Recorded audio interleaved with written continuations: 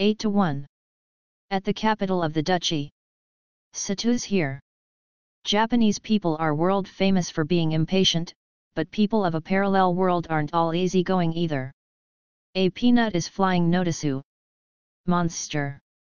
Poki and Tama, who have come from the ship's deck, pull both of my sleeves and take me along to the deck. There's a floating airship when I look at the place where the two are pointing. I've already checked it on the map, but it's quite impressive when you actually see the real thing. It's a 300 meters long peanut-shaped rigid airship. It's unknown whether it floats using gas like helium or magic tools. I can guess the airship's route from the map. It probably has arrived here from the royal capital this morning. That's an airship. Airship. Ships that fly in the sky. Amazing Notisu. I want to ride in it Notisu. Yup, me too. If you think about it, the ship is probably for military affairs, so it's doubtful whether we can ride in it or not. Oh wow. Truly a fantasy. I'm burning up. I wonder how is it floating. Arisa and Liza have also come. This is the first time Arisa sees it. Hey. I wonder if she hasn't ridden in the exclusive airship of the Hiro? Master, I wish for that. Yufufu, the shape is quite cute, isn't it? Nana is gesturing like she's trying to reach and grasp the airship with her hands. Lulu says cute, is that cute? I don't really understand, maybe because our senses are different. Arisa can just make a cushion with that shape later, right? On top of being cute, it'll also be soft. Nana plops her hands once, and goes to pester Arisa. She hugs Arisa from behind, and speaks intensely about how cute the airship is. Arisa will probably yield before long. Since Nana absolutely won't give up when she's like that. Master, I've inquired Shulnadano, and it seems that demi-humans aren't welcomed in the inner part of the big wall. I think it's better for Poki, Tama, and Mia to put on overcoats before we enter the port. Right, I'll tell them after their euphoria from the airship have receded. Shulnadano that Liza's mentioned is the tour guide. Her main occupation is one of the civil official of the Viceroy of Guru Ryan City Earl Walgok. I thought that she was the Viceroy's watchdog when I discovered it from AR, but it seemed she just missed the time when was working as a tour guide for earning her school expense since she was young, so she replaced the tour guide. At the duchy capital, we get to stay in the mansion of Earl Walgok, thanks to the goodwill of the Viceroy. I'm fine with staying at a normal inn, but since the martial tournament is open, there aren't probably many decent places left, so I decide to receive the favor. The ship that we're boarding heads toward the port of the duchy capital. It's not the port on the downtown, but the one built inside the capital Great Wall for nobles and purveyors' use. By Great Wall I'm naturally talking about Oiagok City outer wall. It seems that the population has increased too much, and so, in order to settle down the people in the suburbs, they've created a 3 meters tall wall called New Wall outside. The new wall is unlike an actual Great Wall as it cannot protect against monsters' attacks, so the area inside the Great Wall becomes inhabited only by nobles, the wealthy and technicians, while people like workers, demi-humans, and the poor are living outside of it. After we have disembarked, we are being guided by Shulna-san toward the mansion of Earl Walgok. Thanks to the pass from the Viceroy, we aren't checked during the inspection for entering the city. However, I feel like there are too few guards at that time. When I check on the map, it looks like the guards are running around inside city. The cause is probably the corpses of the members, and specific things that show their positions that I've left inside the castle covered with sheets after defeating the Demon Lord last night. Since I left them with the Wings of Liberty clothings and their plan of resurrecting the Demon Lord, the soldiers are probably cleaning up the aftermath. Work hard. I could arrest the remaining members and hand them over to the authority, but since it's troublesome, I leave them alone. The woman that has got her attire taken by me seems to have been rescued by her friends, and she's now among the gathering in the mansion of a noble called Earl Bobby. It'd be bothersome if they cause disturbances, so I mark it. The mansion of Earl Walgok is in an area that is wide even among the noble area inside the Great Wall. After I have finished greeting the previous Earl Walgok together with Shulna-san, the two of us go to the Duke's castle with the carriage that she's taken out from the mansion. Shulna-san is quite an energetic person. I myself am fine since my stamina is overflowing, but Mia and Arisa don't have much stamina, so I tell them to be at leisure in the mansion today. They won't be able to meet the Duke even if we go together anyway, so there's no particular problem. Lady Karina has invited Poki and Tama for training on the courtyard. She's probably quite frustrated since she couldn't move her body too much at the ship. Liza and the maids are accompanying them, so they probably won't cause an uproar. The Duke's castle is as vast as Baron Munoz, but there are wide differences in the splendors and the number of present people. Over the castle walls inside, there are 4 4-meter-tall iron golems stationed around the castle gate. Looks like the castle walls are connected with various anti-aircraft towers. I wasn't able to confirm what kind of artilleries are put in it. I'll ask them to let me see it later. The wagon stops at the courtyard after crossing the inner wall earlier. It's walking from here. Guided by the maid, we're advancing through a corridor made with abundant of marbles. Carpets are spread below, and we come across decorations like artworks that are on the wall and flowers on regular interval. I don't understand the quality of the pictures, but they're good calming paintings. Someone is waving hands inside a painting hanging on the wall along the way on the corridor. As expected of fantasy. It's really like a magic item. The little girl drawn on the painting is waving her hands. She looks delighted when I wave back. It's quite interactive. I'm expecting that there would be people moving inside other paintings, but unfortunately, they're all just normal paintings. Is there anything wrong, Chevalier-sama? No, it's nothing. As expected of Duke-sama's castle. There's a fun magic item. That's right, I was also surprised when I came here for the first time. No wonder. Anyone would be surprised if they saw someone moving inside a painting. We're led to a room and get to meet the consul aide. Well then, this is the letter from Baron Muno. And then, this is the letter from Baron Muno's consul, Viscount Roddle, for the consul-sama here. I hand over 2 sets of letters. The letters from Nina-san are in the forms of 3 scrolls and 1 bundle of documents. The consul aide receives that respectfully, and then someone who looks like the assistant put it on the rack. Shulna-san also has a letter from the viceroy to pass here, but she gives the bag that she's brought here to the assistant-san. I heard later that it was packed with reports from each departments. A maid enters after getting permission by knocking the door and whispers something to the consul aide. Sir Pendragon, Your Excellency, the Duke seems to want to meet you. Is it fine for you to go for a bit? Oh? The plan today is to only pass over the letters, and the meeting will be for several days later, I'm told.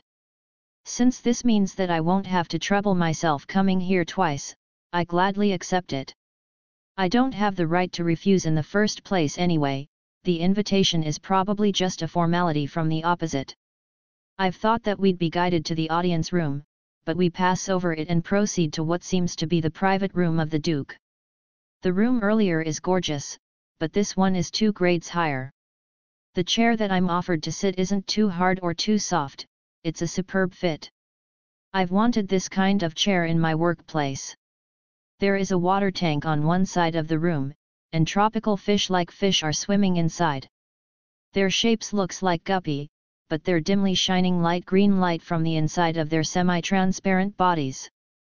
There are 4 statues of nude women on the corners of the room, they're all living statues.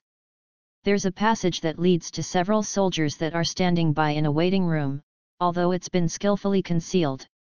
There are 3 magic soldiers on the roof standing by.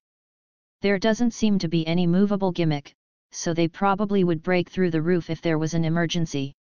They've put some considerations for making sure that normal people won't be able to sense the existences of those guards. They don't seem to have any intention of needlessly intimidating guests. The roommate announces that the Duke is coming here from the next room, so I stand up to receive him. The one who comes into the room is an old man with good physique and with entire body hair in white. His hair is plentiful, but his beard is even more so. He looks like a good-natured man, but the glints on his eyes are too powerful. As the proof, Shulna-san who's together with me has completely stiffened. The one who comes after the Duke is probably the consul. He has blonde hair with grey ones mixed and slender build. He looks like an able man with thin eyes. Famu, so you're the rumored Hiro Dano who saw through the demon's trick, and protected Baron Muno territory from monsters led by the demon Hui. You're young. After we give each other names, the consul speaks first. Young? Oh right, my appearance is that of a 15 years old. Mirrors are rare so I've forgotten. On top of that, it seems that you've exterminated the demon that has appeared in our territory's Guru Ryan city. Allow me to thank you. When it's spoken like that, it's as if I'm the perpetrator who has instigated the demons in order to be promoted. It is surely because of the people who have fought earlier, and the beast people subordinates of mine. I cannot win against the demon if it's just me alone. Modesty is unnecessary. A letter of recommendation for you to participate in the second qualifier has arrived from Earl Walgok. Viceroy-san, I'd have liked if you informed me first when you were sending a letter of recommendation. I gently decline it of course since I don't have any intention of participating. Is that so? That's too bad. So, I've summoned you here to tell you something about Baron Muno. I wonder what? Don't tell me that the demons are attacking the territory again. Your Excellency, he would misunderstand if you said it like that. Really? It's a good story. It's been decided that Baron Muno will be raised to earldom during the kingdom's spring meeting. There is no custom of a noble getting raised 2 ranks so there was some disputes, but he has piled up quite enough achievements. He's originally been decided to be raised in rank, but since there's enough achievement just right, it's been hastened. The territory won't be particularly expanded, but the advantage is that the territory won't be made light by the neighboring territories. You don't seem to have much desire in getting success in life. Desire to successful in life is it? I think the current honorary knight is already quite excessive for me. Apparently, there's a talk for me to become an honorary baron in addition with Baron Munoz. Lords are allowed to assign honorary knight and knight peerage, but it seems that honorary baron and above are the king's privilege. Honestly, I'm not interested in raising the rank or something, so I safely pass on it. From this on, replacing the Duke, the consul comes ahead to talk about the real issue.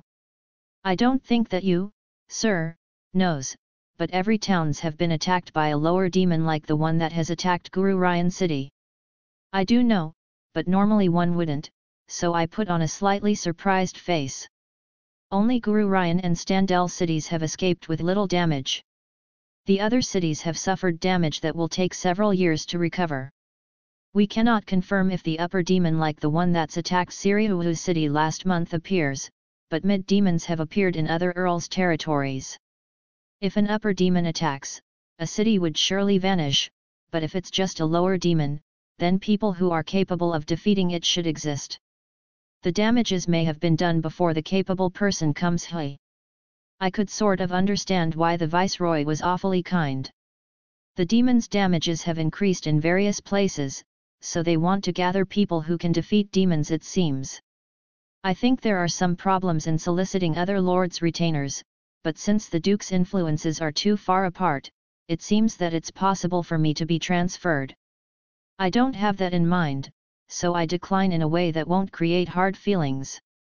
They want to hear my wish for the rewards of saving Guru Ryan city, so I ask permissions to buy attack-related scrolls, and magic tools, and they agree to it easily. When I talk about it to Arissa later, she says that maybe they want to avoid expenses from the available cash since they need it for restorations of various places. I see.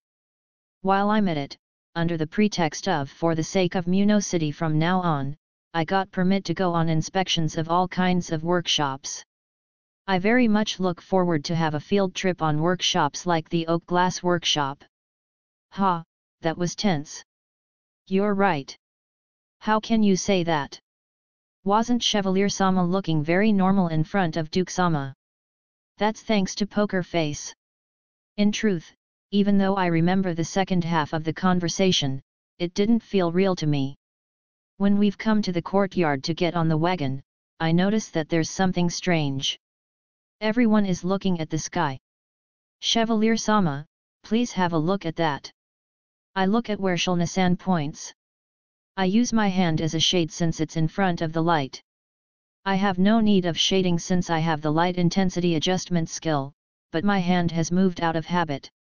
Putting aside such trivial things, that descends from the sky. 8-2. Visitor from the sky. Satu's here. Impossible setting like woman warriors wearing bikini armors exist in video games, but as expected, there is no warrior who wears bikini armor in the parallel world. The visitor that falls from the sky breaks its speed just before it hits the ground. Thank you for welcoming me. The girl takes off her helmet, and her silver hair appears as if flowing. When she get off the golem that's modeled after a Pegasus, the heels on her metal armor lets out clear sounds. It doesn't seem to be an armor made from normal iron. Princess. Ring-round-sama. The people on the courtyard call her Ring-round. The girl who comes down from the sky by riding a Pegasus is Ring-round Oiagak. A follower of Hayato Masaki, the hero. Her level is 55.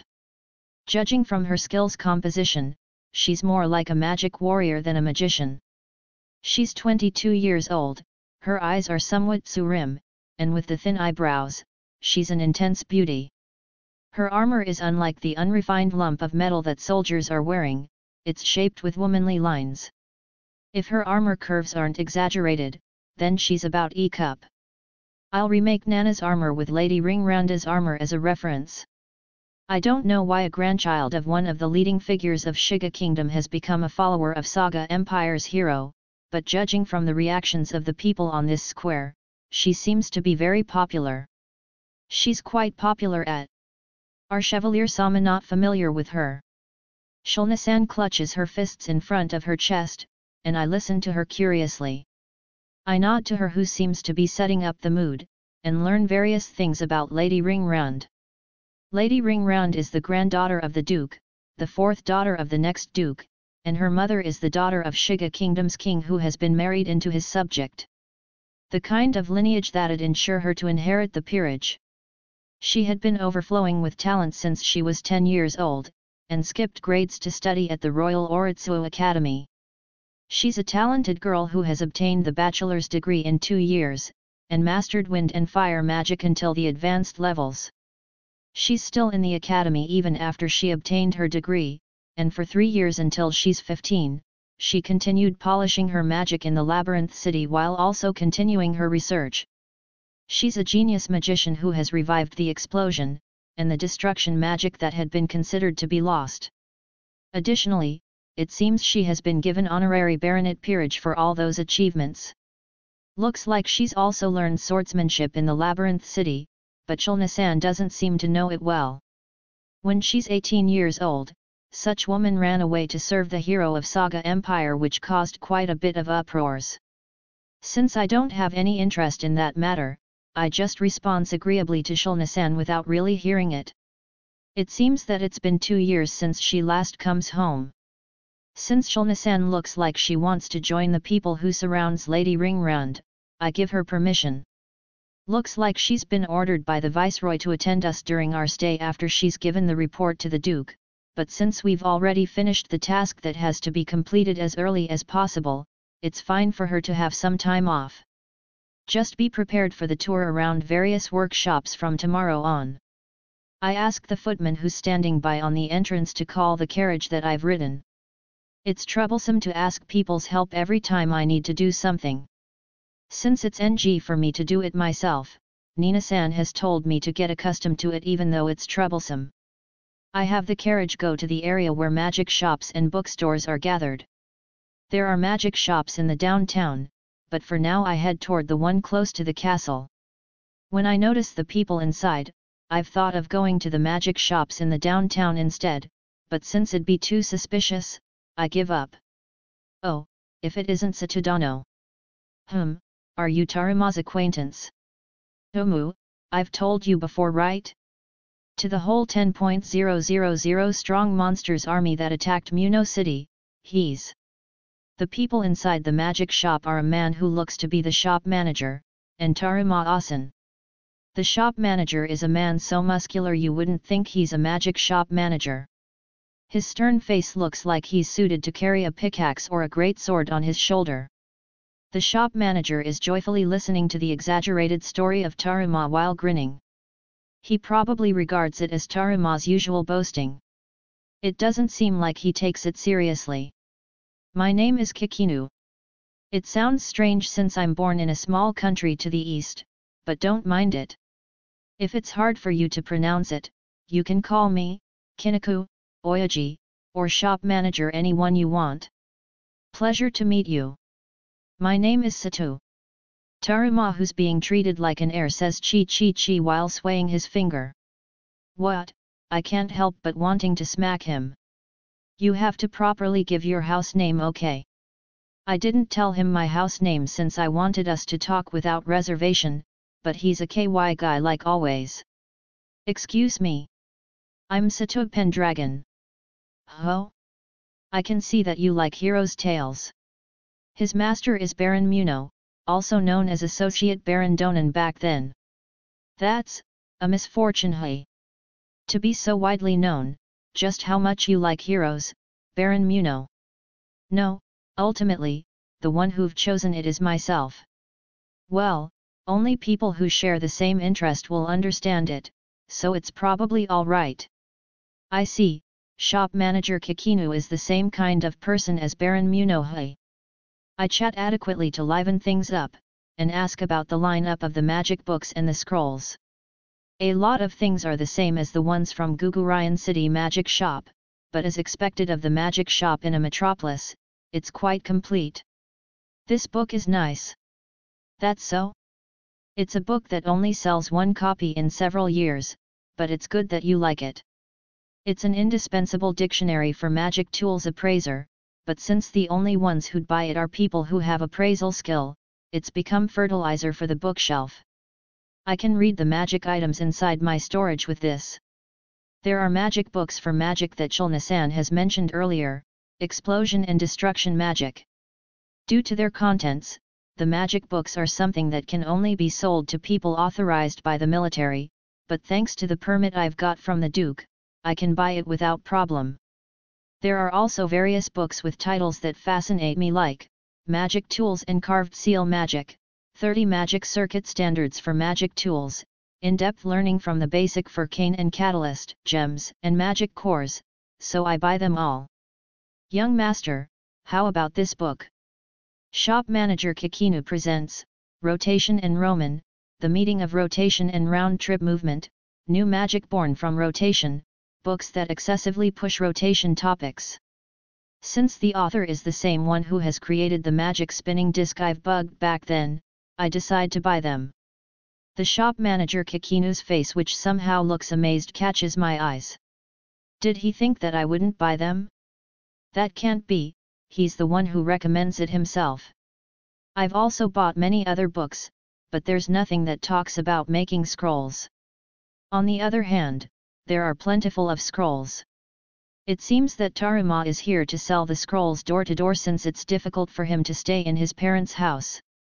You don't have to buy them here, you can buy them from our workshop, right? Oi, Taruma. Don't take away my customer. I'd like to get extraordinarily unusual scrolls from Taruma-san's parent house, so this is fine. Rather than unusual scrolls, I intend to custom order peculiar magic for the scrolls that can't be bought, so I'll buy the ones that can be bought from stores beforehand. Generally, here, the scrolls that can be normally traded are similar with the ones sold in other cities, but I get to buy various battle-related scrolls for military use. They seem to be mostly used as substitutes for when there are shortage of magicians, and insurances that magicians carry around with elements they can't use. There's also the magic that the fire magician Viscount San has used in the Siriuhu city labyrinth back then, Firestorm. If I have this intermediate magic, I wonder if it'd be easier to fight against a demon lord? Elementary level magic scrolls are cheap, but intermediate level scrolls are worth several pieces of gold coin, so even if people carry it around for insurance, won't they feel reluctant to use it? I'm thinking that low-level people might be able to use it for power leveling, but since it can't be invoked if their magic power aren't enough, it's probably impossible. Are you going to carry the goods yourself? If you tell me your lodging location, I could deliver it to you in the evening, you know. Then, please deliver them to Earl Walgok's mansion. Oh? I've thought that you'll stay in my parent house, but you're acquainted with Earl Walgok, hey? Yes, there were a bit of things. I leave the delivery to manager Kikinu. Looks like I can pay at that time. It's a pain to carry around gold coins in large quantities, so payment bill probably becomes the standard. Afterward, guided by Taruma, I go around many magic shops and bookstores. I looked tepidly at Taruma, who said such line like, "This city is like my backyard," but it was the truth without exaggeration. We're going around the city through strange alleys, or garden yard inside other people's houses. Rather than back streets, they seem to be courses that a brat would prefer. I've returned the carriage that I've ridden, so we ride the cab carriage when it's far.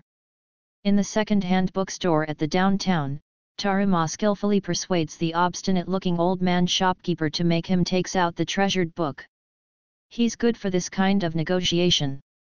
It seems he's been doing this many times before when he's buying erotic books long ago. Really like Taruma-san. Of course the book that has come out is not an erotic book. It's a magic book of space magic. Although it only lists the chants until intermediate level, and things like explanation of the effects, or description of the theory are completely absent. I buy it while convincing myself that it'd be just like disassembling binary codes.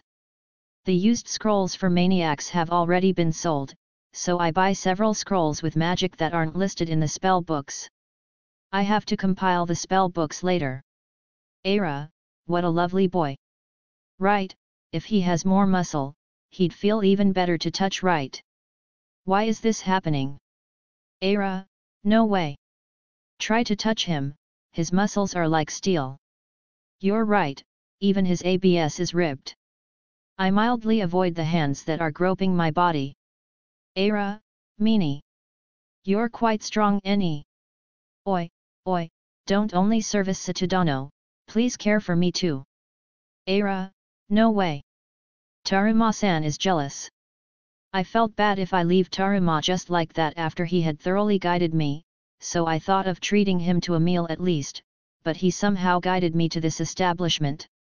An Okama bar is completely unexpected. I mean, Hayuna would get angry if I go to an establishment with women. So he said.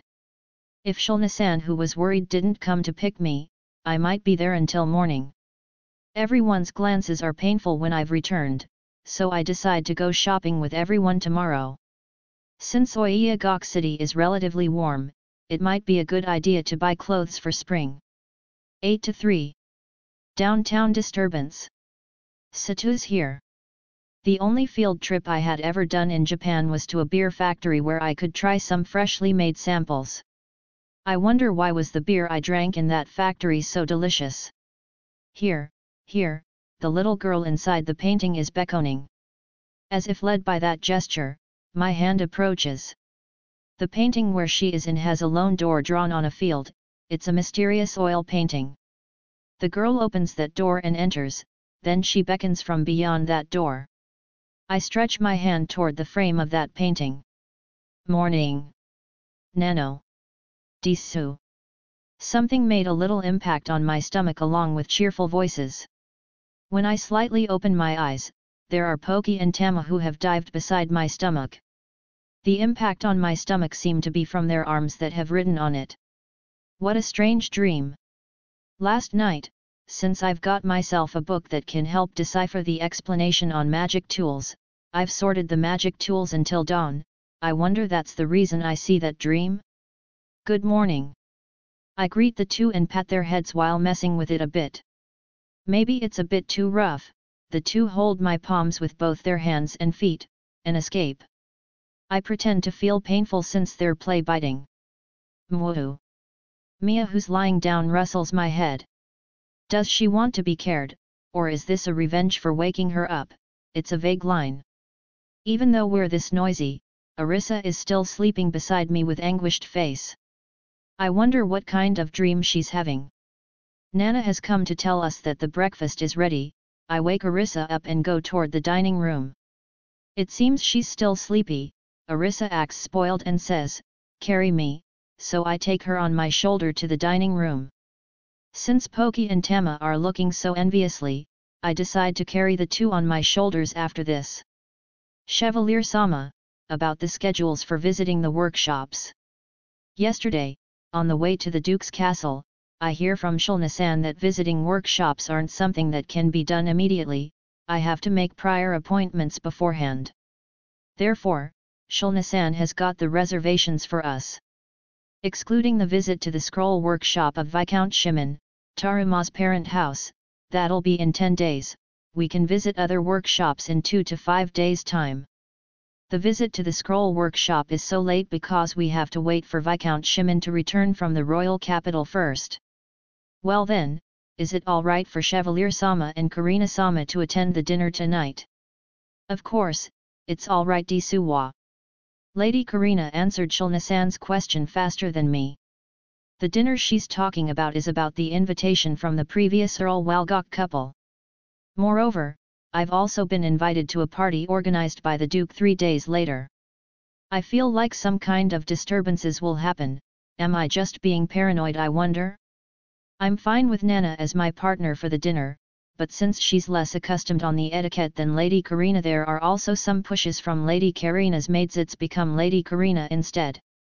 I'm more comfortable with taking Lulu, but since Lulu doesn't look like she has resistance for those kind of things, I abandon the thought.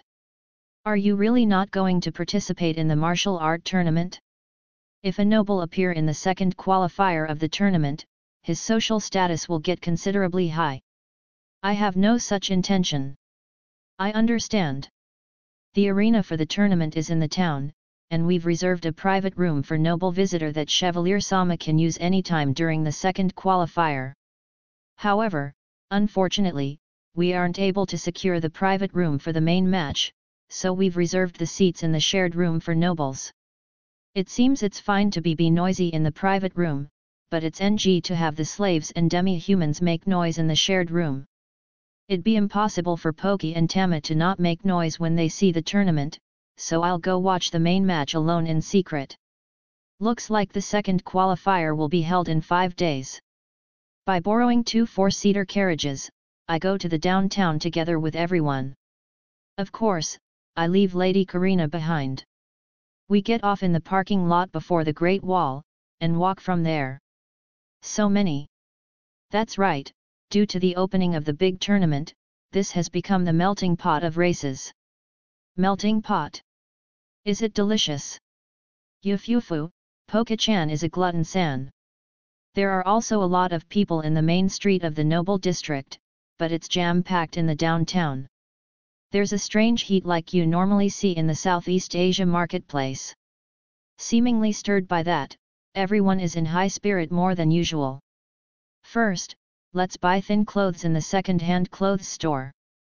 Everyone beside Lulu and me is wearing an overcoat. It looks to be hot just seeing them.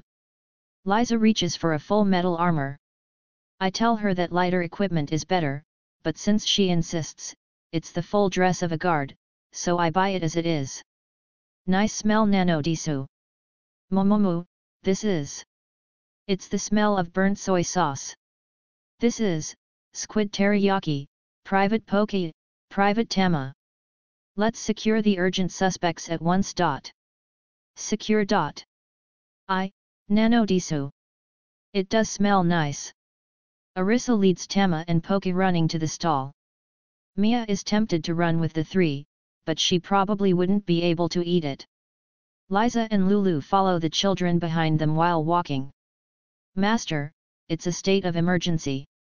Nana murmurs so while taking my arm and leads me to the different direction than everyone's. I tell Lulu, who has noticed us, I'll come back soon. I have the map so I could join them back immediately. There are Ratman children at the place where Nana pressingly pulls me. No wait, it seems to be different, their skins are glossy and their necks inverts when they're walking. According to the AR indication, they're sea lion kin. I cannot calculate the movement of that young organism. Even though it's not efficient, I cannot take my eyes off them. It seems Nana has wanted to see these children. Certainly, one could say that their way of walking is cute. After she's admired them for some time, I'll take her back to everyone. My arm is happy, but it'll be bad if we leave everyone too long and make them worry. The moment of happiness suddenly ends. The instant Nana sees a big tigerkin man kicks the sea lion keen child, her atmosphere changed. Nana releases my arm, and jumps over the crowd of people and cut between the children and the big man. It seems she's used body strengthening nature magic, but her activation time has become quite a bit faster. Wonder if it's because of her training with Liza and the others every day. What? A human hey? Get away, woman! I refuse. I inform that excessive violence against young organism is dangerous, and is prohibited. The big tigerkin man flaunts his arm. You bastard, when did you appear? I catch and stop his arm before he could swing it. The big man scowls with sharp glint on his eyes at me, who's caught his arm from behind. From what I saw, the sea lion keen child who didn't see where he was going hit the big tigerkin man, and the cause of this quarrel was because the man's trousers got stained. Although, the man's trousers are already dirty enough you can't even tell if it has been stained further. You must not use violence. Is that so? The big man kicks me while answering. I jump to avoid it and land before the man. Of course, I'm still holding his arm. Making use of abduction skill, I pin the big man down. Right at that time, someone's great sword is swinging toward me. Master, it's a reinforcement. Due to space grasp and crisis perception skills, I've noticed it even if I don't hear Nana's warning, so I ward off the great sword with the fairy sword on my waist while still pinning the big man down. Oh? You've eluded the sword of this great me while pining Jerry Hui. A pure white tigerkin man appears from the darkness of the alley. However, swinging sword in the downtown like this, he's not sane Hui. I've done it myself, but this is an act of self-defense, so please overlook it. The spectators around us are clamoring. It seems this guy is a participant of the second qualifier. You'd be wasting your turn in the second qualifier if you cause bloodshed in the town, you know.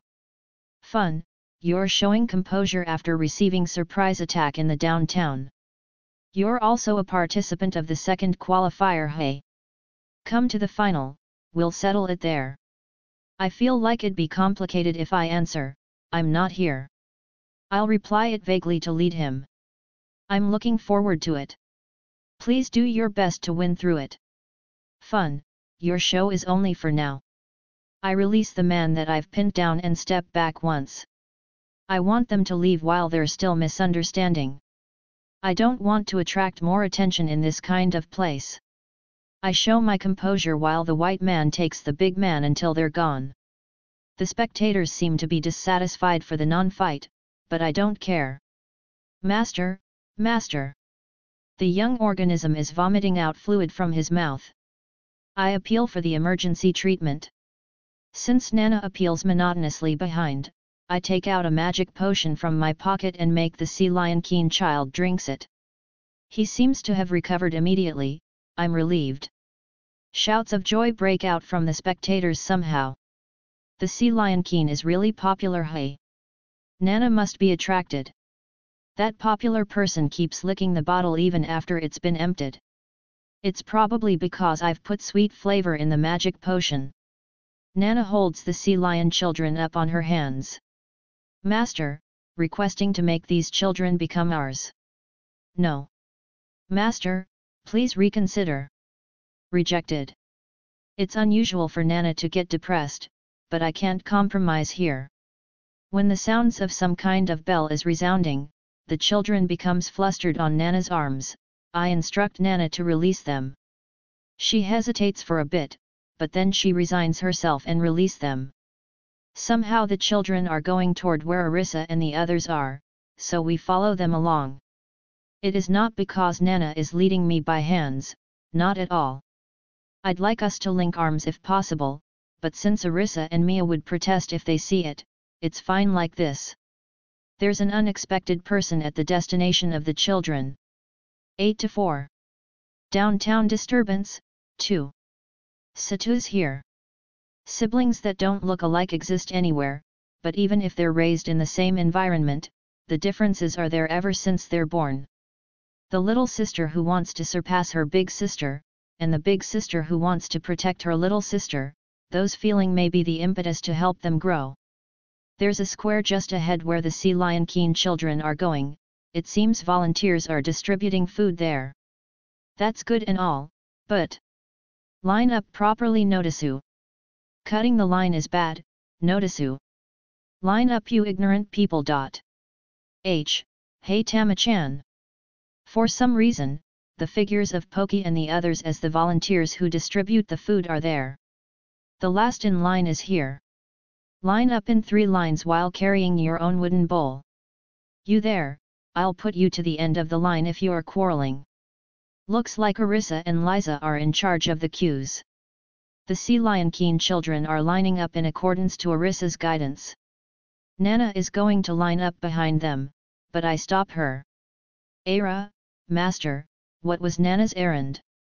We helped those children from a Tigerkin man. Fun, I thought that you two were shacking up somewhere. If we were really shacking up, Mia would find me anywhere I am. Mia's ability to find me can be called at superpower level, although she won't tell me how. What about you girls, how did you end up helping the queue? It's just like Masters.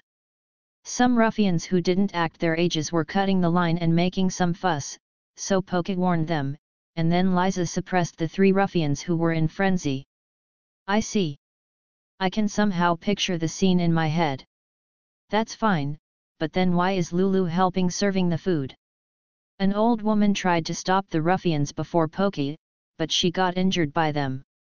The injury was immediately healed by Mia's and Arisa's magic, but she went home since she was shocked from the violence. Because of that, their hands were short, and so Lulu volunteered to help. It feels bad to stop halfway, so we will help for another hour, it's fine, right? Of course. Mingling with the local people is also one of the true charm of sightseeing. I guess I'll go help too with the cooking.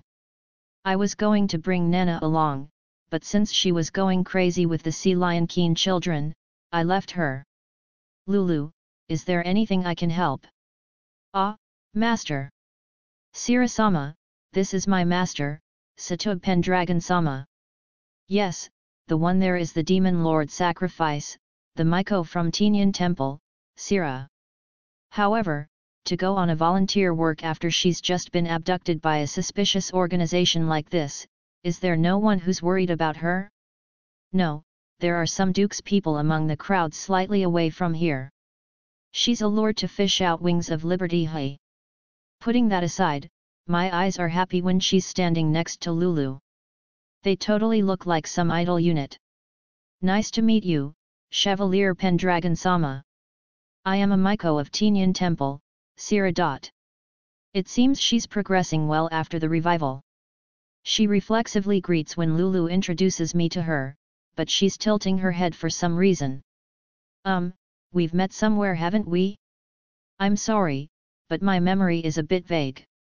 Don't tell me, she has some memory left from when she's possessed by the Demon Lord. It sounds like a pick-up line if you just look at the words. I stop being self-conscious, and go on to deceive her.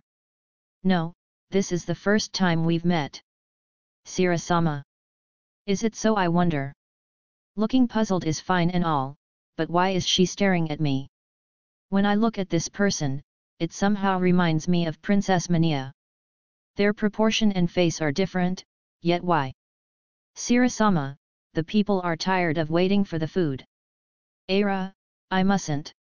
It's bad to keep the people waiting, so I urge Sira to go back to work distributing the food. The content of the pot for the food is soup of water plant that looks like seaweeds, and with small dumplings put inside. From what I see, there aren't enough people who make the dumplings. I'll help. No, it's all right. I can't let Noble-sama dirties his hand. I offered help to one of the auntie who's cooking, but she refused while being sorry. Using polite speech and strain, what a strange person. Lulu, who's serving the ration, boasts, Master is good at cooking. To Sira besides her. Do beautiful girls naturally attract each other? Auntie, how about some help? Right, it'd be bad if someone got stomachache for eating half-cooked dumplings. I quickly greet the people who are cooking, and participate in the cooking. Young master, please use this. A person who looks like a young wife lends me an apron while saying that my clothes mustn't get dirty. I replace her since her work of making surimi seems to be the hardest. Mia, who's blowing reed flute while looking bored since a while ago, has stood beside me before I know it. She's staring at my hands working. A nearby auntie who's making dumplings calls out. You're pretty good despite being a noble. If you don't succeed your house, how about working in our shop? I'll let my daughter becomes your bride. One of the auntie praises my skill. I wonder why do these aunties are offering marriage meeting, Amie, to me. No. No don't. Master is at. Mia, and Lulu reacted to the word bride and spoke in denial, but for some reason, even Sira synchronized with Lulu. Lulu isn't the only one who's surprised, even the person herself is. She looks cute with her hands on her mouth while looking surprised, but since the glances from the people who are waiting are scary, I urge her to go back to work. It can't possibly be love at first sight, so there might be some fragments remaining from when I saved her from the demon lord even if she can't precisely recall it. Still, even though Sira and Lulu are too young to become the objects of romantic interest, they're feast to my eyes. I want you two to form a unit in 5 years. The food distribution is over without any big disturbance. Just that, there was a person who accused that the dumplings had been exchanged with high-class ones halfway through, but he immediately shriveled after Liza glared at him. We were working right in front of them, so they should have known. It was troubling. Hey, it's fine that you're helping, but please hold back. Arisa scolds me in low voice. Ridiculous, I only made the surimi by grinding, to even need to hold back. Even if I disable skill that I've become familiar with, the effect won't significantly differ. For skills like alchemy and compounding that I am really familiar with after countless repetitions, it is possible for me to deliberately make inferior goods, and I can probably do it too with cooking. However, I somehow don't like doing something like making it bad on purpose. From the chatting with the aunties when we're cooking, they seem to be the housewives from around here and the cleaning ladies of the temple. It seems that the 5 temples in the downtown are distributing food in turns.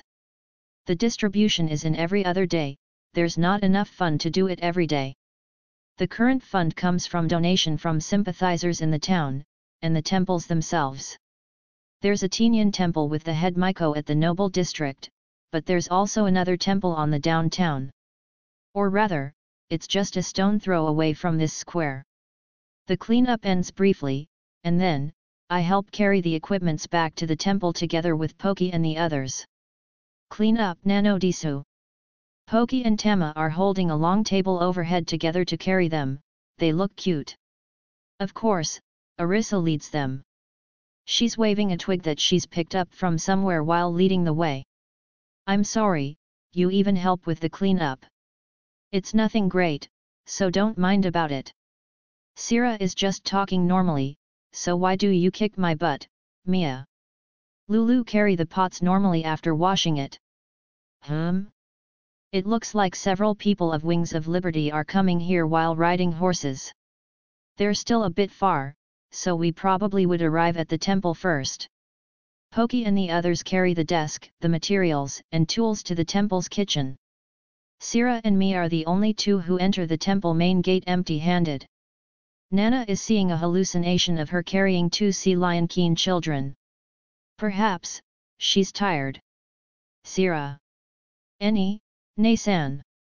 The one waiting for Sira in the temple is the girl who falls from the sky, the granddaughter of Duke Oiagak, who's also one of the member of the hero's party, Lady Ringround. Nevertheless, big sister, she said. Since Sira only has Maiko of Tinyan Temple as her title, I haven't thought that she's a blood relative of Duke Oiagak. Their conversations, "Are you healthy, you've become big," sound like normal siblings. They don't really look alike for siblings, but it's good as long as they get along well. Now then, I'll interrupt their conversation when the time is right for greeting and leaving. If this girl is here, she could mow down something like Wings of Liberty with one hand. However, before I can even talk, the argument has steered toward me. "You, which house are you from?" This girl hates that kind of thing. She's got out of the house and entered the temple, you know? Do you think you woo Sira yourself without relying on your house name? What's this? For some reason, she's hastily lumping me with a noble who tries to woo Sira. For now, I understand that Lady Ringround loves her little sister and is a cheap person who likes to jump to conclusion. And no, it's not like that. Rin-ne-san, this person is Dot. Sira, who follows up by being too upset, makes the misunderstanding becomes deeper. Putting aside the big sister, Sira's age is outside the scope of my romantic interest. Even when she's become one, it's highly probable that she won't associate with me, but either way, that has nothing to do with this. Arisa and the others who have finished tidying up come to pick me up, so I say my farewell to Sira.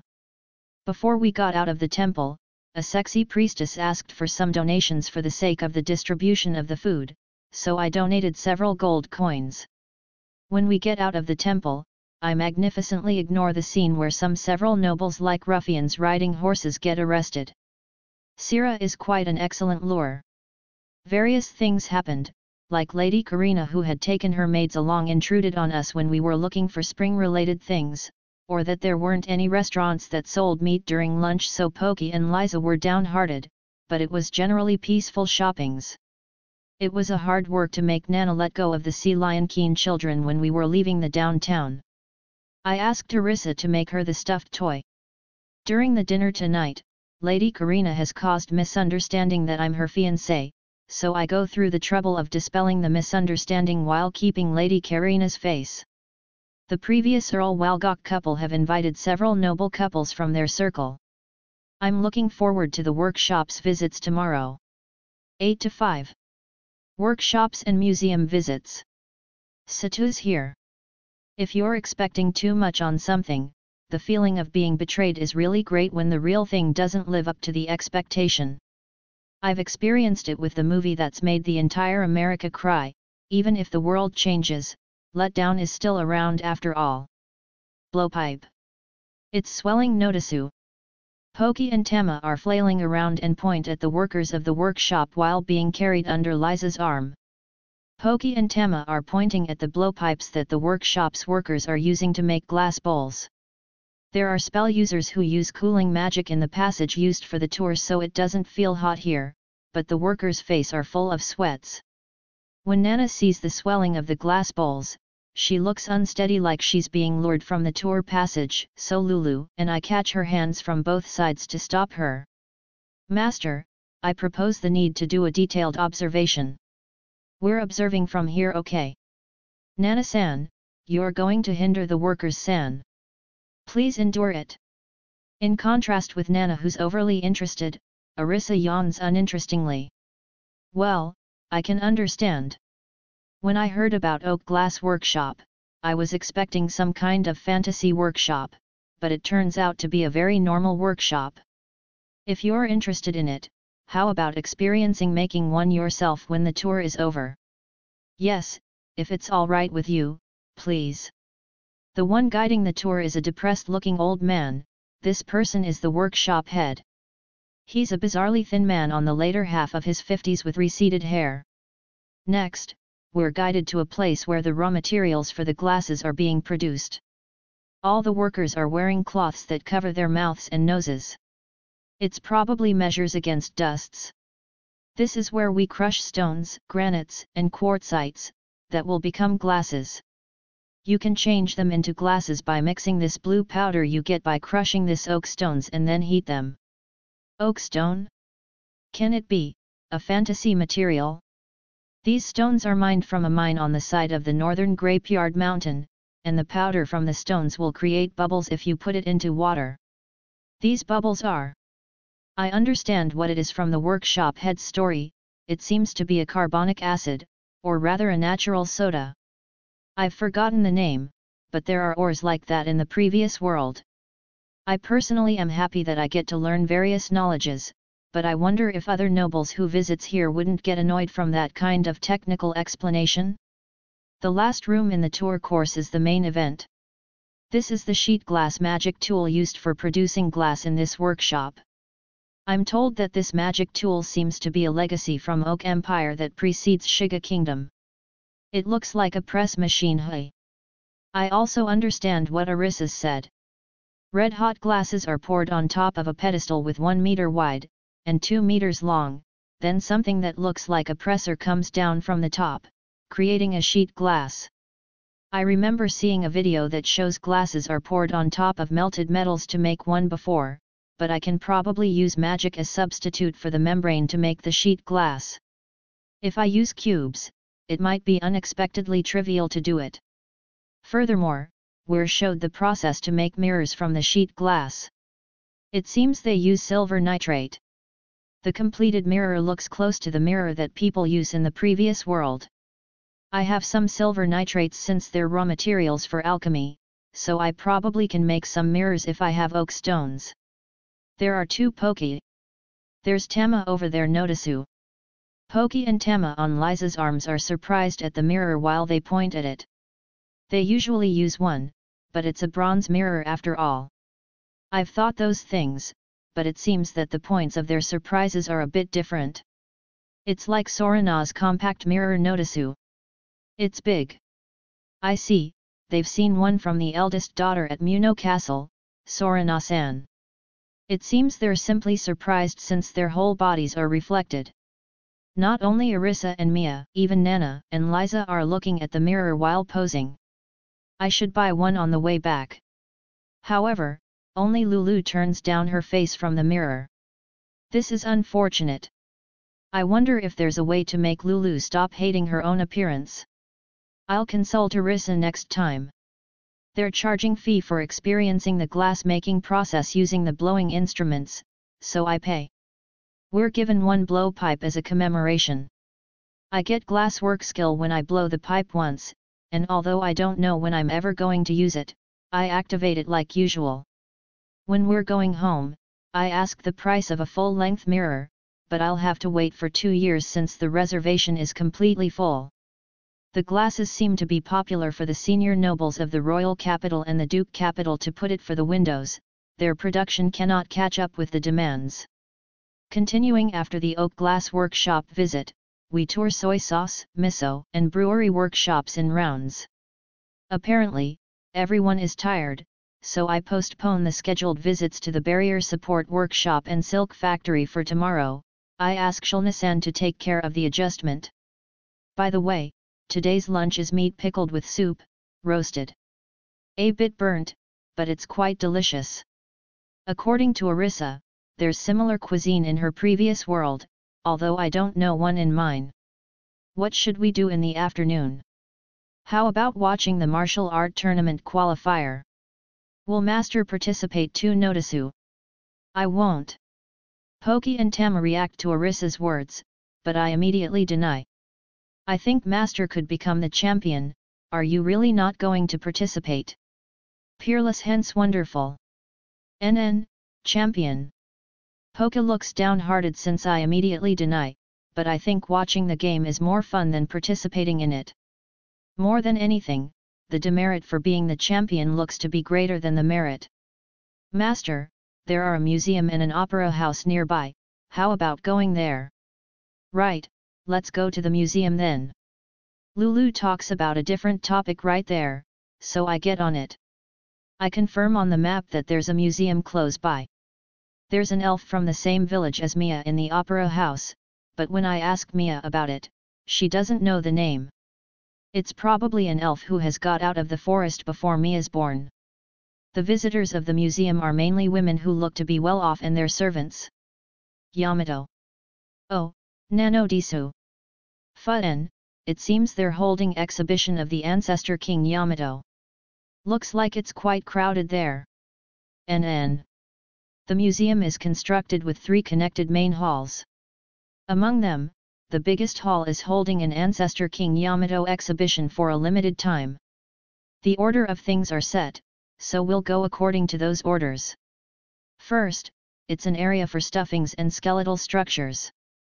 The ambience is fundamentally the same as the one in Japan, but there are monster stuffings among them, so the impression is quite different. It's dangerous Notisu, please leave this to Poki and go ahead Notisu. I'll wait it to you. Poki, we'll wait ahead after defeating the Demon Lord. You girls, please do the tour normally. Why are they holding a small drama? Moreover, what do you mean by wait, it's leave? Master, are they not going to move? They're stuffings after all. I feel they'd move if they become undeads. Nana points at the stuffings of a small kingfisher and a squirrel-like small animal. It's cute. NN. Lulu and Mia are looking at a penguin stuffing. There's one in a parallel world too. Hey. I pray that it's not a stuffing of penguinman or something. Oh right. Poki, come here for a bit. Yes, Nano Disu. I carry Poki, who has come trotting, under my arm and bring it closer to the mouth of a big monster called Fortress Tiger. Wakahai, you, bite hole. While making odd voice to surprise Poki, I put my arm inside the monster's mouth. Ventriloquism skill acquired. I didn't intend to though. Why, you can't Nano Disu. Poki isn't tasty Notisu. Poki is panicking and flailing around on my arm. Meat, delish. Meat is tasty, but Poki isn't a meat Notisu. That's why eating me is bad, Nano Disu. Since Poki begins to seriously become scared, I put on the brake. I'm sorry, Poki. Master is mean Notisu. Poki was scared Notisu. I demand apology and compensation Notisu. Then, how about I make a delicious fish dish for dinner as the compensation? Fish. Fish attacks so I hate it Nano Disu. Well now? Did a fish-shaped monster came out? I glance at Arisa, who smiles wryly beside us, to ask about it. Back when we're going around stuffing ourselves with the cuisines in Guru Ryan City, a fish bone gets stuck in Poki's throat, it was bad. Arisa. You promised to keep that a secret Notisu. Not talking about it Nano Disu. Poki has tears on her eyes, unusually so, she's hitting Arisa like a spoiled child. Oh, Arisa's HP is decreasing. Arisa is saying, oh, ouch, Poki, serious punch is not okay, like she has some allowance, but in truth, it's seriously painful for her isn't it? I lift Poki from behind and her punch stops connecting. Since Arisa says, you looks like it'll become bruises, I give her mana healing with the hand that hold Poki in reverse. Oh, it feels nice. Master, please the mana supplement for me. Next. Since Nana wouldn't understand that this isn't mana supplying, I give the mana healing to everyone who seems to be interested with it. For some reason, it's become so that I'm healing waist pain of the elderly in the museum too, and since Poki and the others have been given snacks by the elderly, I can't stop halfway, and finish until the last one. Liza and Lulu accompanied beside me until the end, but the other members go back to tour the museum, maybe because they grew tired. That's unfair. 8 to 6. Workshops and museum visits, 2. Satu's here. I couldn't believe it when I saw the existence of tofu Hamburg steak for the first time. Recently, there are a lot of Hamburg steaks made with various raw materials, but I say that Hamburg steak made with minced beef and pork is the best. It's already evening. Hey. Just how many old men's and old women's waists have I massaged? Everyone was grateful, so it was worth doing, but I had hoped that they would hold back a bit. Looks like the field hospital is over at. Here, come here. Arisa and Nana have just come back from sightseeing work of arts and treasures. The two lead me by hands to the Yamato exhibition. There are only a few people around, maybe because it's evening. Gazaru Nano Disu. Poki and Tama, who are wearing haori that look like Shinzengami outfits, are taking poses with wooden swords modeled after Japanese katana on their hands. Foo fun, they look the part, right? I've bought them from the cosplay corner, or rather, souvenir corner. Arisa, I cannot commend on your wasteful spending. Liza scolds her, but Arisa's pocket money comes from the salary she's got from Nina-san. I can't get used with, what belongs to the slaves also belongs to the master, kind of common sense at all. There are also a corner exhibiting Japanese katana, but they're treated as ancient swords. It seemed like it didn't get spread. The dummy of Yamato-san's sidearm, the holy sword Kyousoukyoku, is being displayed at the center of the katana exhibition corner. It's a big sword nearly 2 meters long. From what I remember, Kyousoukyoku should have been a one-handed sword in the previous world, but since it's a knowledge from games, it's not a reliable one. If Yamato-san can use this sword, that person might unexpectedly have large body build. A huge 3 meters wide picture is being displayed behind the dummy sword. It's a picture of Yamato-san fighting against a demon lord with golden body standing on top of a castle. Yamato-san is depicted riding on a dragon's back while wielding the holy sword. Yamato-san looks slightly small, but since the dragon and the demon lord are big, I guess it can't be helped. Numerous floating swords are pictured there, it's probably the artist's interpretation. It's a scene that seems likely to appear in an anime. There is no such thing as human riding on a dragon. Don't something like Dragon Knight fire you up? Liza looks a bit displeased when she sees the picture of Yamato-san riding a dragon. The scalekin might be people who deify dragons. I somehow understand why Arisa used fired up, instead of burned. Mia is nodding besides Arisa. I'm not going to pursue the reason for that. Arisa, be more modest in being a culture hazard. Before we could get to the clothes exhibition, a museum official notifies us that the building is closing, so the tour ends. Let's come again if we have time.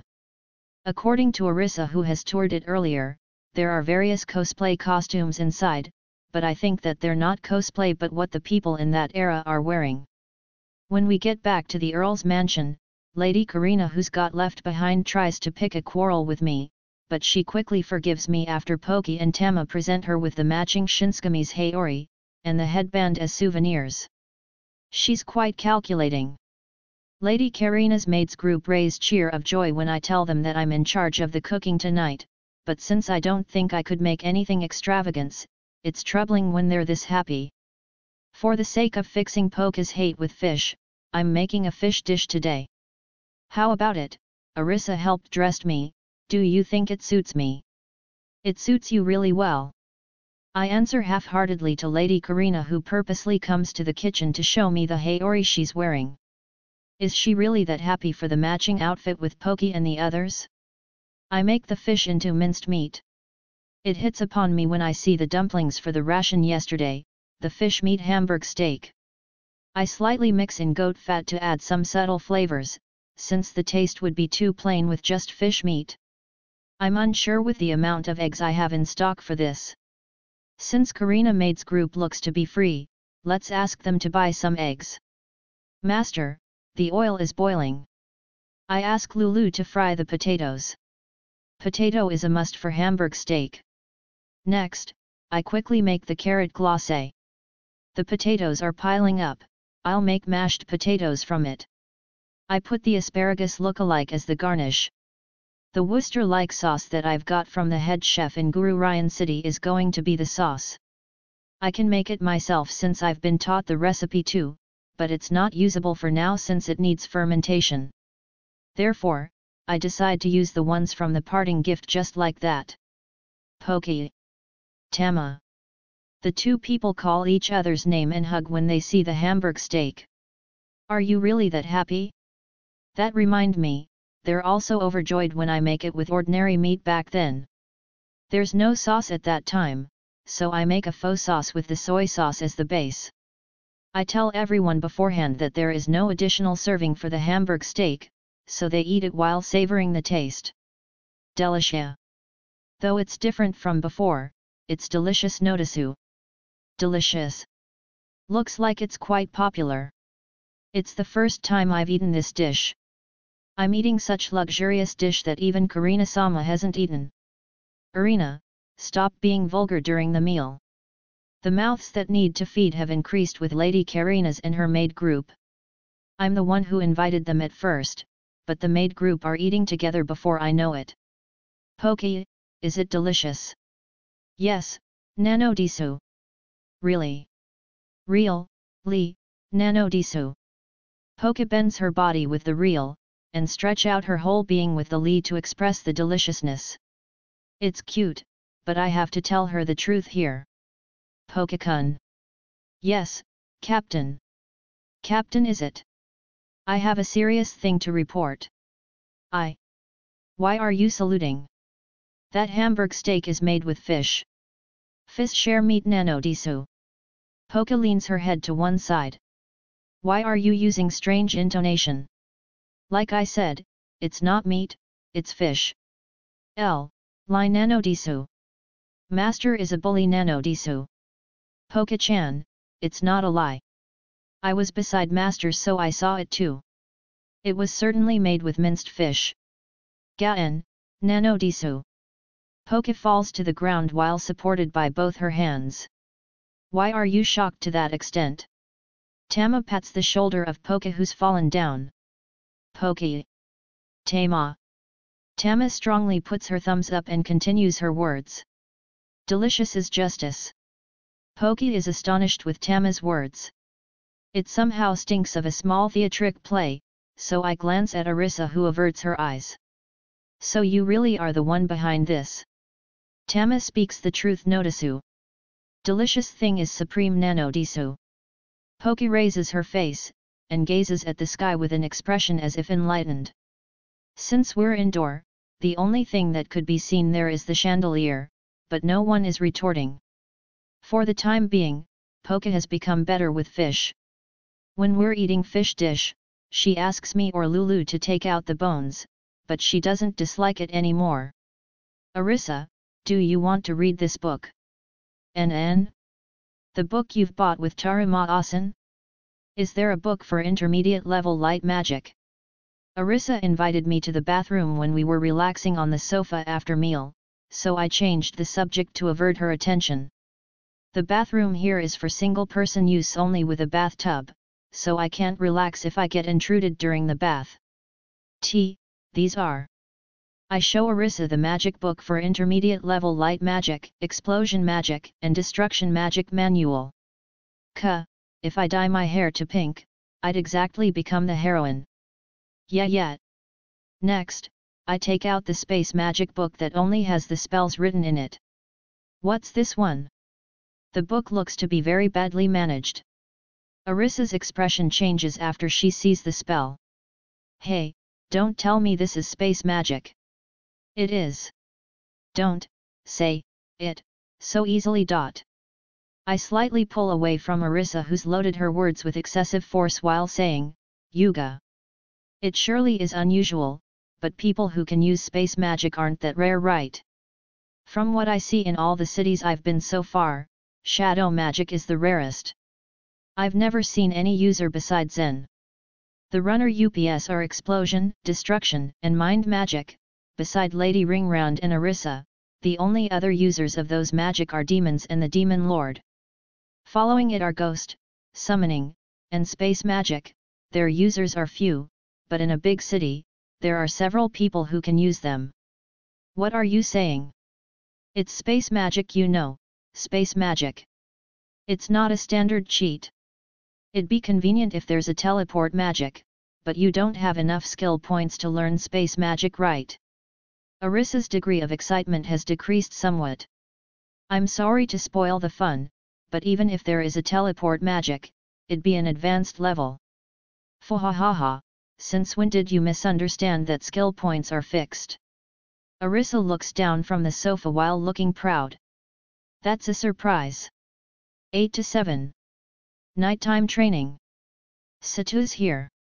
Recently, on top of being online, save data is saved automatically, making the reset trick like how it's used to be in the past becomes unusable. It feels slightly lonely. There's just something good about reset, isn't it? What do you mean? Don't tell me, it can be reset. It can, you know? Didn't I tell you? This is the first time I've heard it, of course. I still have grandly excessive skill points remaining, but since the prospect of leveling up isn't too bright for me, the existence of reset is quite important. How do we do it? You acquire the reset skill, reset, and execute it. You can get back all points from all skills except unique and gift ones. How convenient. And how unreasonable. It's an unrelated skill for me who cannot choose reset. Hey, don't show such face. She can see through the poker face skill like always. Even reset isn't all powerful. If it was, you could change skills composition during a fight. That reminds me, that anime Esper Sonotan I've watched does similar things. You lost 5 to 20% of your skill point once you use it, you know. And there is no way to recover them.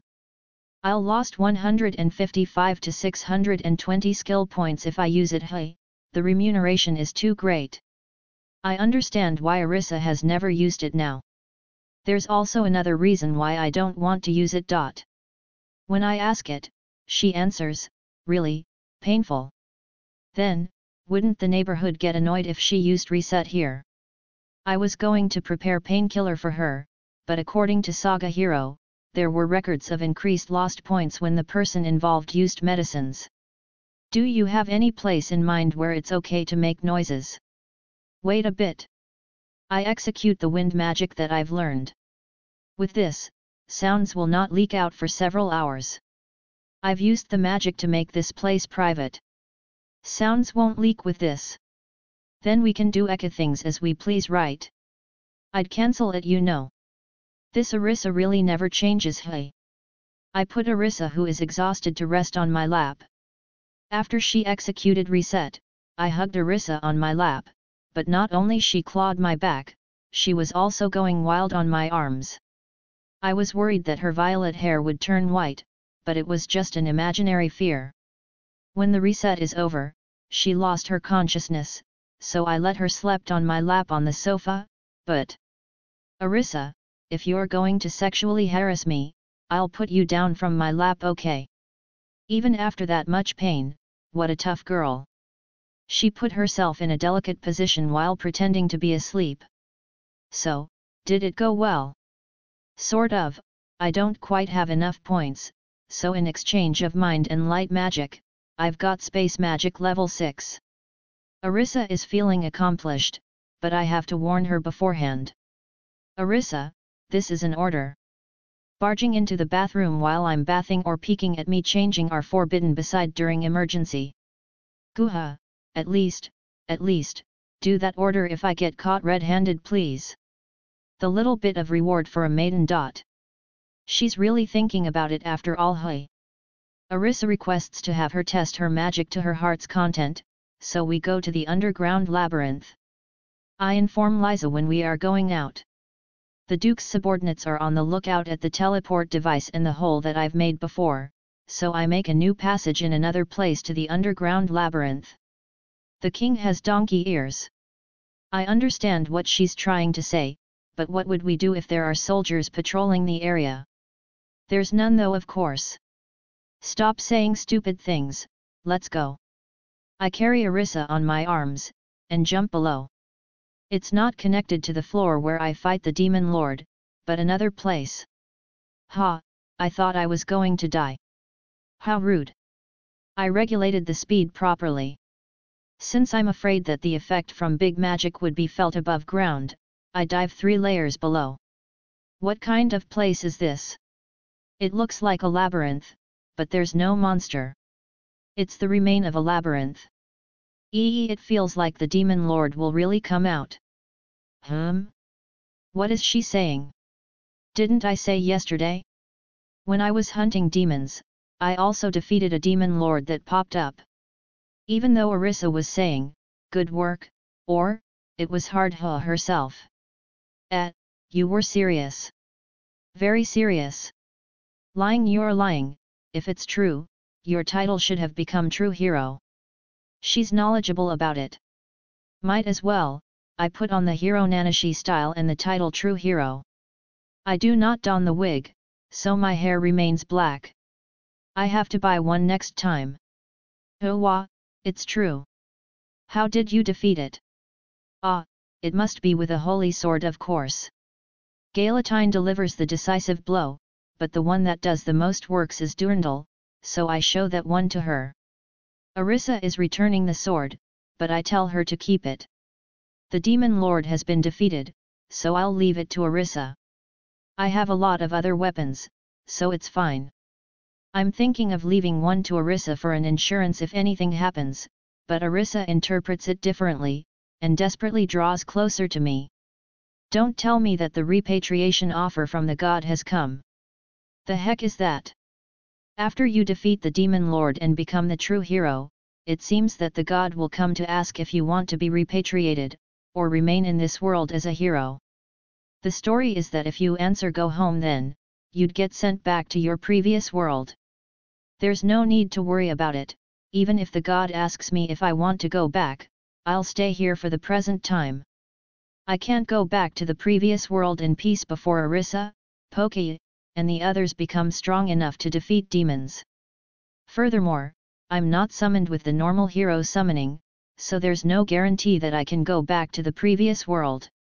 If I get the chance to do it, I'll ask to have a letter for my family delivered instead of myself. If I just write I'm healthy, I feel like they will forgive me. My family are carefree unlike me, so it's probably alright. That means. Oops, Arisa, who's misunderstood, is blushing. Let's talk about something stupid. I haven't finished the sightseeing of this world after all. The angry Arisa is hitting me softly. Let's take it contently. Did you get any rare drop? Like Demon Lord Core, Demon Core. Although it seems to be something real, looks like the thing called Demon Lord Core, Demon Core, doesn't exist. There's nothing great. There are 2 Liu Yedeo that the Demon Lord uses, but they're too big for human, it's unusable.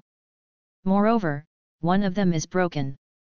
Other things are belongings of Wings of Liberty, like Demon Summoning Magic Book, or specific magic circle for summoning the short horn, and also, miscellaneous accessories. Those accessories belong to nobles, so they could be worth some money, but since it'd likely be doubted from robbery, I melt them to become materials instead. I have a lot of short horn, the original collection goal, but there's no need to say it. Demon summoning, it doesn't use mobile phone or note PC, does it? It doesn't. It's just that, since it's a dangerous book with methods to summon upper demon or the ceremony for Demon Lord revival, I intend to store it away. I can just burn it, but since there's a possibility that the content of the spell can be applied for other magic, I'm going to keep it. I test elementary level magic together with Arisa, but it's dangerous to try intermediate and higher level magic with Arisa, so I go alone to a gigantic floor to test them. As expected of real magic intended for attacking, not blacksmithing. You can't joke around with the power. I can only use implosion of explosion magic, and powered down laser of light magic when I'm in a town. I will have Taruma's parent house to create scrolls that are a bit more usable. Welcome back. Arisa, who's welcoming me, is looking listless on the cushion she's put on the floor. She's probably totally exhausted. I can smell sweet scent, so she's probably drunk mana recovery potion while testing her magic. What kind of extreme magic did you use? I was scared that the labyrinth would collapse, you know. That's strange. On top of being quite far from her, I covered the inner wall with the barrier magic that I had learned. I'm sorry, it looks like I wasn't serene enough. It's fine already. I can't get surprised anymore. In other words, you were surprised, hey?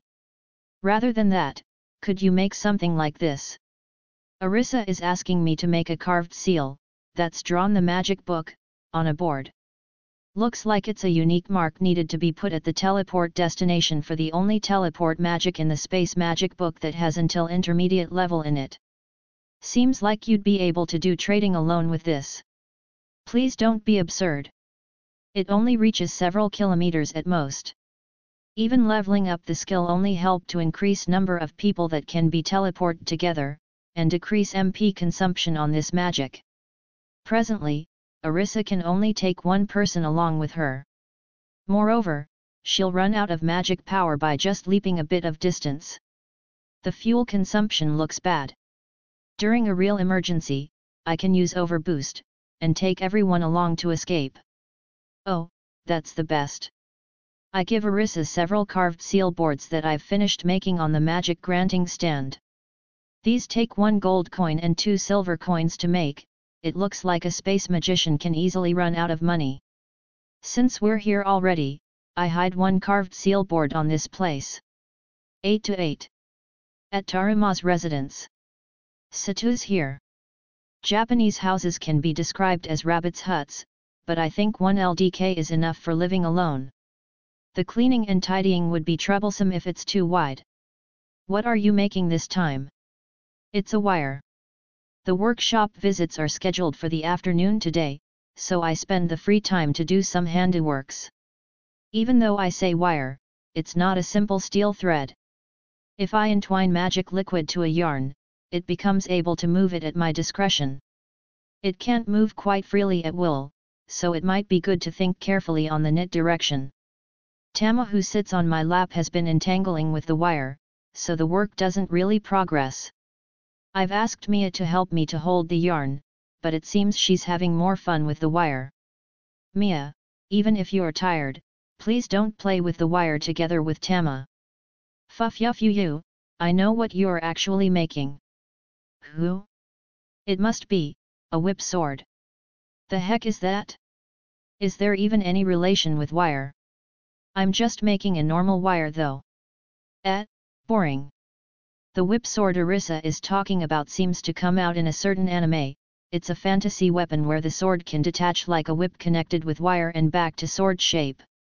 It's probably like a 3-session staff. I don't think that it's practical at all. When I tell that to Arisa, she says, it's romantic. It can't be helped if it's a romance then. Although, if I have the nature magic hand and mana string, I probably won't need the wire that can moves at will, but it might be better not to tell her that. The workshop visits in the afternoon finishes faster than scheduled, so I decide to come to Taruma's residence as I've promised the other day. I'm followed by Nana, Arisa, and for some reason, also Lady Karina and her maid Pina. Poki and Tama naturally don't look like they want to go, and since the others also seem like they don't want to meet Taruma, I leave them behind. You've done a great job getting hated Taruma-san. Liza asked me to have her also followed, but I requested her to teach Lulu and the others self-defense and left them. If I thoughtlessly let her come, there's a high probability that she'll get offended there. I've imagined that Taruma's residence will be a 3LDK since I'm told that it's a detached building of the Viscount Shimon's mansion, but instead, the residence is easily bigger than the mansion we're staying. We enter from the back door near Taruma's residence, so I don't get to see the main building, but it must be an imposing building. Viscount Shimon is flourishing all right. No wait, the building is probably the fruit of many generations' powers. Excuse me for my long absence, Hayuna-san. It has been a while, Satu-san. Aira, I have to stop calling you Satu-san. Since you've got a peerage, I wonder if I have to call you with your house name. Hayuna-san, who I haven't seen for a while, is wearing a relaxed noble wife-like clothes. They're not gaudy, but it looks graceful and of high quality. Mayuna-chan is being cuddled by a middle-aged maid who looks to be the wet nurse. I have come back, young organism. Nana pokes Mayuna-chan with her finger, and the little hand catches that finger. Nana's face looks like it's melting when she sees that gesture. Meanwhile, Lady Karina looks at that situation very interestingly, but she doesn't try to approach the baby at all. Do you want to try holding her in your arm, Karina-sama? Hayuna-san has offered so to Lady Karina, but she only replies by shaking her head. Come to think of it, she's docile in front of Taruma. Unexpectedly, he might have been her first love. Have Karina-sama gone to the opera house? No, there wasn't a good opportunity. You should go by all means. You have to hear the miraculous voice of Lulaludo the fairy at least once. By fairy, you mean elf. It's difficult to distinguish between fairy, but it's probably an elf. We're having a chat while enjoying tea and snacks on the terrace. Hayuna-san is talking about various topics with Karina, who's being quiet and meek, but she doesn't respond it well. Arisa follows up Hayuna-san to help her. Nana is going crazy about the baby, of course. Oh right, Satudano. What is it? Taruma is going to say something at this time, but it will forever remain a mystery. That is because the mood has been dyed by the appearance of a woman who pushes through the bushes. Aira, Taruma-ni-izen, I've thought you are eloping, you've come back. Hey, Rin, it's been a while. You've become quite beautiful. The one that appears is Lady Ringround. She's calling Taruma brother due to the habit since her childhood, but he's actually her cousin. Looks like she doesn't have her armor and great sword today. She's wearing red knight-like clothes with a thin sword hanging. However, judging from how she appears, is she being chased by someone? Taruma-ni-izen, I'm sorry, but can you let me hide here for a bit? No problem. I've never declined a request from Rin, right? Thank you, Nii-san is always reliable. Lady Ringround scans on the people around while thanking Taruma closely, and immediately after she sees me on the corner of her eyes, she approaches. You, after failing to hit on Sira, now you're trying to approach her from the moat outside. That's quite outrageous even for a false accusation. The misunderstanding should have been cleared by Sira's explanation in the first place.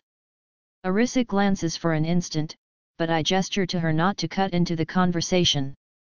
Sira-sama most likely had explained it already, but I just met her by chance when I was helping the food distribution on the downtown.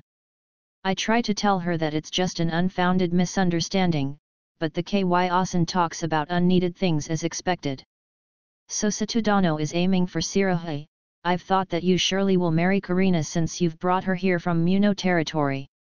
It's still not enough with 8. I'm really jealous of young people. Taruma-ni-izen, are you speaking the truth? It's mostly true yet. Asen, please restrain yourself from speaking statements that will birth misunderstandings. 8. You say, stop including Lady Karina in the equation. You're going to make the cute Sira your ninth lover? I won't forgive you. Ringround-sama? I'll say this many times over, it's a misunderstanding, okay? She pulls the thin sword and comes toward me. Excuses are useless. I'll beat you into shape once to correct your character. Or, is that sword on your waist just a decoration? It is a decoration though. She looks like she'll get mad if I say that. She's already mad even if I don't say it though. Arisa is grinning while laughing and saying, go get her, irresponsibly fanning her. Hayuna-san looks troubled even though she doesn't really understand the situation. Nana shows her face and says, Master, may the fortune be with you, and goes back to the baby must be because she trusts me. At time like this, Karina, who's usually the fastest to pick a quarrel, is quiet. I've thought that she's still being meek, but she looks grim for some reason. She's muttering, Ringround? Cousin Rin? That's the genius magician who's become the hero's companion. In a low voice. I prefer her usual, it's a fight d'suwa, than her being like this. Looks like there's some kind of discord between them, so I won't involve myself with it. I understand, I may be inadequate, but please instruct me well. Can't be helped. Might as well get her teach me how to fight. I've also been ridiculed by the Demon Lord, so this is just right. While walking to the courtyard where she's standing by, I draw the fairy sword, taking the breaths of Lady Ringround, Hayuna-san and the others. I wonder who's the one that murmurs, beautiful. I don't put magic power into the fairy sword, and wield it in its lightweight state. Lady Ringround stabs with her thin sword without any preparation. The course is to my cheek. The stabs as quick as one expects of the thin sword. I prepare the fairy sword in low stance to brush the attack off. Before the thin sword touch the fairy sword, she retracts and holds it, and when I'm swinging the fairy sword up, she pushes the thin sword to my defenseless chest. Wait, Lady Ringround? That's going straight to my heart, you know? I'm thinking that she's going to stop before hitting, but she looks like she's thinking that insects that follow Lady Sira around should just die. Scary. I'm pulling the short cane with my other hand, which doesn't hold the fairy sword, to ward off the thin sword. Of course, the short cane will be easily cut if it blocks the thin sword, but as if seeing it as a dagger since I move it in an instant, Ringround pulls back her thin sword, and opens up some distances. Famu, you're quite good. It doesn't seem like your mithril sword is only for show. You were pretending to be an amateur by having your eyes looked all over the place, right? I didn't think that you had prepared your next move beforehand. I see, my lines of sight. Hey. I didn't think that. Afterwards, I learn the way to use my line of sight to feint, reading the breath, and many other techniques that aren't covered in skills. Misunderstandings are good sometimes. 8-9. At Taruma's residence, 2. Satu's here. Mad dogs kind of people often appear in tales, but in the previous world, I've only ever seen those kinds during my school days. Are they mellowing with ages? In a parallel world, I feel that they'd get weeded out before they could get mellowed. Who, the one they call Silver Valkyrie of the battlefield, is playing together with a kid? Hey. The people who are intruding this precious Lady Ringround's swordsmanship classroom are 3 knights wearing white armors. They're subordinates of Shiga Kingdom King, the Holy Knights, and also, the elderly man, and the humorous yet handsome young man have Shiga 8 sword titles. The humorous handsome young man is called Charlik Shiga, the 3rd prince of Shiga Kingdom. By the way, by kid, did he mean me? Prince Charlik, isn't it impolite to intrude on other people's house even if he's your retainer? Ringround, you're too stiff. Heya, little brother of Viscount Shimon. Taruma. Your Highness. Taruma supplemented the prince, who was hesitating. Asen can read this kind of atmosphere. Hey. In a way, he's really like a noble. Without looking excited, the prince says, sorry to intrude, and Taruma also allow him like it's natural. Nevertheless, I know that he has a business with Lady Ringround, but what are these guys coming here for? I have some businesses with Ringround. You guys, step away. He said it like a request, but that was an order, all right. Your Highness, I'm sorry, but this is my house, and she is my cousin. Even if it's your Highness, it'll be better if you avoid being alone together with an unmarried woman. Fun, what's wrong with fiancés being alone together?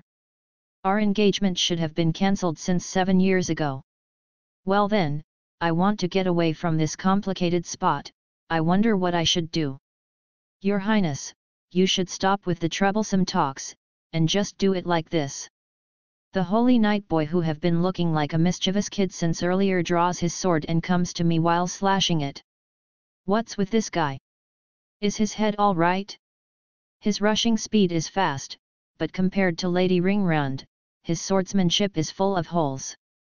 Oh, you're drawing your sword in front of His Highness, it's fine to label you as a rebel then, right? What kind of logic is that? Hair-splittingly bad false accusation. Since he uses a mithril alloy sword known for its hardness, I avoid his attack without blocking with the fairy sword. However, the boy continues attacking relentlessly. Is he a battle maniac? Oh yo?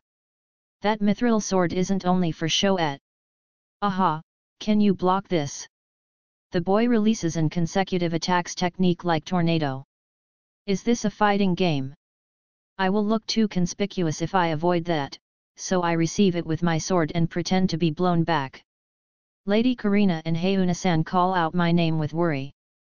Arisa probably understands since my health hasn't decreased, and Nana doesn't seem to worry from the beginning. They really trust me. They really trust me, right? Lady Karina literally jumps with Rika's power and holds me on her arms. Oh! Fuka, Fuka! You can use physical reinforcement too If you pick up his sword, I'd be your opponent you know. I stop Lady Karina's hand that's going to pick my sword. She cannot win. You can't, Karin-sama. Meanwhile, Taruma is doing his best trying to stop the prince. He's quite weak-willed, but work hard. Your Highness, he's a retainer of Baron Muno, and a noble who holds peerage. Can you please stop the man over there? Ho, serving that cursed territory, he must have been quite broke. Hey? I get slightly angry from the line just now. I might be quite fond of Baron Muno and his retainers if I say so myself. Arisa looks quite offended, but as expected, the opponent is too bad, she can't intervene. I won't forgive you for insulting our territory, even if you're the prince. I'll make you take back that word, even if I have to risk my life. Fun, are you trying to gain favor of that kid and join the rank of noble? Women should just stay in the home, raise the children you've birthed obediently. Lady Karina has told me that she has never participated in the upper society even once, so that's probably why he doesn't know her. It seems he's thinking that she's the wife or a mistress of the retainer of Baron Muno, in other words, a worthless noble, not his daughter. It's pitiful. I am the second daughter of Baron Muno, Karina de Suwa. There's no reason to treat me like a maidservant you know. Lady Karina stands up in front of the prince while she puts her hands on her waist, firmly facing to the front and glares at him. I stand up while patting my head who has fallen to the ground. The opponent is a prince, the right thing to do here is to withdraw. I cannot remain silent since my master's house is insulted. Even if you're a prince, I'll have you retract your words earlier. Hey? Even though the right thing to do was to wait carefully. I lined up side by side with Lady Karina, and said such words. It must have been the influence of this teenage body. I'll leave it at that. At minimum, I'm discreet enough to leave the sword in the sheath. I'm certain to become the target of punishment if I face my sword toward the royal family. Karina Dono, our winning percentage is limitlessly zero. Understand? Rika-san, there are times when a woman must not withdraw. The two are heating up. However, you shouldn't confront him physically since he's a royal family, okay? As ever, you think women are only tools for giving birth to children. Lady Ringround says so in a voice shaking with anger while cutting herself between Lady Karina and the prince. Taruma comes and claps Karina's shoulder. Her feet are trembling. She was really forcing herself. Your Highness, the person you've falsely accused is the hero of the Muno City defensive war. Moreover, he's defeated the demon that's appeared in Guru Ryan City, and currently stays in this dukedom capital as the Duke Oiagok's guest of honor. Putting aside your Highness, I think it would trouble the people over there. Shifting the blame from the prince to the battle maniac Boyhoy. The prince wouldn't back down if he was criticized after all. Fun, it can't be helped, I suppose I'll leave it here. It'd be troubling if the available forces decreased before the demon lord awakens. Right, was it Taruma? The only capital is the royal capital. Calling Oiagok City a capital is a blasphemy somewhat. The prince leaves while firing such parting shot. I didn't think that Taruma would be the one who restored peace to this place. Nevertheless, I'm worried with the way that prince is speaking as if the demon lord will be revived here for certain. Don't tell me, the mastermind behind the Wings of Liberty isn't the third prince, is he? Is that prince going to participate in the martial arts tournament too? No. That's not it. Yuri doing well after getting that attack. I had a magic potion in my pocket just at the right time. I wave the empty bottle to deceive her. Taruma answers my question. I think His Highness is going to attend the wedding ceremony of Rin's little brother, Tisrid, that is to be held after the tournament ends. Tisrid is a grandchild of Duke Oiagok, he's going to marry the daughter of Marquis Elet it seems. The next duke is going to be the father of Lady Ringround, and the next one after that seems to be Tisrid's turn. It seems she has also gone home in order to attend this wedding.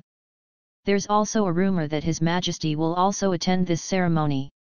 Tarumanai Eisen, that's a confidential matter.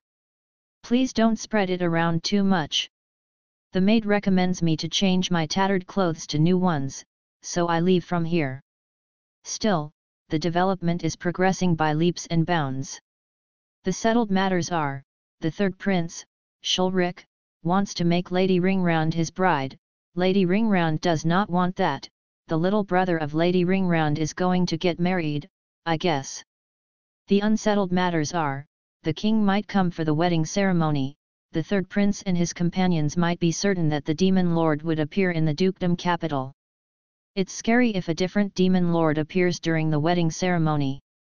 When I'm going to leave Taruma's residence after changing clothes, Lady Ringround calls out to me. You're better than I've thought. Come to the castle if you want to become stronger. I'll give you some lessons while I'm in the dukedom capital. I'd be glad to receive her lessons, but I hate to do it in a conspicuous place like the castle. I'll say this just in case, it's not like I've recognized your relationship with Sira all right. Like I said, it's a misunderstanding. When I've exhausted myself telling her that it's a misunderstanding, she gets angry instead. What are you dissatisfied with Sira with? What an incoherent person. Arisa secretly says, 8th Tsundere has come, is this Tsundere? I won't forgive him. That's right. It's good that he's the third prince. You're right, that's the silver lining. It seems that Lady Karina, who's being indignant, cannot comprehend Arisa's and my words. See, if that became the king of this era, it'd be hard to live in this kingdom. When that happen, I have no choice but to move to Saga Empire.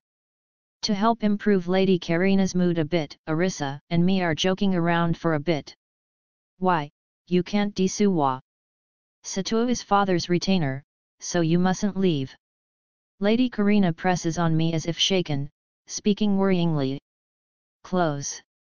Lady Karina, you're close. If you're this close, various things will hit. Nana's breasts are great, but Lady Karina's volumes are extraordinary. I'm dangerously almost get adrift. Kick. We've been having a conversation on the courtyard of Earl Walgok's mansion, but Mia appears out of nowhere and kicks me. She forcibly puts herself between Lady Karina and me, opening some distances. I tell Lady Karina, the thing about Saga Empire is just a joke, while patting Mia's head. I think she says something like, is that so, then it's fine Disuwa, while blushing for a bit. In the evening of this day, I get entangled with the grumblings of Lady Karina and her maids about the matter with the prince. Someone from the maid trope has brought liquor, so I keep Arisa and the others away. I don't want to repeat that tragedy again. Liza has been dispatched as the watchdog, she's participating in the drinking bout together with me. Liza certainly doesn't get hangover, but she goes to sleep instead. She's sleeping in a beautiful posture while sitting even now. The two younger maids are smashed, they're sleeping on my laps. Lady Karina's gazes look scary. Sato. You should be gentler with me Disuwa. That's right, Chevalier Sama should make a rice porridge for me. This is why drunkards are. Lady Karina and Pina are only saying what they want to say each. They probably won't remember what they've said themselves tomorrow. Rika wisely keeps silent. I was going to follow its exemplar, but the two were hanging on each of my sides while saying, hey, are you listening, and, does Chevalier Sama prefer flat chest or kyonyu, which is it? One side feels too good, I'm not able to push them away. Let's decline any invitation for drinking bout from tomorrow on. Since the drunk Lady Karina is erotic, it's a bit hard to get entangled like this. Let's make the rice porridge as the main gentle menu for the breakfast tomorrow. 8 to 10. To the Duke's castle. Satu's here. During my school days, there was this wonderful catchphrase from the often airing merchants CM, crossing thousands of miles for meals. Much less thousands of miles, I've crossed over worlds instead. Why is this happening? Chevalier-sama, we've finished peeling the prawns shells. Ah, not like that, you have to cover this with the flour once. Are we really going to use these leaves? Yes, please wash the perilla with water. Lulu and me are frantically making tempura with the Duke's chefs in the Duke's castle kitchen. It was several hours before that. Chevalier-sama, a messenger has come from the Duke's castle. Shulna-san told me while looking like she was seeing something heartwarming. Right now I'm being toyed like a dress-up doll by Arisa under the pretext of the fitting session for the ball. Did you make any promise? No, the plan today is only for me to attend the ball in the castle from the evening. I tear off Arisa, who has been using the opportunity to touch me all over while taking measurements, and change to the robe that Lulu has handed to me. I see that my hair isn't disordered from the mirror that Liza is holding, so I go to the messenger just as it is. The one waiting in the room is the Duke Castle's consulate or not, it's the assistant who is taking notes in the back then. He's saying that the Duke wants to meet me in secret. In secret? In other words, it must be about the matter with the prince yesterday. It shouldn't possibly be because of Lady Sira. Even if Lady Ringround makes a fuss over the misunderstanding, Lady Sira is still a Miko of Tinyan Temple. Her name is also not Sira Oiagok, but Sira, she's probably the so-called nun. Even if I make advances at her, we won't be able to get married. Before that, I don't even have any intention of making one. Just in case, I ask about the subject to the messenger-san, but he doesn't know the detail after all. For now, I'll have Arisa follows me to the castle. Arisa. What? This looks good on me, right? You can praise me to your heart contents now. She's wearing the exact same maid uniform as the maids in Muno Castle. Her blonde wig isn't only styled in twin tail, but they're also loosely rolled. So this is the reason why she's coaxed me in making the hair iron like magic tool the other day. Yeah, it's cute, it's cute. However, we're going to the castle, so take them off. I tell Arisa to take off the slaver collar that she's put herself. She hasn't been using it recently, so what happens? If I wear it with maid uniform, won't you suddenly get a rush of a moral urge and become tempted to push me down? I won't. She says "Chi" due to my immediate answer, and removes the collar. I'm glad that the messenger is in the other carriage. Leon's written in the letter that Sir Pendragon isn't only well versed in swordsmanship and magic, but also in cooking. Who's this Leon again? Oh right, it's Baron Muno's name if I'm not mistaken. I wonder what did he write in the letter. We're in the same room as the one I've met with the Duke in, a few days ago. Today, there aren't only the secret bodyguards around, Lady Ringround is also here. Fun, your swordsmanship yesterday is quite good, but you can also use magic. Hey. Next time when I'm coaching you, I'll have the combined techniques of swordsmanship and magic. Rin. Aira, I'm sorry, grandfather. According to the information from Shulna-san, it seems that the Duke spoils his grandchild, Lady Ringround.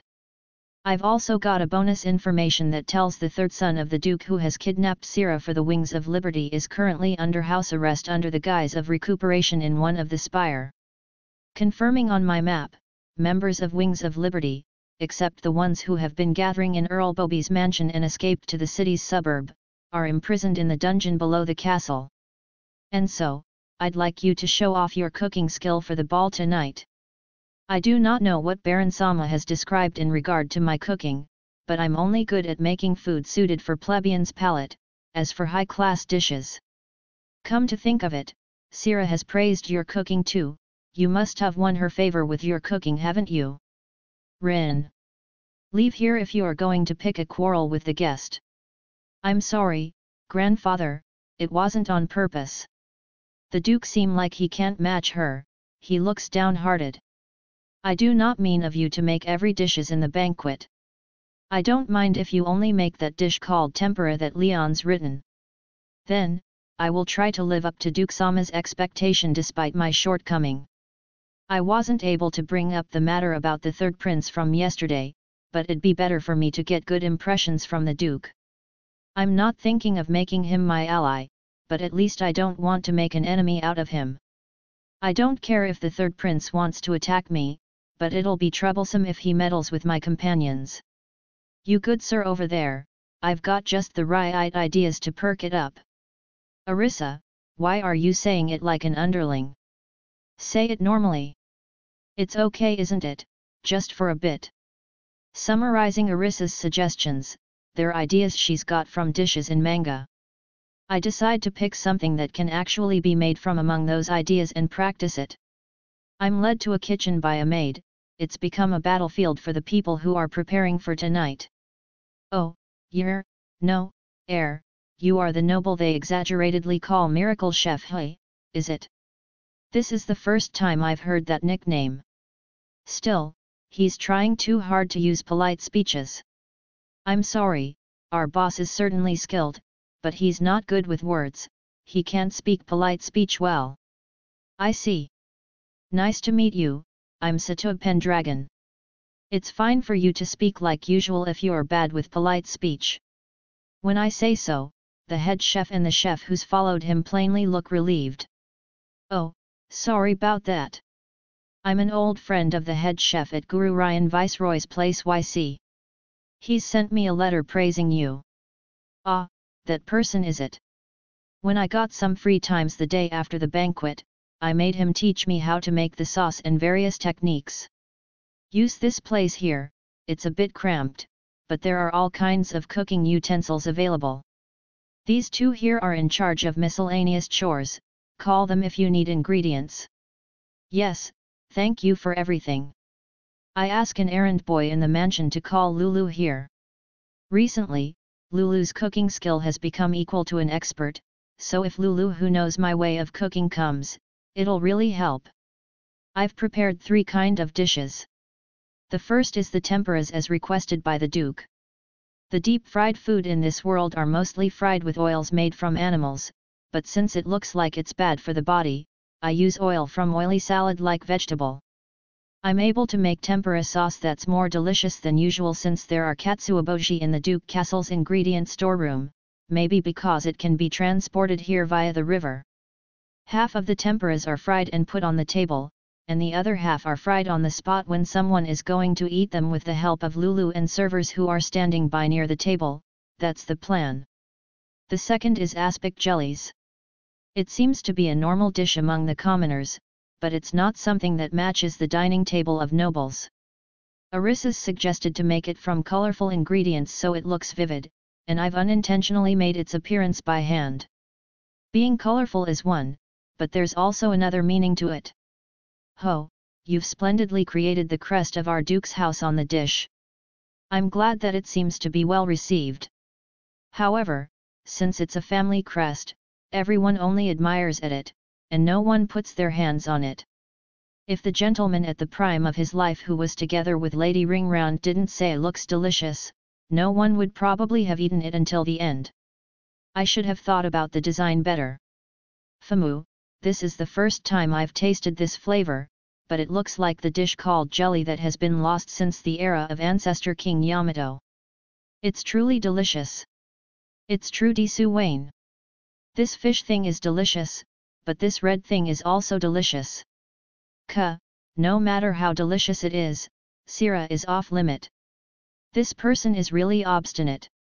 Ho, he's the man that Rin's mentioned, is he? Pleased to meet you for the first time. I'm Satoe Pendragon. Ooh, the hero Dano of the defensive battle of Muno City is it? Taruma boasted greatly about you. You've also done great in Guru Ryan City, I've heard. This gentleman is the father of Lady Ringround, the next Duke. At any rate, Taruma is the cause. Hey, who's a hero? Arisa, who's crouching below the table, says in low voice, Taruma is pretty good at lobbying. Looks like she's shrewdly taking the small dishes and enjoying them. Sira is a gentle good child, but she's not suited with the lifestyle of nobles. Moreover, right now she's left the Duke house for the temple. If you want to take that child back to the secular life, you have to persuade the Tenyan Temple's Saint-Sama first. The thing about me wooing Sira-sama is a misunderstanding on Ringranda-sama's part. I explain myself normally to the next Duke, and the misunderstanding is cleared. I wish Lady Ringround follows his example. Ho, have you changed your job from a remote hero to a servant? The third prince appears wearing young noble-like attires while speaking unpleasantly. Today, he's only bringing the holy knight at the prime of his life along, the battle maniac boy doesn't seem to be here. There's no need for him to come here deliberately, what a troubling thing to do. 8 to 11. To the Duke's castle, 2. Satu's here. There are a lot of women who are light eaters, but it's said that there are even more women who have another stomach for snacks. And then, that doesn't change even in the parallel world. Prince, he's the favorite of my father. My father and me are also fans of his cookings. When I was thinking how to deal with the prince who had come to pick a quarrel, the next Duke threw the lifeboat. It seems that the prince has only seen Lady Ringround and me. He looks surprised when he sees the next Duke after he calls out to the prince. As expected, the opponent is too bad, the prince looks troubled. I can see Arissa's smirking face and eyes behind the table. She's giving a peace sign with her small hand. How nostalgic! My, Your Highness Charlotte, so you're here. Please let us hear about the royal capital over here by all means. A woman with a somewhat thick makeup appears after she pushes her way through the crowd and invites the prince. The prince takes advantage of this, says his farewell noncommittally and goes toward those women. Famu, it'll be good if that man mellows a bit more. That's impossible. He hasn't changed in 10 years. If we're talking about swordsmanship, he's among the best in Shiga Kingdom, but... Father, a person's personality isn't proportional to his strength. If it is, then even Masaki will be, more. Lady Ringround was about to complain about the hero, but she put her hand on her mouth and lamented her verbal slip. Is the Shiga Eight Swords famous? Are you really a noble of this kingdom? Pardon me, it's because I come from the countryside. As I'm told, the 8 Shiga swords are titles given to the 8 top swordsmen in the Holy Knight, which is the strongest in the kingdom. The prince seems to be a candidate of being one, but he has been given a permission by the king to wear the kingdom's treasure, the holy sword Clayamite Solet. By the way, the favorite cane of the ancestor King Yamato is to be used by the top imperial court magician in successive generations. It seems the reason why the king doesn't use the holy sword and the cane himself is because Yamato-san has implemented a system where they can only be used by the right person. After the next Duke, and Lady Ringround leave, the young nobles that have been watching us from a distance gather with great interest, they eat the dishes with great relish. They ask about my relationship with Lady Ringround, but I honestly tell them that I've just been coached in the way of sword by her. Even though the amount of food should have been quite a lot, they're completely gone before 30 minutes has elapsed. It seems to be the victory of the appeal of deep-fried food, and curious-looking dish. Sir Pendragon, can I have your time for a bit? Lady Karina came with a man-companion. Although I've said man-companion, it's not something erotic, he's the little brother of Lady Karina, and the eldest son of Baron Muno, Orion Kun. He's a 14-years-old young man who's studying in the duchy capital. I've been wanting to meet him ever since we arrive in the duchy capital, and I've sent letters many times, but it's always been refused due to various reasons, so this is our first meeting. If it isn't, Karina-sama. I presume the one there is the next Baron-sama. I am Satug Pendragon. Hereafter, pleased to make your acquaintance. Omu, I'm Orion Muno. Chevalier Satu, please be at ease. Orion Kun introduces himself while nodding coolly. He might be in the age where he wants to be seen as someone's important with all his might. He only speaks in low voice when he's saying his name, the name given by the hero-loving Baron is probably to blame. It's unfortunate. They go toward the dance hall after we chat for a bit. Just in case, I advise them to be careful of the prince. Right at that time, the dance party finally begins at the center hall. I don't have any intention of making passes on women since it looks like it'll become rumors in the upper society. After all, the unmarried women are all 13 to 18 years old, they feel somewhat too young, so the fact that I don't feel any urge toward them becomes my reason. Since the guests who are young women have increased, I decide to announce the third dish. It's milk crepes, Mia's favorite. I've also added strawberry slices in addition to the fresh cream on the crepes since Arissa's found strawberries in the food storehouse. My, it smells good desuwa. It'll be done soon, so please wait for a bit. I interpose the fresh cream and the strawberry in the crepes after it's done. Lulu put the finished crepes on the plate. Grabbing them by hand seemed to be NG according to the head chef, so I place small fork and knife on it, and pass it to the young noble woman. The girl's face is beaming after she bites the crepes once. Her face is full of makeup, but only at that time does it looks innocent and appropriate of her age. The young noblemen who've seen that try to invite the girl for a dance when she's finished eating. Go for it, boys and girls. Hey wait, don't show me that old man face. Arissa said so while eating a small crepe below me. Isn't it fine? I'm just cheering on them. I continue frying the ordered crepes from the girls while having no time to reply Arissa. There was no one who mistook me for an employee, maybe due to the expensive-looking clothes I was wearing. Thanks to that, we introduced each other whenever I took order for the crepe, and I memorized more than 100 girls' names. This was the first time that I began to think I should have used a shorter family name.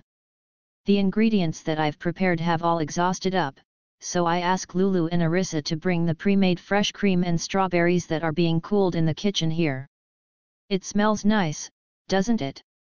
I'm sorry, we've used up all the ingredients, so please wait for half an hour for your turn. My, it's quite popular, isn't it? When I look up, there's the head Maiko of Tinyan Temple. Why? It's been a while, Sato-sama. Lady Sira has come with her. There are two arrogant-looking priests of Parian and Garlean temples behind the head Maiko. Both of them are thin men with white hair. There are Maiko girls who have been kidnapped with Sira beside her. We're chatting while waiting for Lulu and Arissa to come back. It seems that the other two Maiko are also blood relatives of the Duke. They're from branch families, unlike Sira who's a direct descendant. The two are alike since they're relatives, but I can distinguish them easily due to their different black and brown hairs. Looks like the girls have come here to congratulate Sira's big brother, Tisred, for his marriage. Since they want to meet him before the wedding day, it's a good opportunity today. Lulu and Arissa have returned, so I resume the crepe making. When the crepes enter Maiko girls' mouths, just like with the noble girl earlier, the composed faces of the Maiko changes into delighted faces of normal girls. Sira notices the noble girls who are holding back on ordering the crepes due to the Maiko girls, and suggests to them to move away for a bit.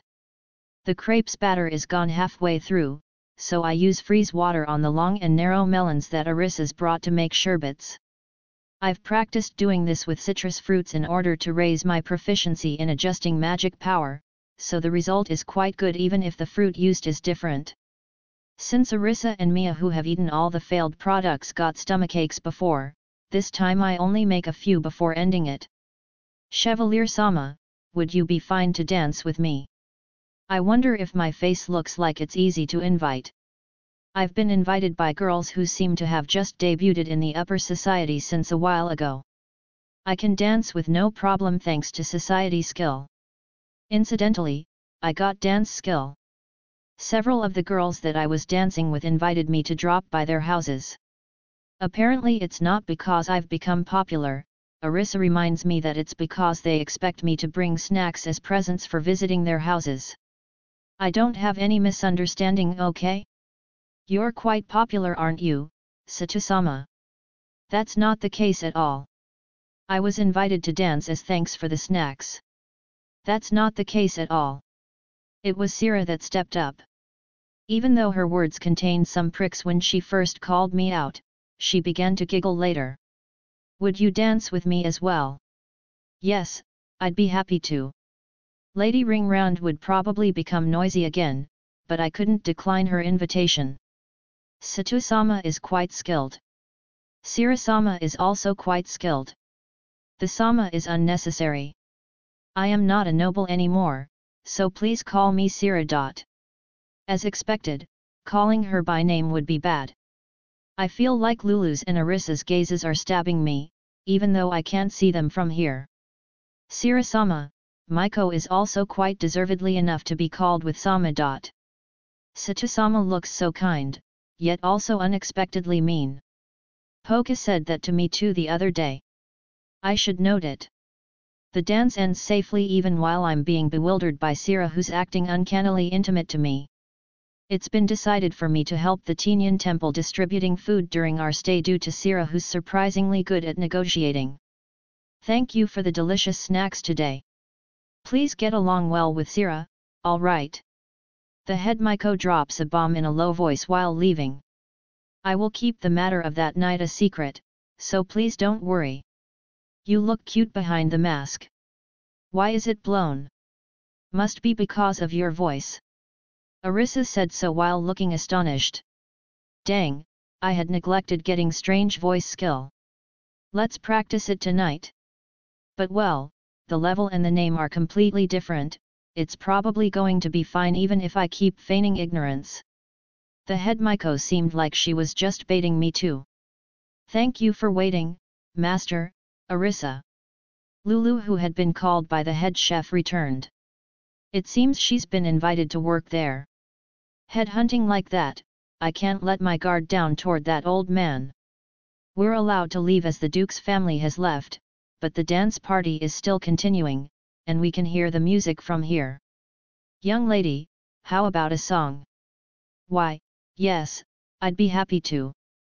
I danced together with Lulu among the lights from the mansion.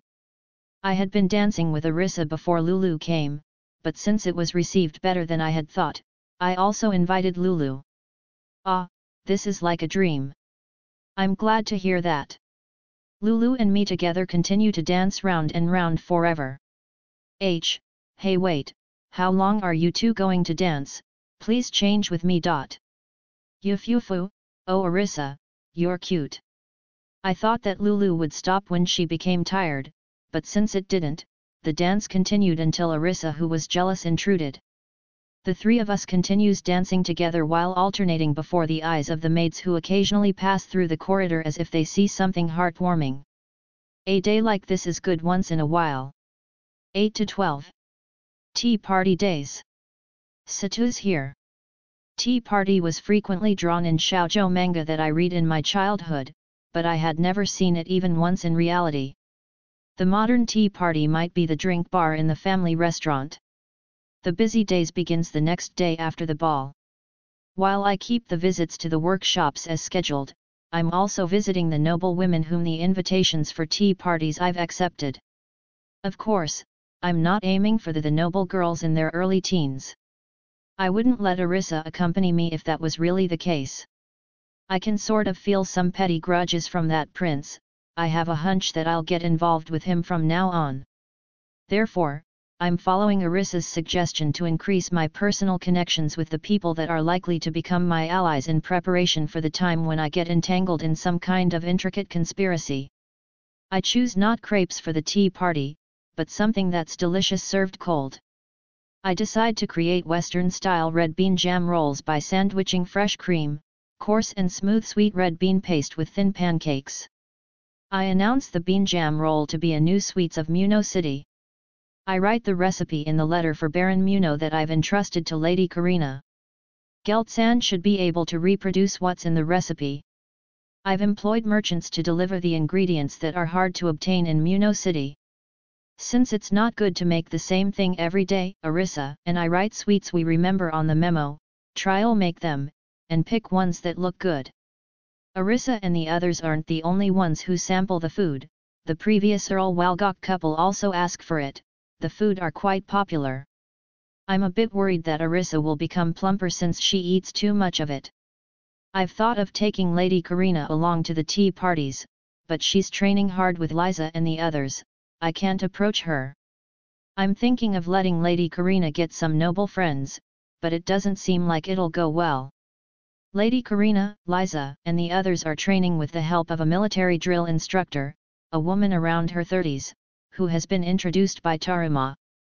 They're probably getting better training than just sparring randomly with wooden swords. I've also been watching them occasionally. Of course I mean the training, not Lady Karina's specific parts. I had gained some things beyond my expectation doing the tea parties, like getting permission to visit the workshops that had refused it before, and some rare ingredients the noble women shared. The workshops visits have been going smoothly too, the only two remaining are the scroll workshop, and the barrier pillar workshop. I've got silk threads produced by caterpillars the size of a puppy from the visit to the jade silk workshop yesterday. These silk threads reflect green color from the light just like the name suggests, and cloths weaved from them have the same stab-proof performances as iron chain mails. When I look at the bait of the caterpillar with AR secretly, it seems there's a secret to it. The caterpillars are mainly feed with leaves, but they're also feed with mithril slag wastes that comes out of mithril refinery. The green parts of the silk might be composed of mithril. Since there are the same kind of caterpillar species living deep in the forest, it might be a good idea to try doing it once. These are some good seats. You're right, compared to the crowded seating of the general audience in this arena, the noble guest room is a paradise. I feel bad for not using the noble guest room that they've reserved for us, so today is the first time we use it. The arena is wider than my expectation, it's probably about as large as the Tokyo Dome. Since it's usually used for horse racing matches, these much area are probably necessary. Originally, there are servants attending the noble guest room, but I refuse since I have my own. Master, I've acquired the target for sniping. Please the permission. You can't. Requesting reconsideration. Nana looks toward one of the player who has just entered the arena. He's the white tigerkin man who seems to be the brother of that guy who's kicked the sea lion keen kid. No, this guy only tried cut me, he didn't do anything to the sea lion kid, right? His opponent is a magic warrior who's working as an explorer with delicious sounding name, Tan. He's equipped with a mithril sword like me and a small mithril shield that looks like a buckler. There are only elimination battle for the real match, both their levels are high. Tenshi is level 42, the white tigerkin is level 37. I'm expecting high level fight too. I can't see their status from this distance. Tan, who can use magic according to the advance review, is probably going to win, right? Arisa, you can't say that. Don't make light of the range and power of that gigantic greatsword in addition to Byakudono's big body. Tigerkin are war race that possesses both power and speed. You cannot decide the match from whether they can use magic or not. Oh, Liza is being talkative. The weapon of Byakukun is a great sword made from monsters' parts like Liza's. The offensive power is weaker than Liza's spear. I've had this doubt since a while ago, I feel that Liza's spear is too powerful for a weapon made impromptu. Is it because the materials are rare, or the place is rare? It might even be both. Satu, Aan. One of the snacks that Mia holds with both hand enters my mouth. This is a thin stick candy, I guess? Sugar are cheap in this duchy capital, they're in the form of brown sugar. Half of them are UGI sugar that have been brought from Earl Kahano City.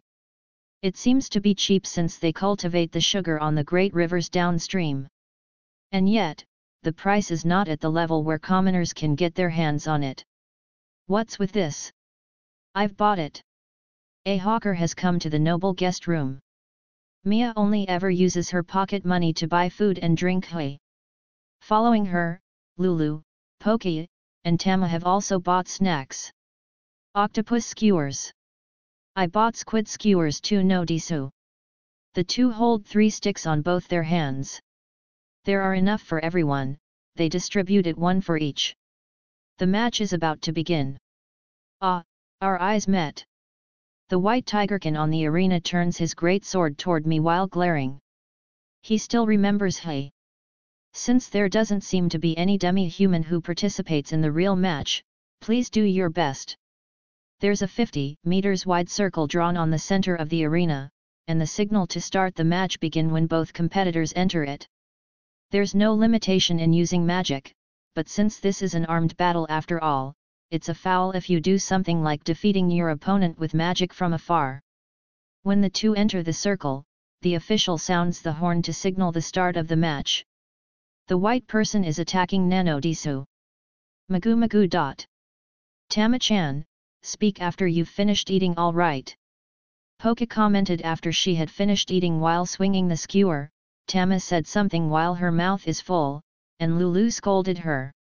It seems that the human fights after strengthening himself with buff magic. Diversion. Won't he cut it with just a thrust of that great if diversion is poor. Expansion. I'm doubtful it can stop that body weight and speed. Mwoo. It looks like Arisa and Mia are giving opinions from the viewpoints of magicians. Oh, it looks like the magic warrior use physical reinforcement from water magic. The casting has been completed in 3 seconds, but that spell should have taken twice that. It seems that he's arranged the spell to make it shorter than the standard one. The rest is probably thanks to chanting shortening skill. Master, it comes with a boom, and hit with a bang. Liza can win. I don't intend to go down easily, but I don't feel like I can win in a straight fight. Poki and Tama are too excited, so Liza are carrying them on both her hands like they're stuffed dolls. The two aren't minding it, and watch the match with sparkling faces. Their tails and arms are flailing too much, I'm afraid that it'll break. He's amazing, while handling the attacks from that great sword, he hasn't failed in casting spells even once. Calm and composed. The two are observing the magic warrior's way of fighting while chewing on the snacks that Mia's bought. Lulu politely sweeps the scraps that have fallen from the snacks. Master, am I able to move like that? You might be able to if you can use physical reinforcement well, I think. Even Karina-sama has done movements similar to that, right? Tama can do it. Poki will do her best, Notisu. As for the fight, at a glimpse, Byako-san seems to have the upper hand, but his attacks have all been blocked. The magic warrior has been doing a defensive battle, but he's steadily increasing his buffs. He just has to use stick mist next to slow the Byako's movement down, and the match will probably be decided. It's developing just as I've expected, and the match ends with the magic warrior's victory. However, he slowed down the Byako's movement not by water magic, but by using lightning magic to enchant his weapon and paralyzed him with one blow. 3 more matches were held afterwards, but since they were plain matches between two warriors, Mia and Arisa quickly dozed off. It seemed to be favorites of experts. Bold cheering could be heard from the elderly on the audience seats. Was that a hakama? That equipment is splendid, isn't it? I didn't think that it could conceal footworks to that degree. Liza eagerly praised the beautiful woman in Japanese clothing that had appeared just now. Poki and Tama, who have been dropped to the ground, are trying to mimic the Haoriyakama warrior, but they're not doing so well. The Haoriyakama person has black eyes and hair, but she's not particularly a Japanese, it seems. I take off my shoes to demonstrate the footwork. I know it from a manga that I've read back then, so I don't have any confidence if it's right. Like a slug. It's slimy and closing in, Notisu. I'm the slug Digazuru. When Poka can't do the footwork well, she sprawls on the floor, and moves like an inchworm. I wonder if it's right to retort, that's not a slug. Here? Poka-chan, who's the bad girl who lies on the ground after wearing her best clothes with much effort. Oh, it's not like that, Notisu. Lulu, it's not like that, Notisu. What's not like that? When you do bad things. I'm sorry, Nano Disu. Poki, repent. Oops, it was the time to scold her. Hey. Poki is doing a pose of remorse and apologizes. Tama shrewdly take this chance to turn around Lulu, who's angry.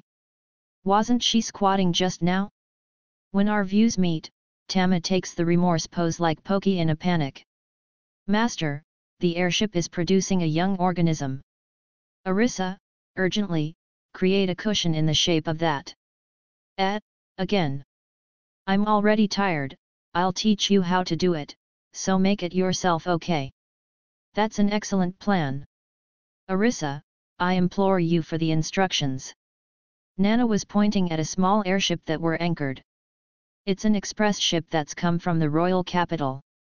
The one riding it is the king, not, it's the king's shadow.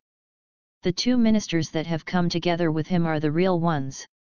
I have a hunch that the wagon will be full of stuffed dolls when Nana has learned sewing. I'm making leather armors and boots from the armored newt's leather and green silk beside Arisa, who's teaching Nana how to sew. I'm thinking of copying the magic warrior's armor that's made from monsters' materials, and with shock and stab resistances better than normal iron armor. I got the sewing skill from making linings with the green silk. Let's maximize the skill and create inners for everyone.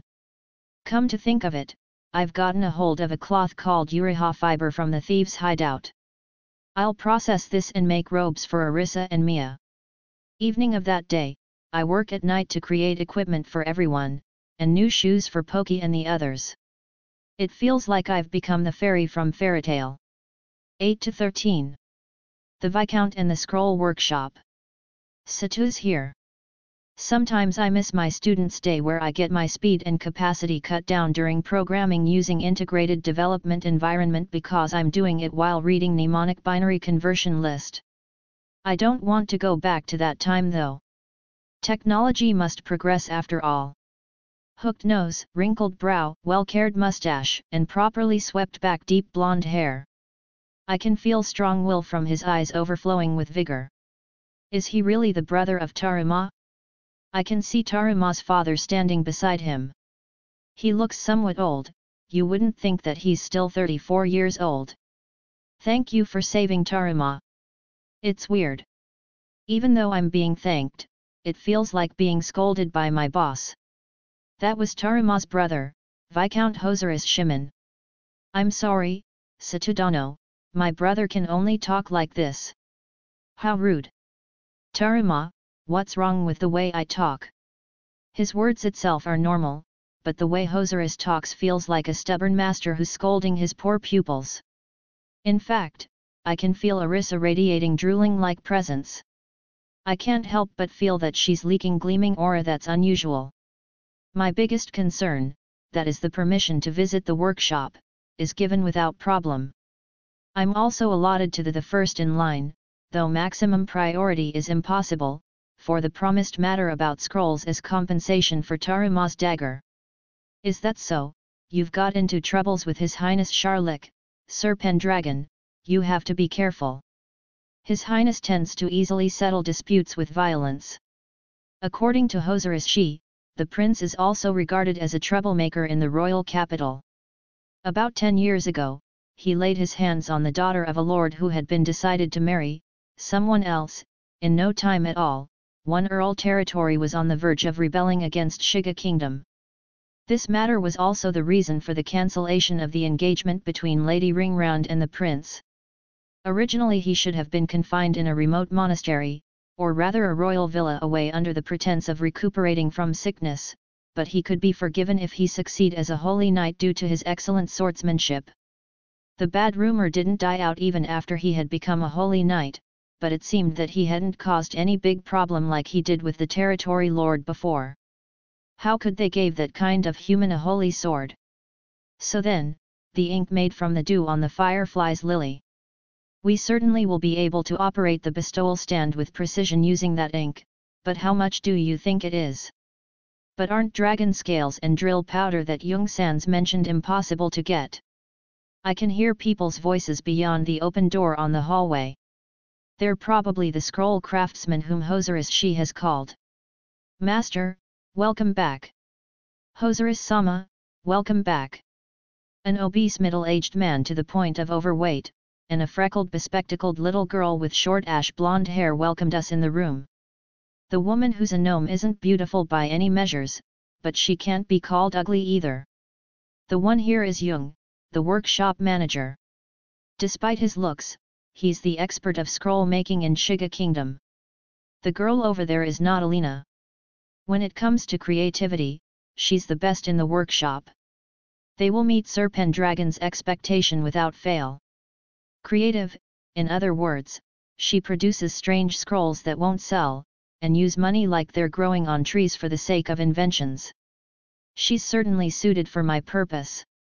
After introducing the two, Hosarus she leaves the room followed by Taruma. He's entered the room just to greet them, so there is no problem.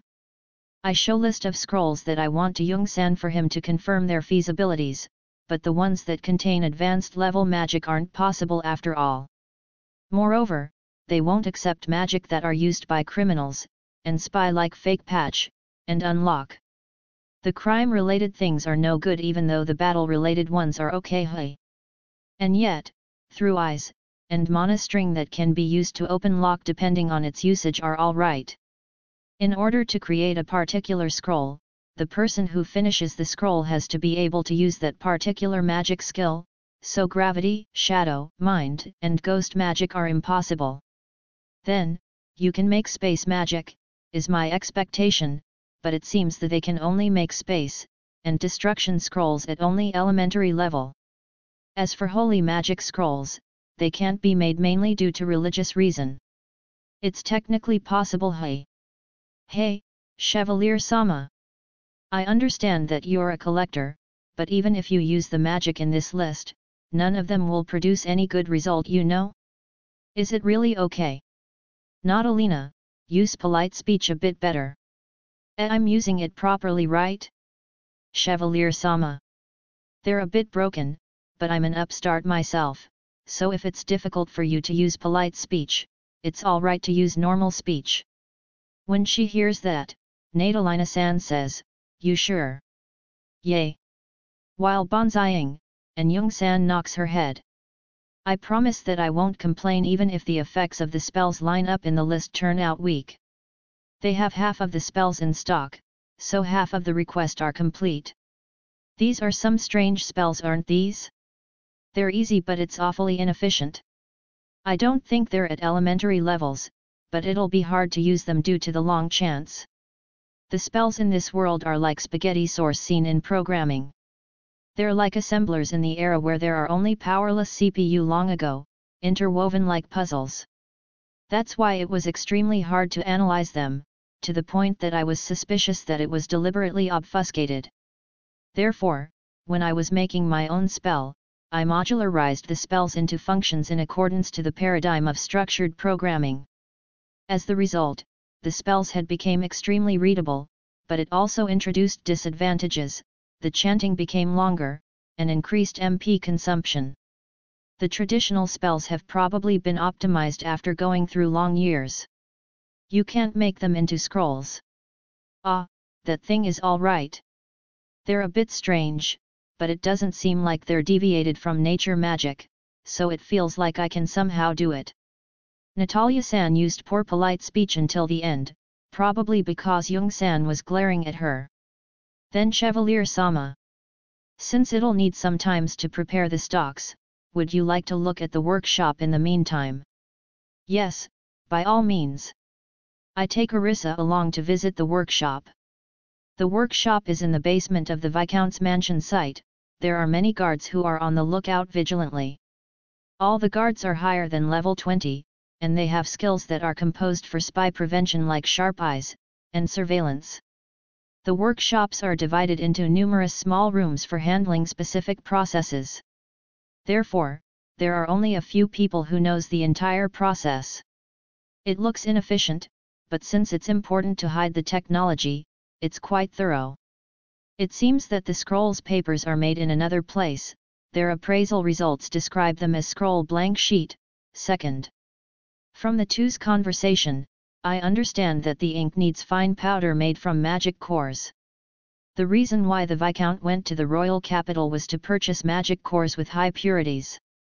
Looks like you'll need magic cores from level 30 or higher monsters to create intermediate level scrolls. When they show me the cores for the manufacturing, the red tinges on it looks a bit deeper in color compared to the cores from Armored Newt back then. We make inks in this room. Young-san slightly opens the door to show the inside, looks like they can't let me enter. They're making ink for scroll, shell here. I understand the materials in general, but one of them is ink for scroll, second. This is quite tough. Even though it's called making scroll, they need more than just writing the spells in the exclusive paper, many processes are required. For that reason, I have to wait 2 to 4 days for the readily made ones, and add 1 to 2 days in the case of order-made ones. The spells that are in stocks are as follow.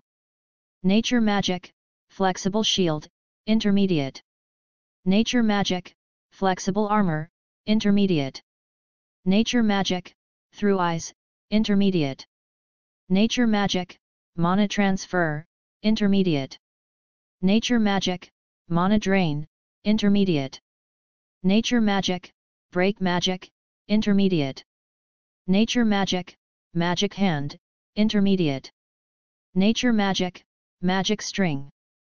Earth Magic, Polish. Earth Magic, Mold. Water Magic, Remove Poison, Intermediate. Water Magic, Aqua Heal, Intermediate. Water Magic, Water Heal. Wind Magic, Canopy. They're mostly sample products without recipient. It seems the oldest one is from over 100 years ago. They're 1 gold coins for 3 elementary level scrolls, and 2 gold coins for 1 intermediate level ones. The original ones were going to cost me 3 gold coins, but since I permitted them to copy the spell, it became 1 gold coin instead. These kinds of negotiations are Arissa's forte, but when I considered that she would firmly demand sexual harassment as her rewards, I thought that it'd be better if I just paid them more. Even though there are plain magic like Polish and Mold among the stocks, I'm happy. With this, I won't need to create sand mold or wood model for casting. I was looking for multiple small shield magic that Rika used during the fight against the demon in Guru Ryan City. I was taught that it's called multi-mana scale dash in the stocks, but I couldn't find it. I consulted to them if they could make it, but since it seemed to be an advanced level nature magic, it was not possible. It's unfortunate. They told me the anecdote that it was originally developed to reproduce the multi-small shields the Wild Boar King used in nature magic, but I couldn't say to them that it needed more work as compared to the real thing that I had seen. Or maybe, it could be equal if the skill level is high? The order-made ones are as follows. Nature Magic, Light Stun, Original. Nature Magic, Remote Stun, Original. Nature Magic, Sound Record, Original.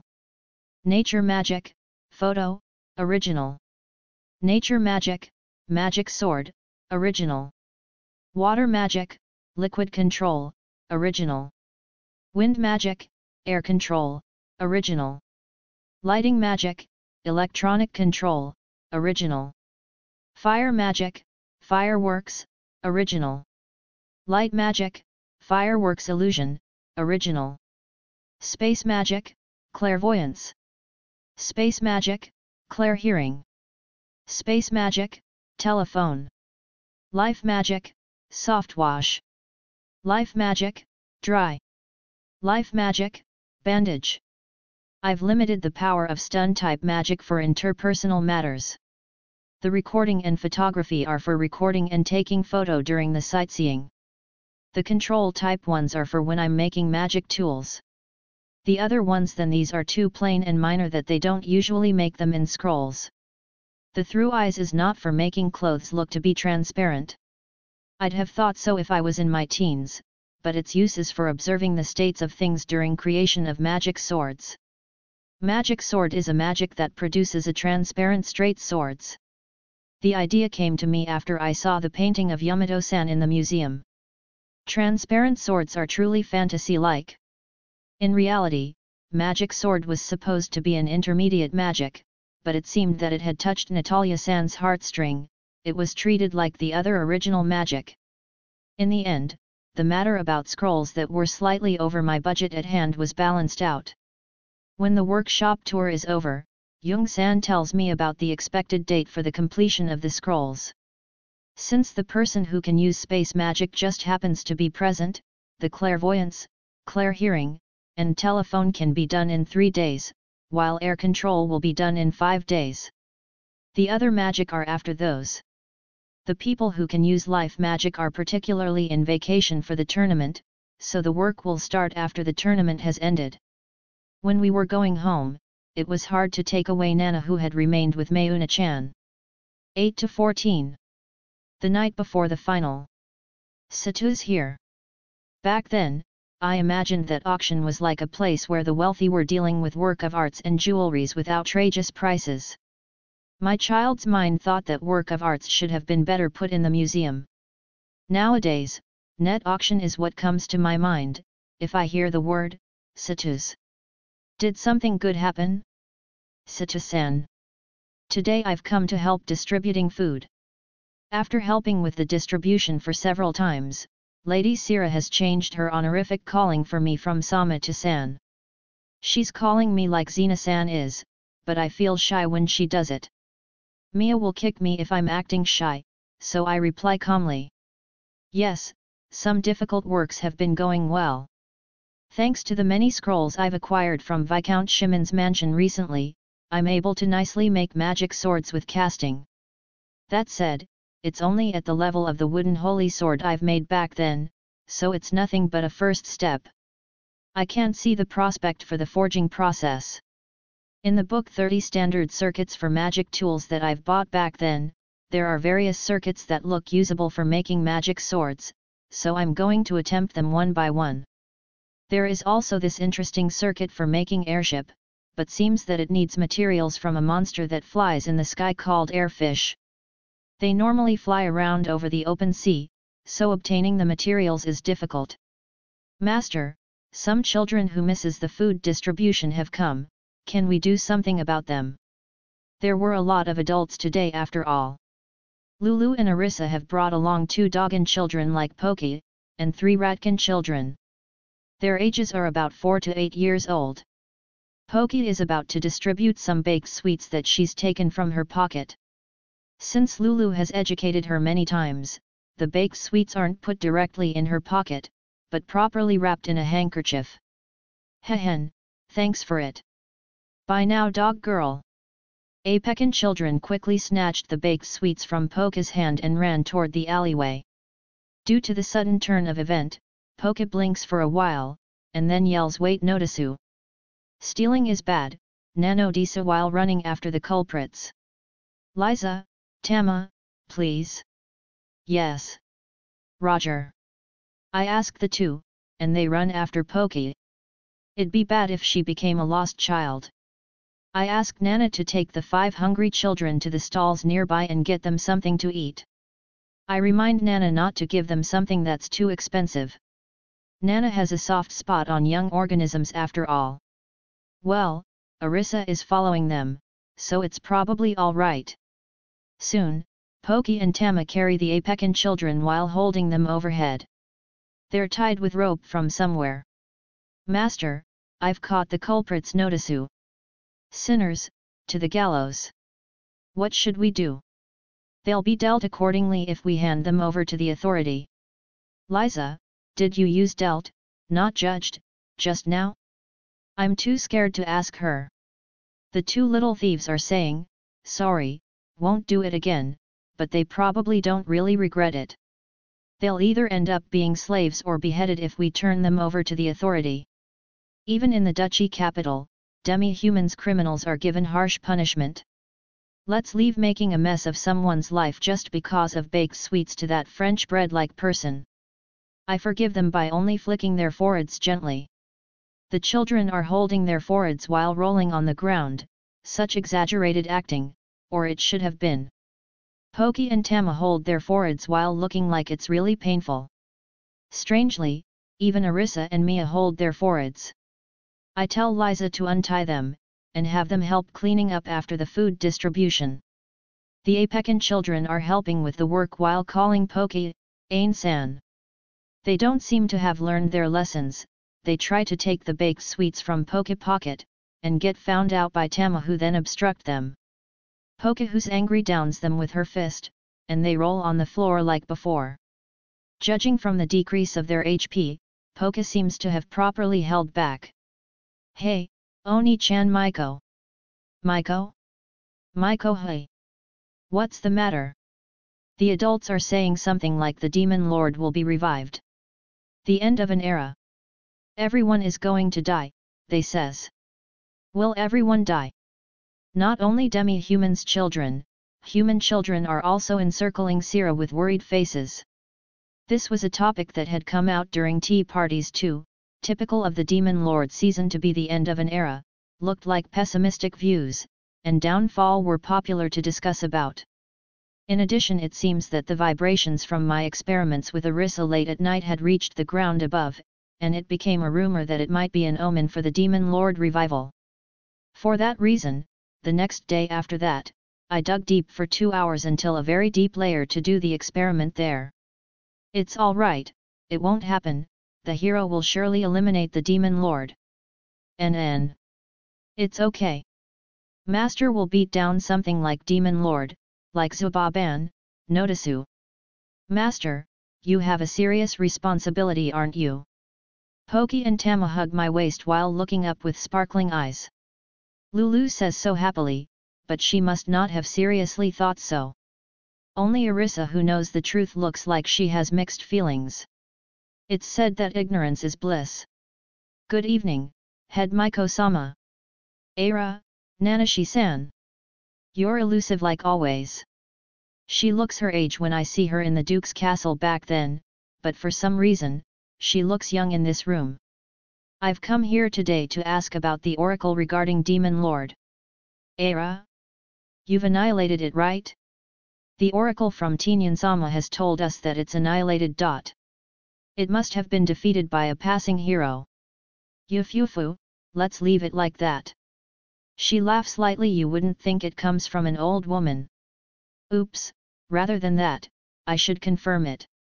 There are rumors among people on the streets that the Demon Lord is hiding itself in the underground of the duchy capital. Did the temple not announce that the Demon Lord have been annihilated? I've told His Excellency the Duke directly, but the annihilated oracle haven't come to the other temples, so we can't announce that the Demon Lord has been annihilated from Tinyan Temple alone. Don't tell me, there are other Demon Lords out there? I'd hate it if there's something like the Great Demon Lord. I return the resurrection artifact that has been filled with magic during our conversations to the head Maiko. I put back the holy sword that has acted as a battery replacement into the item box. Thank you, Nanashi-san. I prefer that there won't be a situation where this is needed. I'd love that. When I'm about to leave, I'm given something by head Maiko-san. Indulgence. It's not the same thing as the one for collecting money in the previous world. It's an item that lets you erase one crime that has been etched in the reward and punishment. It's not clear what the head Maiko intends to do by giving it to me, but since it looks useful, I quietly accept it. I put on one of the wig that I've got on the downtown, and walk into the night town in Nanashi style. There are many gentlemen who are walking around in the red district dressed with thin hooded overcoats, so I'm unexpectedly inconspicuous. My expenditures have increased ever since I've become a noble, so I'm visiting the dark auction that's secretly open during the martial art tournament. It requires a written invitation to enter, but since a lot of nobles who have been sacrificed for the Demon Lord carry it, I have it in my storage without doing anything. Since you can employ agents, I decide to dispatch one. The commission fee is 1 silver coin for each displayed item that has to be paid even if they don't sell. The agent will take 10% charges if the item is sold at higher price than the minimum fee. Since I'm told that items that don't have appraisals report won't sell well, I have the official appraisal in the auction hall to issue them. There are 10 official appraisals, and even though they all have dark circles under their eyes, they all smile amazingly. It's probably the best season literally. I unintentionally give the person a stamina recovery potion. I'm going to exhibit medicines and weapons. The medicine is magic potions with Nanashi sign that increase vitality and partly health. I realized that they would sell well from the conversations of the family heads' old men during the tea parties. It's no different in any world. The raw materials are from Armor Newt, so I can make them as many as I like, and the market price is also quite expensive. It'll be troublesome if the person who takes the medicine die during the intercourse, so I've lowered the quality to some extent. I had brought 10 sets with 5 items per set I made, but they sold at higher price than I expected. I guess I should try making hair regrow and breast enlarger medicine next time. The weapons are mock magic weapon made from monsters materials, and the result of trial runs from the magic swords casting. I've got the title blacksmith of magic swords when I'm casting the magic sword. As for the weapons from monsters materials, spears, swords, and bows were selling well among the people who looked like explorers or guards. People who look like nobles were buying the casted magic swords. That person who's buying it looks a bit familiar. I confirm with AR, he's the military accountant of the Duke. The knight who looks like an escort generates magic edge when he pours mana into it. He seems to be quite a user. He's generously paying 100 gold coins for each, but is he fine spending that much? I'm worried even though it's someone else's problem. They're casted from weapons I've got from the thieves' hideout and then melted. The magic liquids are also of common quality, so each of them costs almost 0 to produce. Even if the materials are bought, it probably only costs 2 gold coins at most. The rip-off is only the best part. The military accountant approaches the agent, and asks if he can provide another 10. Since I can make 10 of it even if I just have 1 hour, I accept it. The next auction will be held in about 3 days, so I promise to bring it in the final day. I get 780 gold coins in total. It's the sum after the agent's fee, of course. The biggest earner is the 5 casted magic swords that have been sold for 570 gold coins. There are money to be made everywhere indeed. Since I've made more money than I've planned, I also bid in the dark auction to also reduce the market. Mixed among magic tools, they're exhibiting things like fallen young noble women, illegal medicines, or medicine to level up. Since the AR tells that the level up medicine is EXP plus 1000, it's meaningless for me. I've bid a drop item from the Labyrinth City for 70 gold coins. The price is lower than I've thought, but looks like it's extraordinary even for a disposable item. It seems that I also have to use the agent for buying things, so I request 1. Several magic books and 3 scrolls. They're things that only appear in dark auction. It greatly smells of crime. Nature magic, fake patch. Nature magic, unlock. Nature magic, lock. They're scrolls that have been refused in Viscount Shimon's scroll workshop. The last day is going to exhibit the featured products like Princess of the Fallen Kingdom, Monograph of Ancient Language, and Air Force Engine of Airship. Princess of the Fallen Kingdom, she can't possibly Arissa's and Lulu's sister, right? After I've recharged myself in the pleasure quarter, I mass-produce magic swords in the usual open space at the interior part of the underground labyrinth. Since I got tired along the way, I also made many spear and halberd type ones. The production cost of halberd is high, but it's also the most expensive in the dark auction, so I make them. There was a circuit for changing mana into electricity written in the standard magic circuit book, so I added it to the halberd afterward. It seemed that the users can get electrified if they put wrong amount of mana into it, so I've also added a protection circuit on it. Title Blacksmith of Magic Weapons. Even though I've used deodorant to erase the trace, they still find out that I've gone to the pleasure quarter. Women's intuitions are sharp even though they're small. It seems that the king will also attend the tournament's final tomorrow. Moreover, Lady Ringround and the prince are going to do an exhibition match before the final. If a disturbance is going to happen, it's either during that match or the wedding. The prince and his cohorts don't seem to be in contact with the Wings of Liberty. It seems the Earl's mansion from before has been discovered, the members' number have been halved. The people who have escaped from the hardships are hiding in the sewer. Since it looks like they'll be decapitated if they're captured, they have no choice but to enter it and can't come out. If possible, I want them to make it into their dwellings and live their remaining life quietly, please. 8 to 15.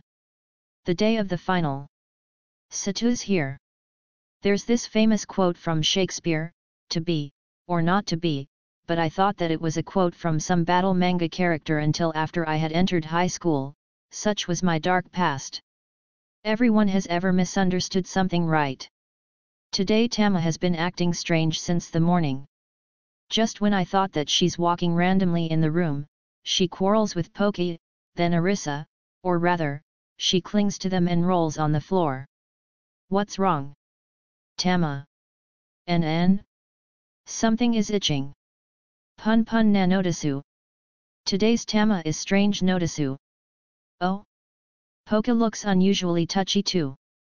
Tama thrusts herself on my lap, which has Mia sitting on it as if she's pushing her, and then she's snuggling on my lap. I wonder what's wrong? It's rare for her to cut in by force. Chevalier-sama, are you not going to watch the final match today? Yes, I've been asked to make the feast for the celebration of the final, so I'm going to go to the castle after a bit. I hear that several nobles have asked the Duke's butler. Only upper nobles are allowed to participate in the balls and banquets that the king will attend for the next several days. I can't participate on them. As expected, they can't say that I have to cook on the balls and banquets I won't participate in. In that regards, the celebration today isn't only attended by the winner and nobles, but also the martial artists who have participated in the main matches, and influential people of the duchy capital, so I've been asked to make several dishes like on the ball before.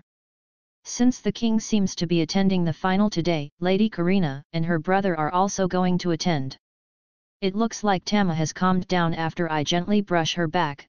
She's sleeping with difficult face. Right at that time, the duchy capital shocks. It was not an earthquake. It was like an active sonar from a submarine. A signal from search magic was passing through once. However, the power was not ordinary. What was that?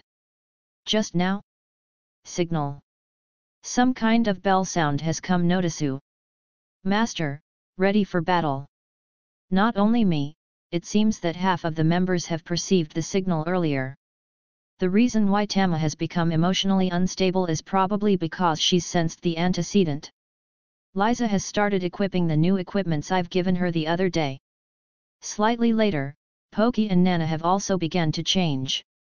My eyes are happy, but I can't keep watching it, so I ask Lulu to put a partitioning screen before Nana. Tama, change your clothes too. According to the map, demons have appeared. They're in the sky above the arena. The arena is populated with 20 people who are higher than level 40, in addition to Lady Ringround, the prince, and his companions. The demons have picked the wrong time.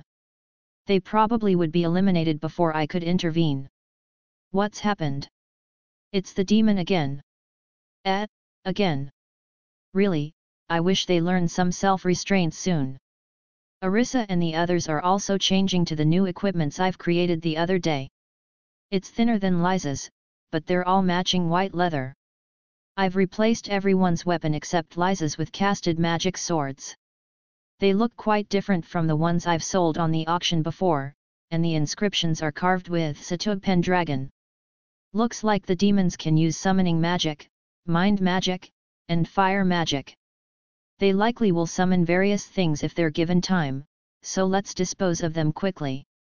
After a bit of time has elapsed after everyone's began changing, the sound of duchy capital's alarm, the town bell, begins resounding. The nobles' houses on the duchy capital have underground shelters in preparation of demons' attack. These shelters are built abnormally strong for the sake of the nobles' own safeties. The ones that are in the upper noble house have the same strength as the outer wall even. A bit later after the alarm have rung, a maid of this mansion comes to lead us to the shelter. Arisa. Hoi, hoi. Please take refuge to the underground shelter with everyone. I'll send you a signal if it gets truly dangerous. I want you to immediately teleport to the underground labyrinth with everyone if that happens. I guess this is all right for the anti-demons measure. I'm asking Liza and the others to deal with another troublesome thing. Liza. Yes. The carriage of Lady Sira is being chased by villains. Go with Mia and Nana by horses to protect her. I understand. I understand, Master. NN. It seems that all members of the Wings of Liberty are trying to kidnap Lady Sira. I can go help her directly, but it'll be troublesome if some strange flag gets raised, so I'll leave it to Liza and the others. They should be able to handle it with their strengths. Since Lady Sira seems to be escaping toward this mansion, I teach the general route to Liza and the others. I go together until the Duke's castle, refuse to enter the shelter, and go out. I change into Nanashi, silver-masked hero version, and go toward the arena. For the time being, I activate the new magic Clair Hearing, and whisper Wind to grasp the situation. The focus is the arena where I'm going. Demon, no demon lord, your fate is over now. This voice, it's the prince. It is a level 71 demon, but it's not the demon lord you know? It's chaotic there, but precisely because it's the final of the martial arts tournament, a lot of domestically influential and powerful people are there, so they haven't been overrun it seems. Brave warriors, let's cooperate together to subjugate the monsters. Magician, prioritize supporting the warriors with reinforcement magic over attack magic. This voice is Lady Ringranda's. I guess the demons have summoned monsters as their soldiers, people beside the prince are fighting them. Among the monsters that have been summoned, there are more than 10 with upper level 40. Looks like explorers, knights, and martial artists are cooperating together to fight the high-level monsters. The clamor that I can hear is very lively. They probably really like the fighting. Barrier, put up the barrier defense. It's no good, the escape passages are collapsed, we have to secure the way out. I thought that it's strange the nobles aren't escaping even though the king body double is going, so it's because of that. Clair Hearing and Whisper Wind are convenient. I guess the passages for general audiences are fine, people are rushing out from there. There doesn't seem to be anyone who dies from getting trampled. Since most of them seem to be hot-headed people, the worry is needless. Using Sky Drive and Ground Shrink, I go to the top of one of the spire near the arena, and stand there. Their demon has 2 heads, yellow skin, and 2 water buffalo-like horns on its shoulders. Since it has 2 heads, I wonder if that means it can use magic simultaneously like the golden wild boar head king. I want to tell Read the Air to Lady Ringround and the other skirmishing people, but since there are people I know in the arena, let's quickly clean this up. First, I guess I'll defeat that important-looking upper demon with laser of light magic. As if waiting for the decision, the space is cracking and a ship is appearing. While producing ripple of lights as if coming out of water surface, a silver streamlined ship that looks like a spaceship appears.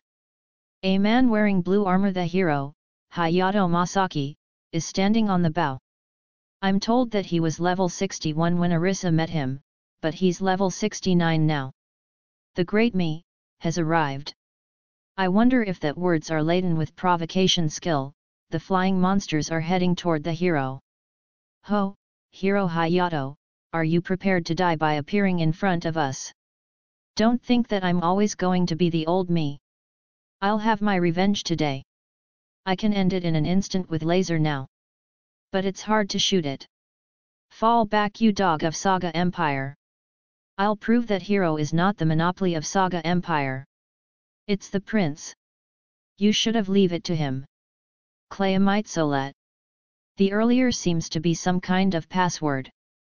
Clayamitesolet leaves the prince's hand while shedding blue light, and assails the yellow-skinned demon. Oh, the picture that I saw in the museum back then doesn't seem to be an exaggerated lie.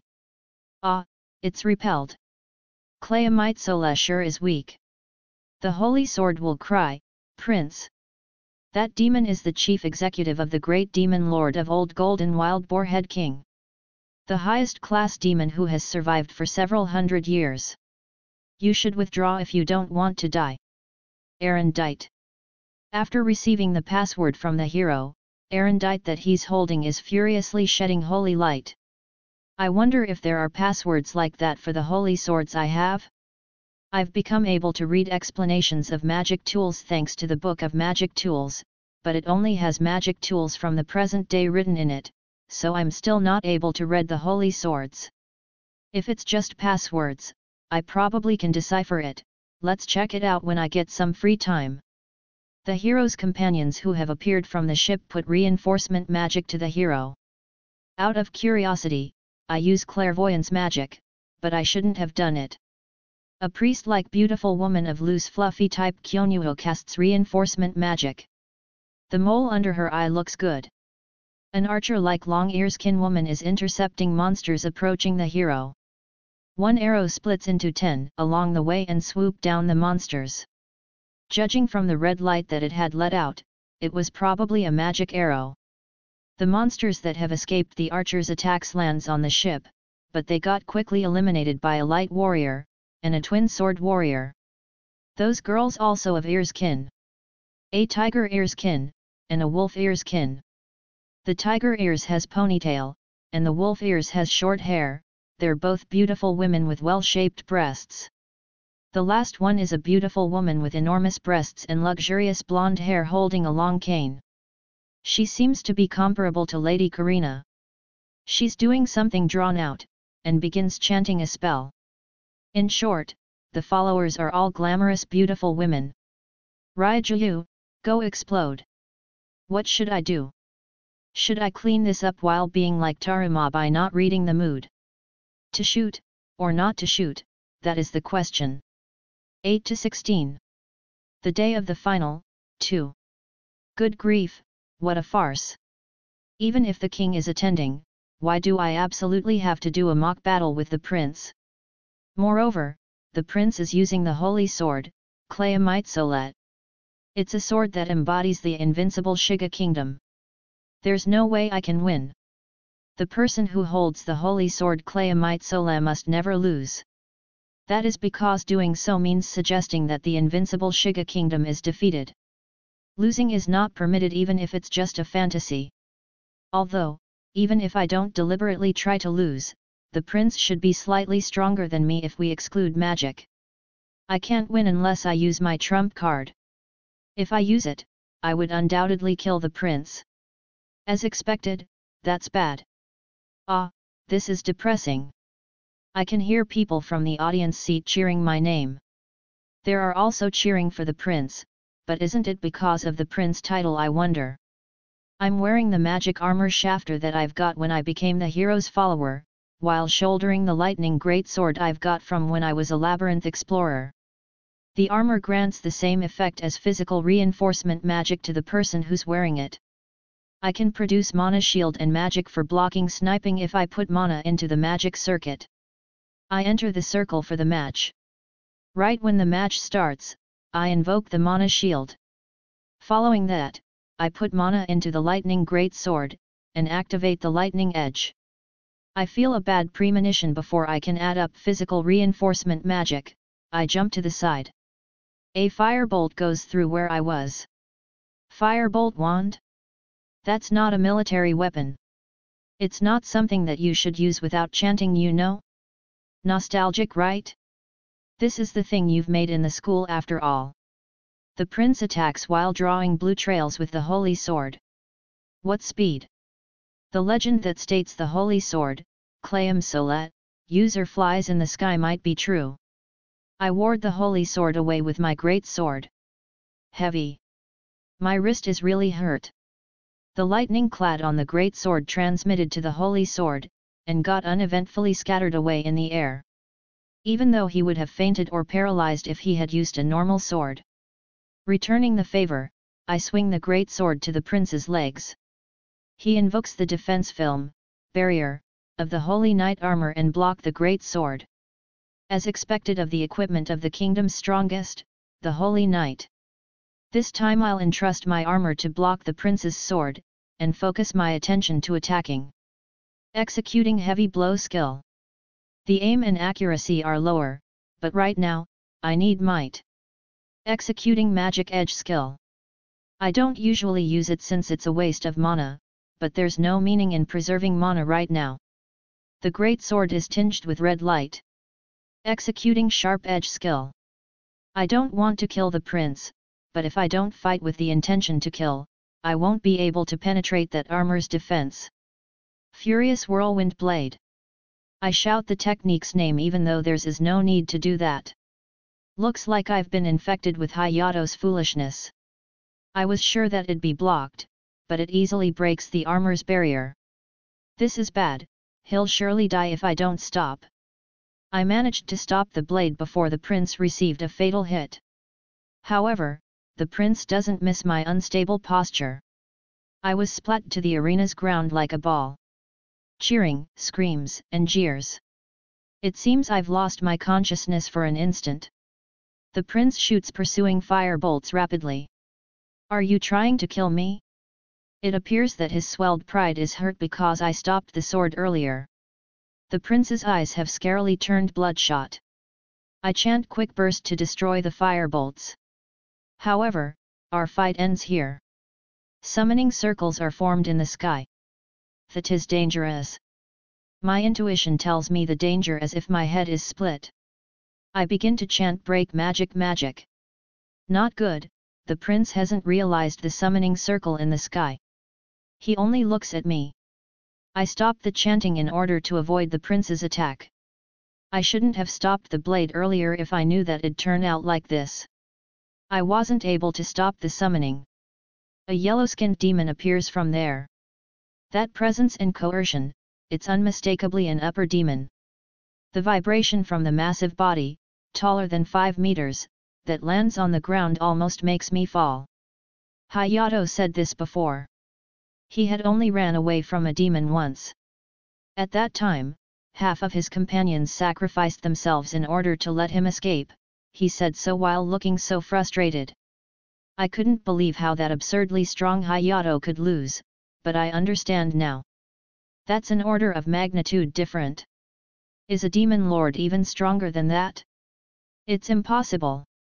Absolutely impossible. My soul, not reasoning, is screaming. I want to immediately escape from here now. The words that helps me keep my heart that was on the verge of breaking comes from an unexpected person. Demon, no demon lord, your fate is over now. Prince, how are you not able to measure the opponent's strength? He doesn't seem to be bluffing. If, at this time, I had any interest in a man who can bluff to a person with absolute strength, I might not have cancelled the engagement. The demon lord tilts its head to the side, and looks at the prince's sword interestedly. That sword is Clayam Sole, right? A descendant of Yamato et. I wonder what's the some kind of howl sound I hear when the yellow-skinned demon is talking. It's the other head of the demon that's chanting. In order to interfere with the summoning, I throw quick burst to the yellow-skinned demon. It's no good. The demon casually defends against the weak elementary magic with its hand. I need more than speed. I execute chanting shortening and chant explosion.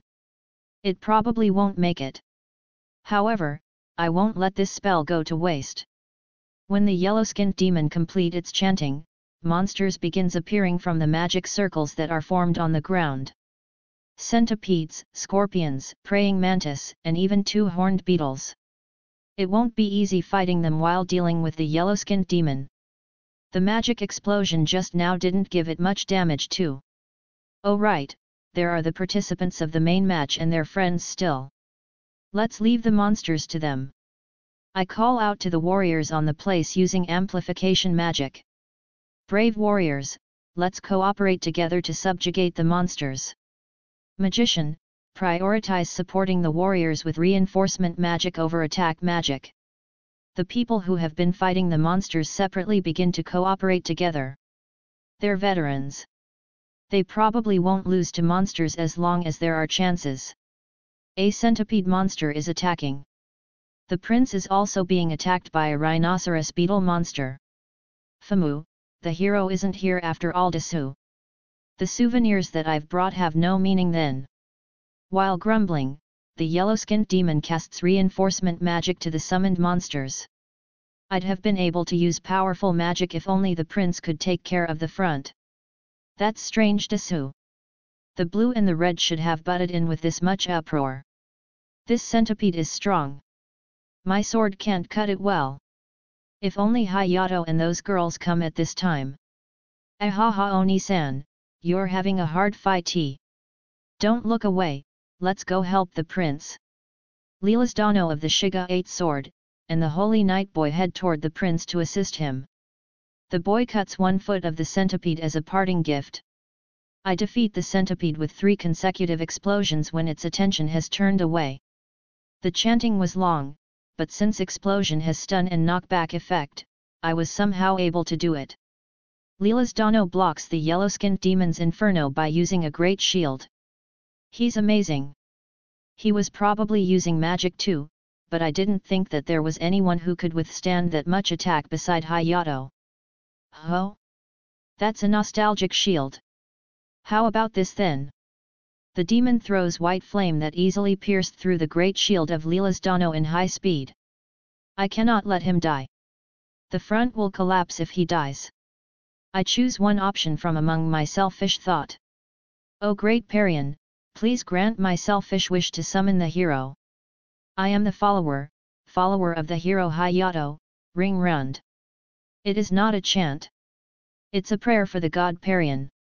I don't know how much of my lifespan decreases with this prayer, but I'll give 10 or 20 years of it than letting my hometown gets violated. The talisman of divine gift on my chest is shining in response to my prayer. Now, come, Jules Verne. Carrying the hero to the battlefield. 8-17. The day of the final, 3. Hey, Hayato. Where do you think the demon lord will appear? Dunno, don't ask me difficult things. To quickly go to where the demon lord appears and defeat it. That's my job. Tisk, merriest, she can't not know me. Ahaha, that's really like Hiro-sama. Can't be helped, right? Seems that it's first time the oracle is all over the place. Rusu's the cat ears, and Fifi the dog ears carefreely said so. I know, you girls are on my sides.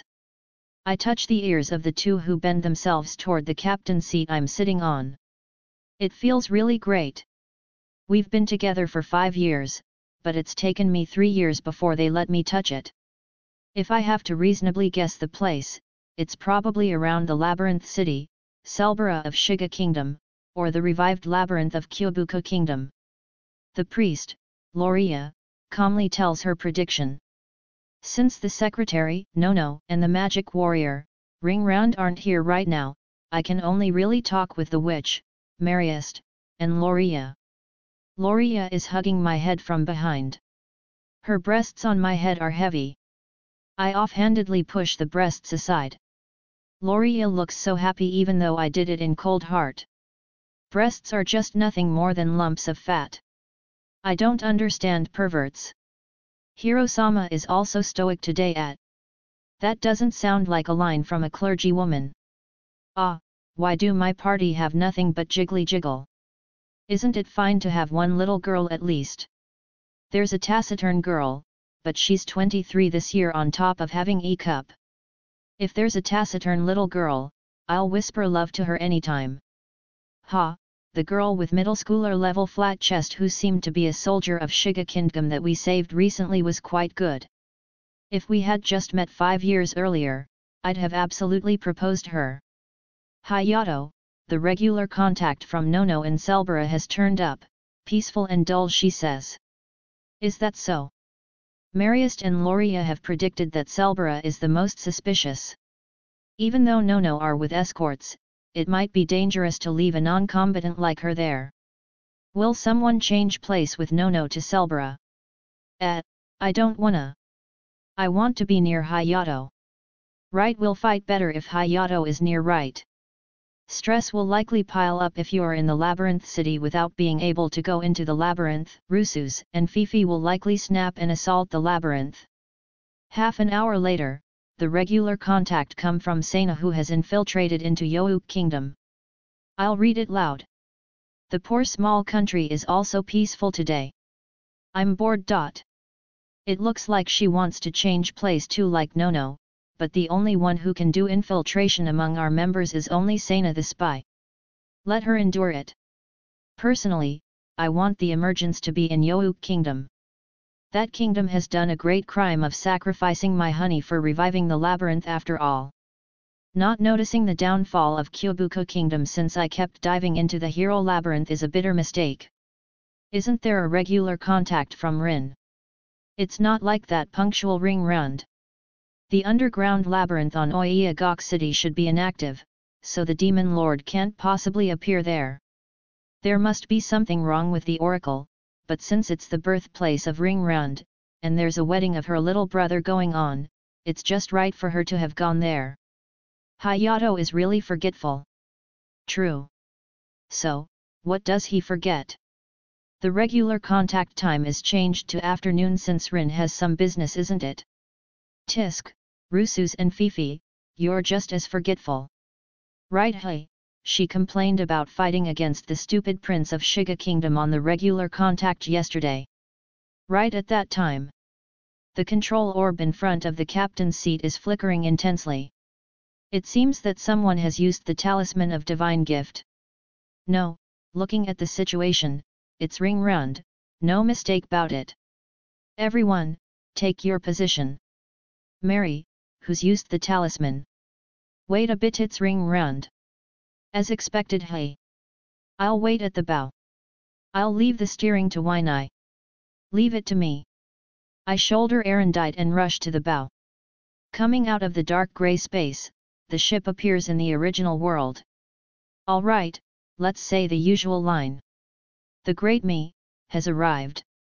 Omu, it feels good. The monsters flying in the air are coming to attack the Jules Verne after taking my provocation. Marius reports with the speaking tube. Ring Rounda is safe. The enemy is. Marius is hesitating.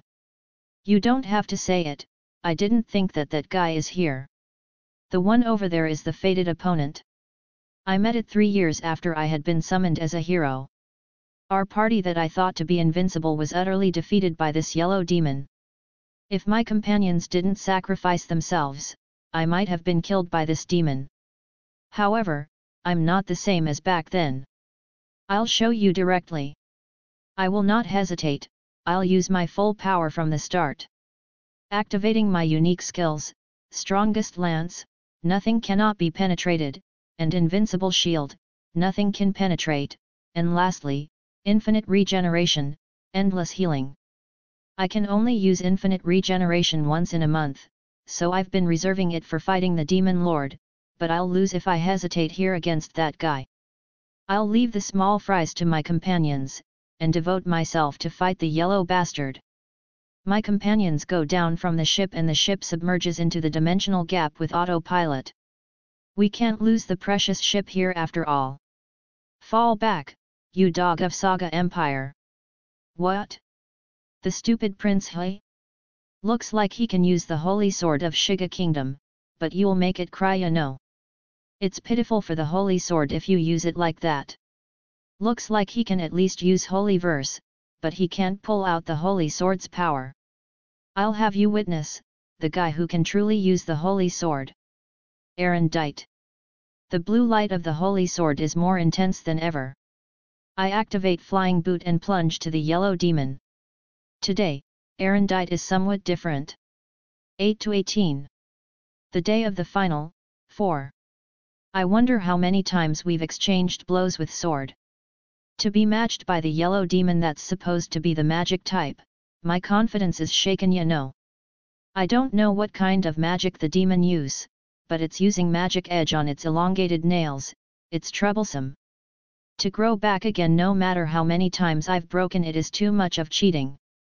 When I look with appraisal, the difference between my level and the yellow bastard is only a little. Yet, why can't it reach? I block the yellow bastard's flame attack with invincible shield, and penetrate its barrier with the strongest lance-powered Erendite. However, the power is getting shaved by scaly barrier that appear around the demon. Whenever I damage the demon even a little, the 3 orbs that are floating around it heal the demon immediately. I've tried destroying the orbs earlier, but the demon summons another one whenever I break one. I'll be gradually pushed back if this continues.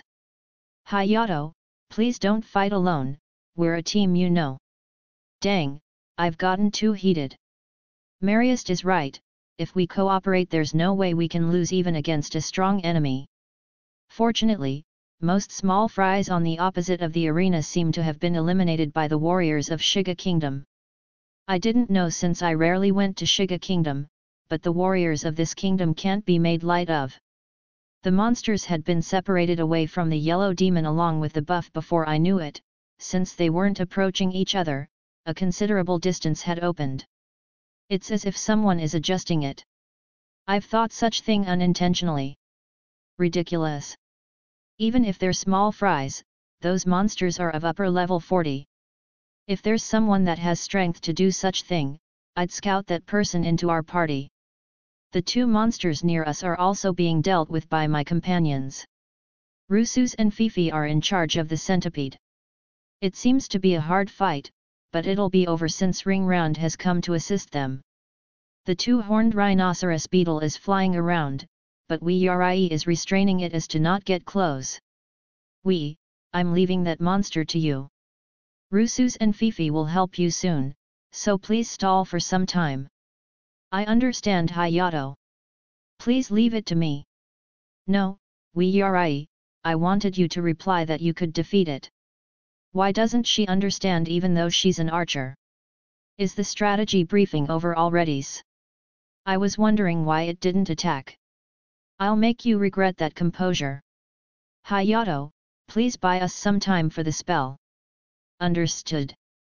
Before I can attack with Erendite, the yellow bastard attacks with flame. I block the white flame with the holy shield strengthened with invincible shield. I couldn't block them all, but Loria can always heal some minor wounds. As expected, really as expected Disu. To defend against, you've improved Disu. Hiro is interesting after all Disu. Rusus and Fifi are helping Yuri after defeating the small fry. Ring round, Loria, we're starting the chanting. The three girls use Talisman of Divine Gift to start the forbidden spell chanting. The talisman has many convenient functions. By synchronizing chanting, the power and precision of tactical magic can drastically jump. Mary intends to defeat the recovery orbs all at once. However, if you use the tactical magic of forbidden spell here, it'll leave a scar that can't be ignored in this city. This is strange Disun. Why isn't the blue and the red coming Disuka? The yellow bastard looks puzzled. I block the attack of the slightly absent-minded demon with my shide. I feel that this is my chance, but I can't leave the back now. Well, it's fine Disu. The damages from Hiro and the others feel good, but it's about time to let the hero have the taste of fear and despair Disun. Fun, bastard. Making me feel fear you said? Try if you can do it. Well then, please accept the souvenirs Disu. Please taste it to your heart's content Disu. In order to anticipate the demon's attack, I gulp down the acceleration potion. I have nothing more once I use this, but I've got a really bad feeling. I drink the bitter liquid. The effect comes out little by little, the movement of the surrounding gradually becomes slower. A gigantic summoning circle appear high in the sky behind the yellow bastard. You think I'll let you do it easily? Erendite, Tunas. I recite the holy verses of the holy sword and the holy armor. Rousing my mana, magic power, energy, is being produced as if overflowing from the core of the holy armor, the philosopher's stone. And then, that vast power flows into the holy sword. The preparation is complete before the yellow's bastard finishes with the summoning circle. Finishing move should be shouted after all. Swinging Erendite with subsonic speed, I turn the blade of light toward the summoning circle. Sheeing. Tisk, that bastard threw one of the healing orb up in the sky and warded off shining blade. I swing the remaining shining blade, but this time the demon uses the monster's corpses below to intercept it. The fight was futile, and the summoning had been completed. What the heck? A whale is flying in the sky. It's a gigantic monster bigger than 300 meters in length. Gee, great monstrous fish. Lies, the one that the golden wild boar king used, that. The legendary aerial fortress, isn't it? The three people who've stopped the chanting let out voices of shocks. The great monstrous fish, despite the somewhat silly name, it's a level 97 monster. I couldn't believe it and rechecked many times. However, there's no mistake about it. We can't withdraw no matter what the opponent is. We, Rusus, Fifi, call the Julesvern back to the surface. I'll permit you to use this as the main battery. Take Erendite, and go. We've hidden the precious dimensional submerging warship to protect it from harm, but it seems that's not to be. I'm sorry to the Emperor, but it doesn't seem like I can keep my promise of taking the warship back safely. If we use the ship's main battery in the downtown, it'll certainly become catastrophic. The hero's name will probably be ruined, but there is no other way to defeat that monster. I hand over Erendite that will become the core of the main battery. I take a spare magic sword from the infinite stowing inventory in its place. That's some nice fear node, Sue. Damn you, yellow bastard. You'll only keep that conceit for so long. The time when Rin and the others finish their chanting will be your last. I wonder what the great monstrous fish is thinking. Instead of looking here, it's staring hard at one corner of the arena. I don't really understand, but this is favorable. That yellow bastard might have unexpectedly failed the summoning, and could not control it. However, the hope mixed with the bitter taste of fear, quite satisfactory soon. Hope, hey. It's fine to think about pleasant things, right? After this fight is over, will go visit the orphanage. I absolutely won't die until I get to the paradise of little girls. Taking a bath together, sharing a bed together, the dream spreads. As long as the great me is a hero, hope always exists, you know. Laughable soon. I didn't notice it. The summoning circle that has summoned the great monstrous fish remains in the sky. That's right, I shouldn't have not noticed the meaning of it. From the summoning circle that hasn't disappeared even after the summoning is over, great monstrous fish begins appearing one after another. Including the first one, there are 7 of them. I see, you guys are my death, hey. Hey, Parian-san. Your world is too hard, you know. 8 to 19. The battle in the arena. Satu's here. It seems that they served whale meat for the school lunch a long time ago. I had eaten the meat of the whale that was stranded ashore on the coast when I was visiting my grandfather's house. It was really delicious. Although that's something from a long ago, so it might have been glorified. In the end, I lost the timing to attack when I was hesitating. For the time being, I guess I should ensure that no one dies. I move from the spire to the audience seating on the arena. The Duke and the King body double are still having a hard time. Alright, let's use that here. There's this magic hand among the magic I've acquired recently. A nature magic user who has become able to use intermediate level magic is sure to acquire this magic. It's probably easier to understand if I say that the effect is close to the so-called psychokinesis. It seems magicians use this magic to reach place where their hands can't, scratch their back, or rub their own shoulders. Unskilled magicians can only exert the same level of power as theirs with this magic hand, so there's rarely any magician who use this in a fight. Following the mastery of nature magic skill, the number of hands I can deploy at the same time with magic hand have also increased just like with magic arrow. Similarly, if someone who excels in mana manipulation uses magic hand, it can reaches quite far. In my case, I can extend 120 hands to around 500 meters each. It seems that even among the magicians in the world, one that can skillfully use more than 2 hands is quite rare. Innumerable magic hands smoothly extend, it sees 3 monsters who block the way of the Duke and his companions, and throw them away to the arena. The handling is a tiny bit difficult. Before long, I get the magic hands to hold swords, and fight like 1,000 armed cannon, Senjo cannon. The Duke's escorts are surprised to see the monsters suddenly removed, but it seems they prioritize getting the Duke escapes rather than investigating the cause. There are some people looking for the person who have removed the monsters, but no one notices me. Apparently, this is thanks to the skills I've learned during the infiltration mission before. Now then, it seems that the people who can't fight monsters have finished evacuating. Of course, I didn't only watch the evacuation as it happened. I was doing work of catching people who got left behind with magic hand, and throwing them to the escape passage. The monsters near the hero's party and the yellow-skinned demon are a pain. Thanks to the provocation the hero has done in the beginning, the monsters always go back to him no matter how many times I've thrown them away. I decide to leave 2 monsters who are particularly stubborn to the hero's party. That tiger ears person, and that wolf ears person will probably defeat them. There are 6 monsters remaining. It'd be nice if the prince and his cohorts helped to exterminate the monsters, but for some reason, they're going towards the yellow-skinned demon, so the number of monsters aren't decreasing. Such inefficient people. The Shiga sword man has left the battle, maybe because the damage he's incurred from the yellow-skinned demon in the beginning is big. Really, how cowardly.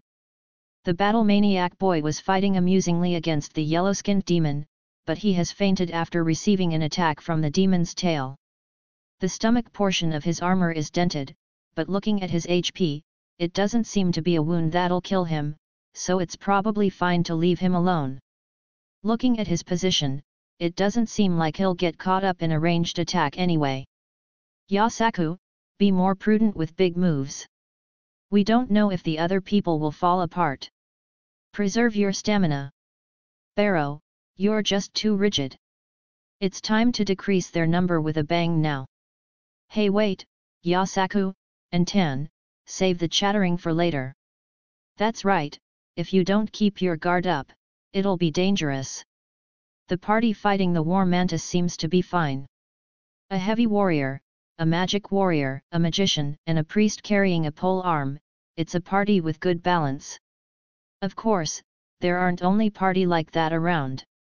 Sir Hone, I will take care of this, so please stand back. What's this, Sir Suzuki? I won't let you be the only one who does great deeds here. The knights are compromising to each other in front of a pill bug-type monster. These 2 are of lower level 20s, but since their knight retainers are high-leveled, they'd be fine. I wonder if it's okay to take that out here? No one is looking, right? I use stalagmite, toss stone, in secret. It's an elementary level earth magic, but since it hits the monster's weak abdomen from below, it pierces through it, quite helpful. Even though the pill bug is left hanging in the air by the stone lance on its abdomen, it's still alive. The monster's remaining HP is only around 20%. As for the rest, the knights can just rush in and attack from position where they can't be counterattacked, and it's history. Even though they were having a concession earlier, what a calculated bunch. The next party seems to be a mishmash. Even though there are 2 shield users, they don't seem able to use provocation skill. As the result, the monster aims for the attacker, and the rear guards devote themselves to heal the attacker instead of casting attack magic. Kaie. Sasana. Jerka, fix your posture. Don't let Sasana's sacrifice go to waste. One member of the party got kicked by the cricket-type monster and launched into the air. Still, sacrifice you said. Isn't she still alive? That's a girl of Fairykin, I guess? She's been thrown up around 10 meters high into the air. She had probably protected against the attack with magic, but her HP is rapidly decreasing to below 10%. I catch her in the air with magic hand, and pull her here. Along the way, I use magic hand to make her drink a not-for-sale potion. I've made it somehow. After her HP has recovered to around 90%, I lay down the girl on the audience seat. I've wanted to see her closer since it's the first time I've seen a leprechaun. Magic hand is truly convenient. I'm afraid that it'd turn me into a degenerate. I stealthily invoke 10 remote arrows, and snipe at the cricket's leg joints from behind. They seem to be surprised with the sudden support fire, but with this, I can probably leave them unattended without problem. This party seems to be the one struggling the most. Even though the other parties are struggling, they're fighting while staying alive. Sometimes they need help, so I absorb mana from the monster while I'm observing the heroes fight. That yellow-skinned demon seems to be a companion of the Ojuru and Nari demons from before after all.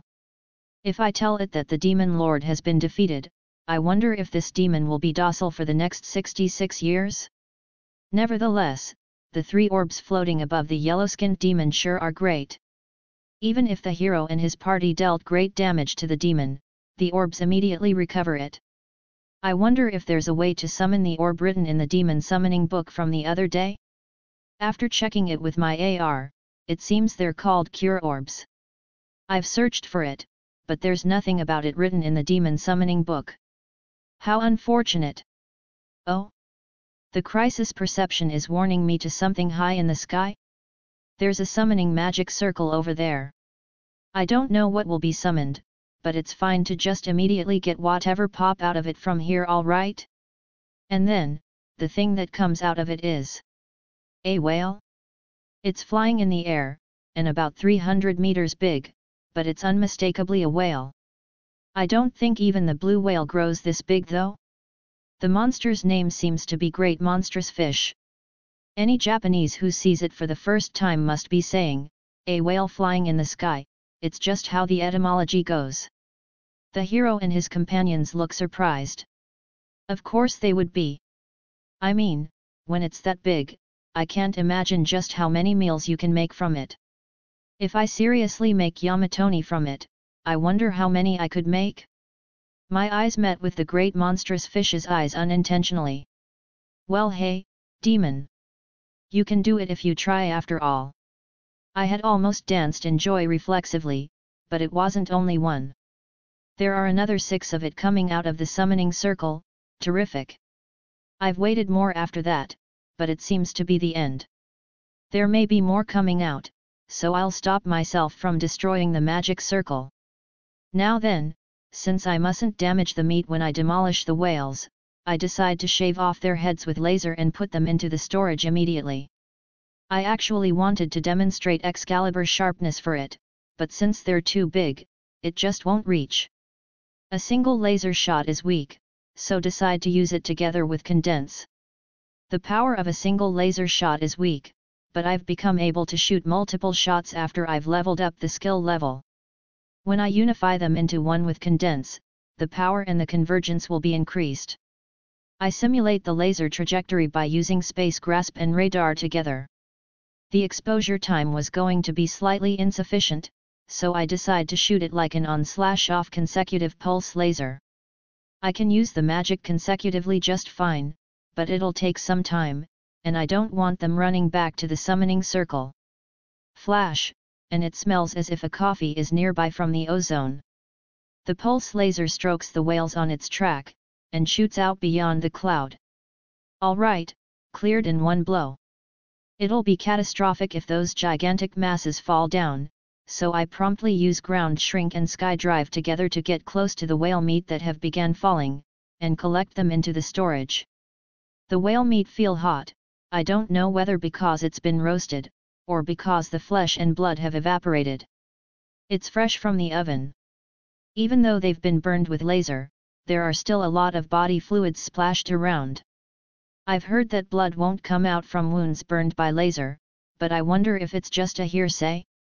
It seems that I'm the only one who's puzzling over such thing. The arena that had been wrapped in tumult until now has become quiet before I knew it. Whales are delicious and all, but I think you shouldn't eat them. Title: Great Monstrous Fish Slayer acquired. Title: Phantom Technique User acquired. Title: Light Technique User acquired. Title: Sky Chef acquired. 8 to 20. The Battle in the Arena, 2. Satu's here. It's said that the 3 major desires of man are sleep, appetite, and sexual desire. That's why it can't be helped that I lost to the appetite and did something careless. However, I plan to do my best as to not lose to the sexual desire. Since it's said that lolicon is one of the 7 big crimes. Oops. Even though it's alright since I'm in Nanashi silver mask mode, I might have been a bit too conspicuous. Now then, wonder how I should deceive them. No, this might be a good opportunity. I've been doing something like strolling alone incognito in an MMO hunting ground since some time ago, so if I make it really showy here, it might help in making exposing my true identity harder since it'll be different than my usual self. Fortunately, the blood from the whales have evaporated into mist, so they haven't seen me. There's probably no one that can use clairvoyance like me. I've tested this with Arisa, I can sense if someone is using it to see me with mana perception. For now, let's do something about my voice. I alter my voice to be higher. Strange voice skill acquired. It has to be the most showy one, so I decide to use white mask, halo options attached. These clothes were made when I was thinking with Arisa late at night with a strange tension, and went overboard. As for the garment, the clothes is white as the basic tone, and colored with gold threads. On top of having needlessly fluttering cloths in the style of Maiko, the shoulder, chest, and back areas are made to look gender neutral. I don't wear a mantle or an overcoat, and equip the usual white smile mask. The wig is the newly made one with long straight violet hair. It's not made from Arisa's hair, of course. It's just a dyed white hair wig. I use illusion magic to add 3 shining halo options there that will make after images, blurs, when I move. As a bonus, I put bracelets on my ankles that are shining more intense as I move faster. I only need to put, and it's complete with this. I leave the title into Unsung Hero, matching the Nanashi name. It's a showy gaudy style that I absolutely won't wear when I am Satu.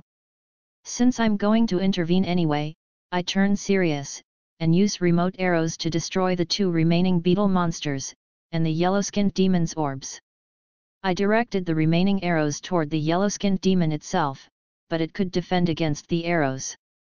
Several magic arrows seem to have been burned by the fire magic of the yellow-skinned demon. Using magic against magic is a good idea. I'll try it next time. Who's here? Who are you? The yellow-skinned demon and the hero asked my identity in overlap. While keeping distances to each other, both of them seem to be wary of me. I lower my altitude and descend to approximately 10 meters above the ground. Nanashi. I utter my name briefly. Thanks to maxing out strange voice skill, I can freely use any voice I want. I adjust the voice while imagining how a voice actress perform as a boy like. It's giving an impression of unknown age and gender. The crisis perception warns me of the danger from the beautiful women behind the hero. That reminds me, it's been 2 to 3 minutes since the chanting begins. It's probably some kind of advanced level magic, but judging from this sensation, it's probably not a magic that should be used inside a town. Not good. I have to stop that. It's been a while since I feel this impatient. I cheeks the log just to be sure, it doesn't seem to be from mind magic. The best way is to persuade the hero to stop them, but the problem is that there won't be enough time to do it, so I'm going to be forceful. First, I use break magic to forcefully stop the chanting. Of course, disrupting magic that's being composed causes the mana from the source to begin overflowing on the surrounding. I've expected this course of events from the result of doing magic experiments during late nights, so I use force barrier, mana section, to protect the beautiful women. It shouldn't be that strong of a defense magic, but it seems to have protected them without any problem.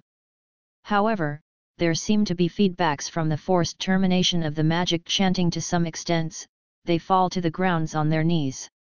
What are you doing? That magic is too dangerous, you know. Sorry, but I've made them stop the chanting, you know. The hero rushes to the women while protesting to me, but I give him the explanation after the fact. I changed my tone a bit to match my voice. After all, if you're a hero, I'd like you to mind the damage to the surrounding a bit more. Please follow the example of Wingman from the rebroadcast a long time ago. This is laughable, Desu. Are you quarreling among yourselves, Desuka? You must have used illusion technique, and sent the great monstrous fish back to the summoning gate Disun? Your friend has got quite some wisdom there Disu. Hey? You're going to interpret it like that The Hiro's silver ship who seemed to have been hiding in the subspace surfaced. White light emits from the bow of the surfaced ship. It loiters for a while, but then after hesitating for a bit, it decides on the aim, and shoots a beam. Unfortunately, it's aiming at me. Apparently, they judged me as an enemy since they saw the Hiro was protesting to me. I curse at those simplistic people in my mind, but I do objectively look like a suspicious person after all, so I consent for a little. The mask probably doesn't inspire me as an ally of justice after all. I stack and block the beam from the Hiro's ship with it. The flexible shield's HP rapidly decreases. Looks like it has about 4 to 8 times the power of my laser. Since I can't be blocking it forever, I use condense magic to divert the beam's direction toward the sky. It might have been easier if I had absorbed light of shadow magic. The ship's bow that's discharging the beam has become red hot, so the attack is probably going to stop soon. The Hiro is shouting something to his companions in the ship, but it looks like they can't hear him. So weak Hiro. Clayamitesolet. Hey? The prince is here. After the Hiro's ship, even the prince judges me as an enemy, and shoots the flying holy sword. I shift my face to the side to avoid the sword, and just before it passes me, I catch the grip, stopping it. The holy sword is going wild in my grasp, but it quiets down immediately after I draw out the mana from it. However, Prince, you sure looks quite exhausted. When I was putting the whales into my storage, there were large quantity of parasite-looking monsters falling together with the body fluids, that I didn't put into the storage, toward the arena. They were individually weak monsters, but they were falling just right to where the prince and his cohorts were. I thought that the prince and his cohorts would be fine, so I left them alone, but it seems they unexpectedly had a hard time. His armor is partially destroyed, and there are countless scars that look like they've been eaten from monsters remaining on the bare skin. He's doing well, not dying from blood loss.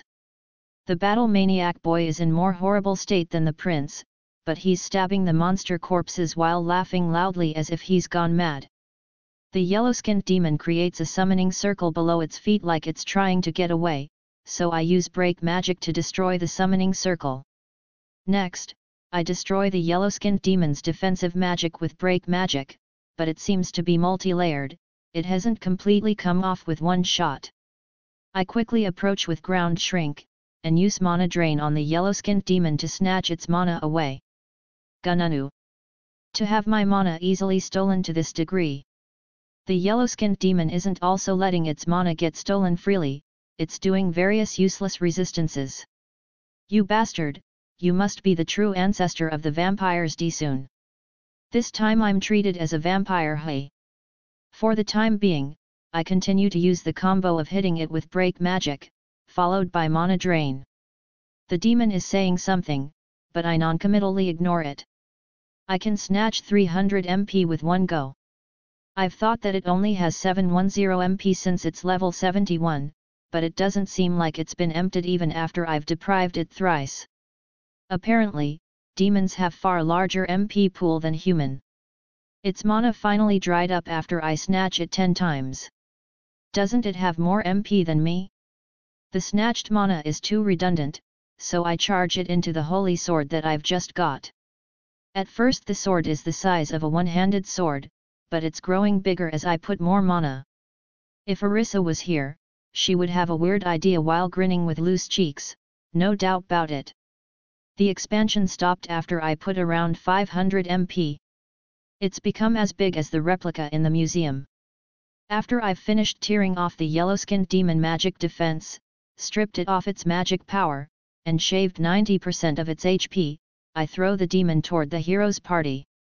The Hiro's sword bisects the yellow-skinned demon that's come into his view without any hesitation. So it can be easily defeated when its defense magic has been broken after all. If I develop a magic that can break multiple magic at once, I can defeat them easily it seems. The yellow-skinned demon was saying, I demand a restart Notisu, but what exactly did it want to restart was unknown until the end. The magicians in his party are burning the remains with magic. The hero steps before me. He still has his sword drawn. Come to think of it, he's not using a holy sword, but a magic sword. Did the holy sword break? What is your intention? Wasn't it your fated opponent? Fun, I won't say thanks. I don't mind, you know.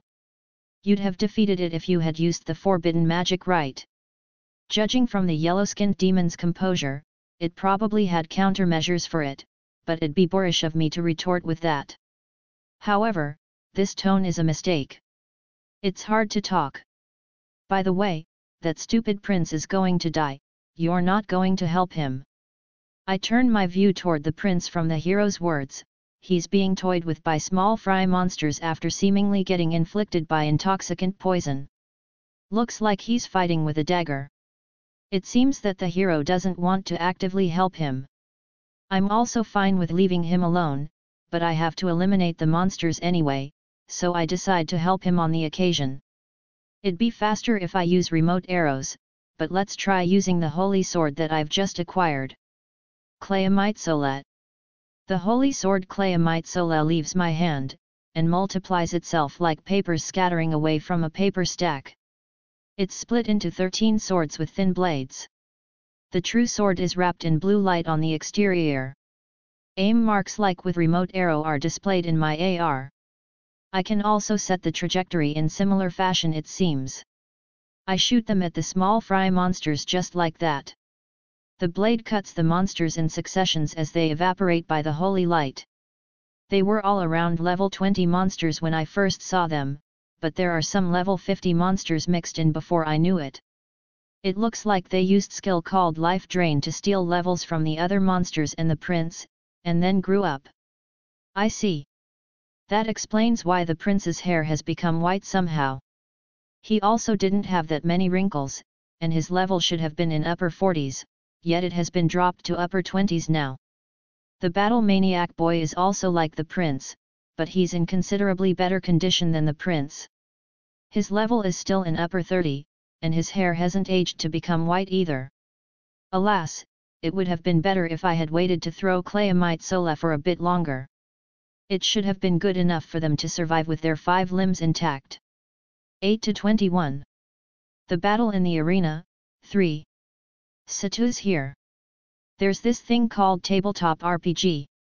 It's a game where you're role-playing as someone in the game's world, but unlike Westerners, Japanese people are generally shy, so in most matches, they talk in business-like manners the whole time. I'll say this again, there are a lot of shy people among Japanese. A birdkin scout comes flying from the opposite side of the arena. Apparently, the Duke forces have finally arrived. Confirming on the map, there are 10 iron golems, and 3,000 knights encircling the arena. There are also several mobile forts. Tisk, coming here after all this. I'm saying my farewell to the hero who's uttering cursing words. It'll be troublesome if I don't leave soon. Hero, I will have to go soon. I don't want to get too close to influential people. I'm sorry, I'm actually already on the side of those influential people. I understand that feel. You can probably see it already, but I'm Hayato Masaki. It may be confusing, but Masaki is the family name. You're also a Japanese, no, with that hair, a reincarnated person, hey. You're a former Japanese, right? Japanese or not, you already know from seeing me, don't you? I'm the hero without name, Nanashi. We might meet again in a battlefield someday. Do I regard myself a hero? Nope, it's embarrassing enough that I feel like rolling on the floor. It's like installing Chiyuni language converter tool in a smartphone. I'm really glad that I have the poker face skill. Wait. Won't you fight with me together? I want you for the battle with the Demon Lord. Gross. At least, please say, I want your power instead. Being a homo on top of Lilicon is unreasonable. Is that a proposal? Thanks for the invitation, but no thanks. The SCA Rioni-sama bunch behind you are glaring after all. By then, Lady Killer-san. What the heck is with Lady Killer-san? Someone please stop me. I wonder if it's because I'm aware of my gender-neutral speech, I have become a strange character. I've cleared the objective of becoming a character that won't be associated with me, Satu, but it's too gross, I'm dying. The scout unit that have raided the audience seating begin to call out Yamato when they see me. What? After I look at myself, I understand. 13 Clayamite Sola splits are floating around me like options from old shooting games, or bits. They probably see it like the picture of Yamato in the museum. However, wasn't Yamato a big man who wielded a 2 meters long great sword? As expected, the current gender-neutral look of me can't possibly be likened with him, I think. No, when I think again, the soldiers are pretty far away from me, so they probably can't measure my height. Now then, let's heal the prince's and his cohort's wounds before leaving the stage. If I leave them alone to die here, it'll be like MPK, leaving me with a bad aftertaste. Since it's troublesome to take the prince and his cohorts buried in the wreckages of the monsters, I put the wreckages into my storage, and then heal them who are left on the ground with water magic. I intended to only heal them for a bit, but they got completely recovered instead. I wasn't able to heal his white hair and aging, but I don't have any interest to help him that far. Have the temple look for it later yourself. Looks like their destroyed equipments have been stored inside the storage along with the monster's remains, they're half naked. I feel that it's pointless, so I put mantles I've got from thieves back then on top of their bodies. See you later, Hiro. Ah, let's meet again in the battlefield with the Demon Lord next time. Oops, I forgot to tell him that I've already defeated the Demon Lord. There's going to be an oracle from the god before long anyway, so I guess it's fine. I climb several hundreds meters high with sky drive, and fly away beyond the sky with the wind magic, air cannon. When I tried it back then, the speed exceeded 100 km per hour. Let's try to see the maximum speed soon. To disappear beyond the sky like this, I feel like a hero from Showa era. When I'm up in the sky on top of the duchy capital, I confirm that Arisa and the others have properly evacuated into the basement of the mansion. Sira seems to have been safely rescued too, she's in the same room with Arisa and the others. Looks like the previous Earl couple and the employees are all safe too. I'm glad that Lady Karina and little brother Kun are also safe in the scroll workshop. I land in a suitable looking forest. It looks like I'm being watched by monitoring magic, though I don't know if it's from the hero's companion, or the Duke's subordinate. Once I had landed in the dense forest, I used break magic on myself, and the monitoring got cancelled. I thought that it'd be troublesome if the sky drive got cancelled, so I made a landing, but it seems that break magic only affects the designated target magic. I go back to the duchy capital while flying close to the top of the forest. When I get close enough to see the capital, I descend to the ground and continue moving. I infiltrate the Duke Castle by using the route I've used to sneak into the Duke's third sun room before. According to the map, it seems that the Duke and the King's body double are in the same room.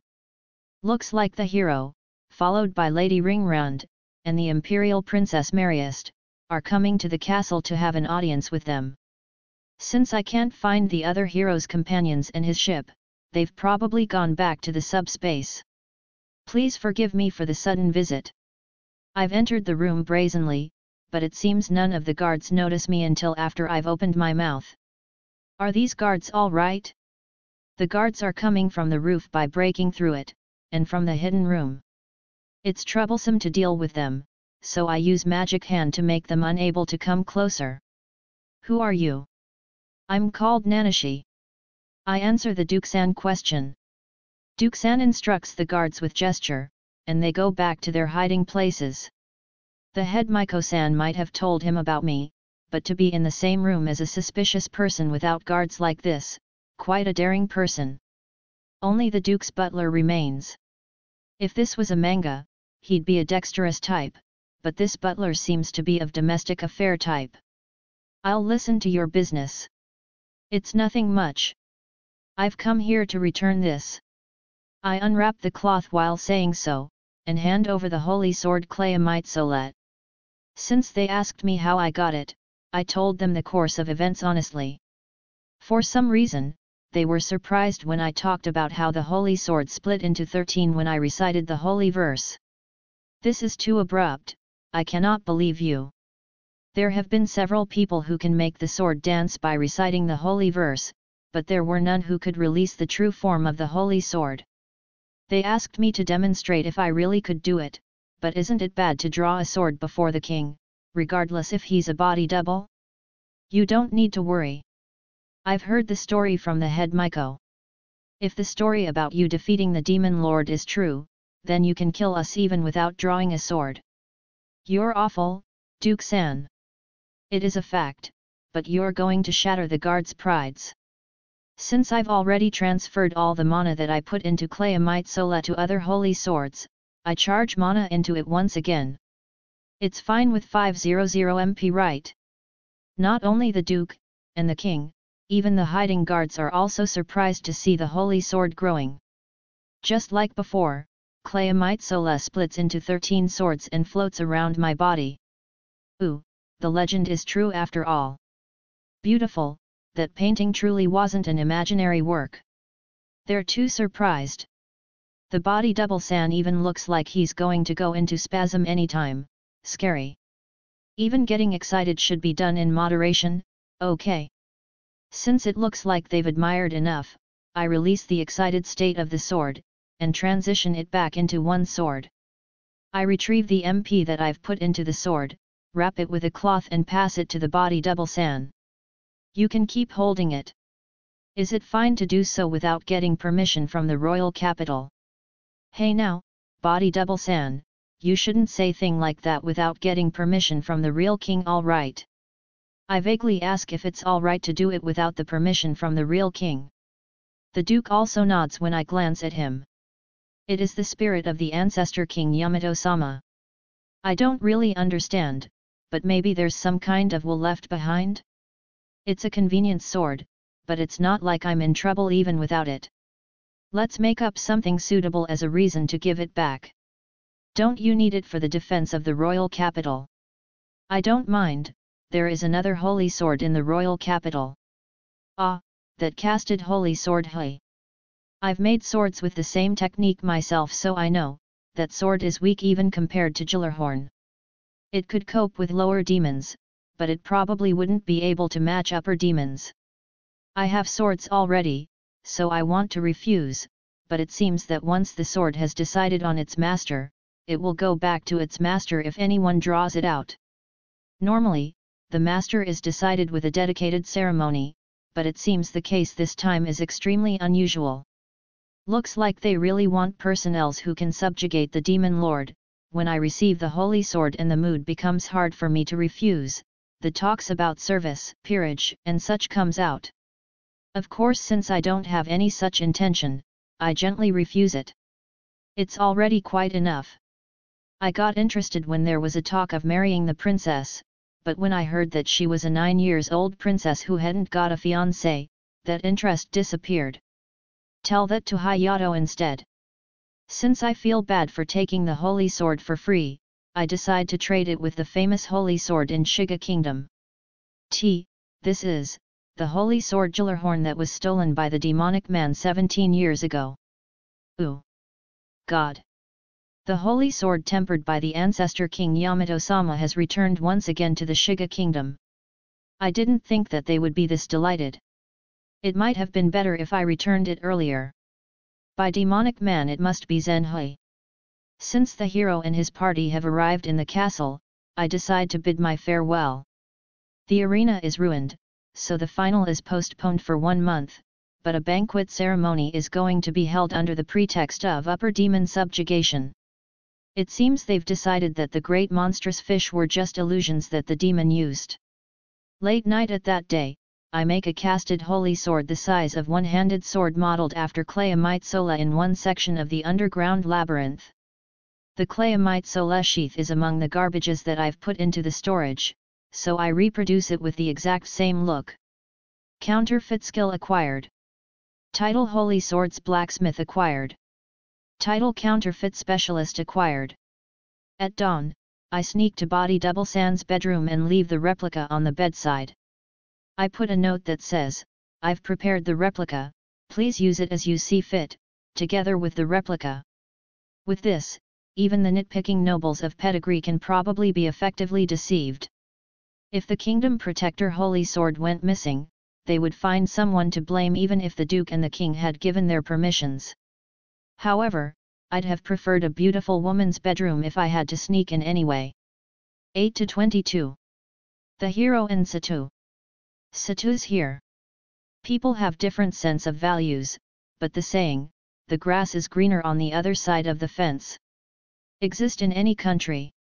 Of course, even in the parallel world. Ho? Tempura hai. That's the first word from the hero who comes to the banquet while taking along a lot of beautiful women. Looks like he deliberately used Japanese language for the tempura part. No, this is a dish called tempura. It's a secret specialties of the people in the know from the northern part of the dukedom. Hey, Sato. It is an honor to have my name remembered by Hiro-sama, but my name extends on the end, so please call me Satu. That's so, sorry then. Satu. No, please do not mind it. I don't mind if the hero finds out that I'm a Japanese when I'm as Satu, but it'll be troubling if it gets exposed with all observing eyes here. The hero receives the tempura that Lulu presents on the plate. I'm surprised. I've gotten used with beautiful women around me, but this is the first time I've seen a girl as beautiful as you. Wish I met her 5 years earlier. As expected, even the hero was tactful enough not to say the 5 years earlier part out loud. I didn't think that I got to read it with lip-reading skill. Lulu's face is turning pale as if she's been insulted with an indirect sarcasm in public. It seems the hero gets secretly scolded by Lady Ringrand. The two people beside the hero are smiling, but their eyes aren't. I pat Lulu's head lightly, and ask her go to the kitchen to get some ingredients. I'll follow up properly later. The hero hardens when he sees Arisa who comes as the substitute. My honey. Oh my, Hiro Hayato-sama, it has been a while. Arisa who understands TPO talks in prim and proper manner. Still, honey, he said. Lady Ringrand and the Imperial Princess Mariest confirm with each other that they don't know Arisa in low voices. The other hero's party members don't seem like they're interested with the hero's love life, they're busy eating the tempura and the aspic jellies. Aren't they the hero's harem? I'm really happy that you're alive, Princess Arisa. Noises like, "Princess," or "Who is that maid talking with Hiro-sama," are coming from the outfield. I thought you had died after getting rolled up in the political strife. The hero approaches Arisa while looking very happy, but then his expression freezes. I have a bad feeling about this.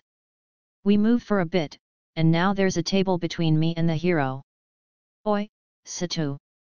Have you forgotten the spirit of yes Lolita, no touch? So he really saw Arisa's title, Satu's slave. Even so, I'm not interested in the young ones enough to be needing such spirit. Hiro-sama, what exactly are you talking about? That's right, Satu-sama was the one who saved me from predicaments. The reason why I'm a slave is because I've been put on geese magic during the Youk Kingdom invasion. She whispered the matter about being a slave to the hero so only he could hear it. The hero confirmed something to the Imperial Princess Mariest, and the priestess Loria-san, but both of them waved their heads. Even the hero's party cannot remove the geese hui. Just how strong it is. Come to think of it, I also asked head Miko-san about it through Sira, but she couldn't do it too after all. In the end, I proved them that I hadn't touched Arisa to the extent of getting myself checked with Loria-san's truth judgment magic. From my standpoint, there was no need for me to be subjected with truth judgment magic, but since I didn't want to be misunderstood of being a Lilicon, I accepted it. Is that so? You didn't touch her? Well, I really want to drink some nice liquor with you. I'm afraid I cannot.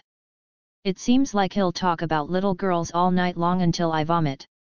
There were some things we needed to talk about, but since I couldn't keep monopolizing the hero, we promised to meet again later, but there was no opportunity to talk with the hero again today. The women who followed the prince back then were trying to butter the hero up, but Lady Ringround, an imperial princess Mariest, overwhelmingly rejected them. Girls of 12 to 13 years old were also talking to the hero, but he acted normally with them, maybe they were out of his strike zone. It was hard consoling Lulu the evening of that day. The fight with the demon lord might have been easier even. Lulu being cute is really the truth. The hero, Arisa, and me see Lulu as a beautiful girl. Thank you very much, I'm happy even if it's a lie, master.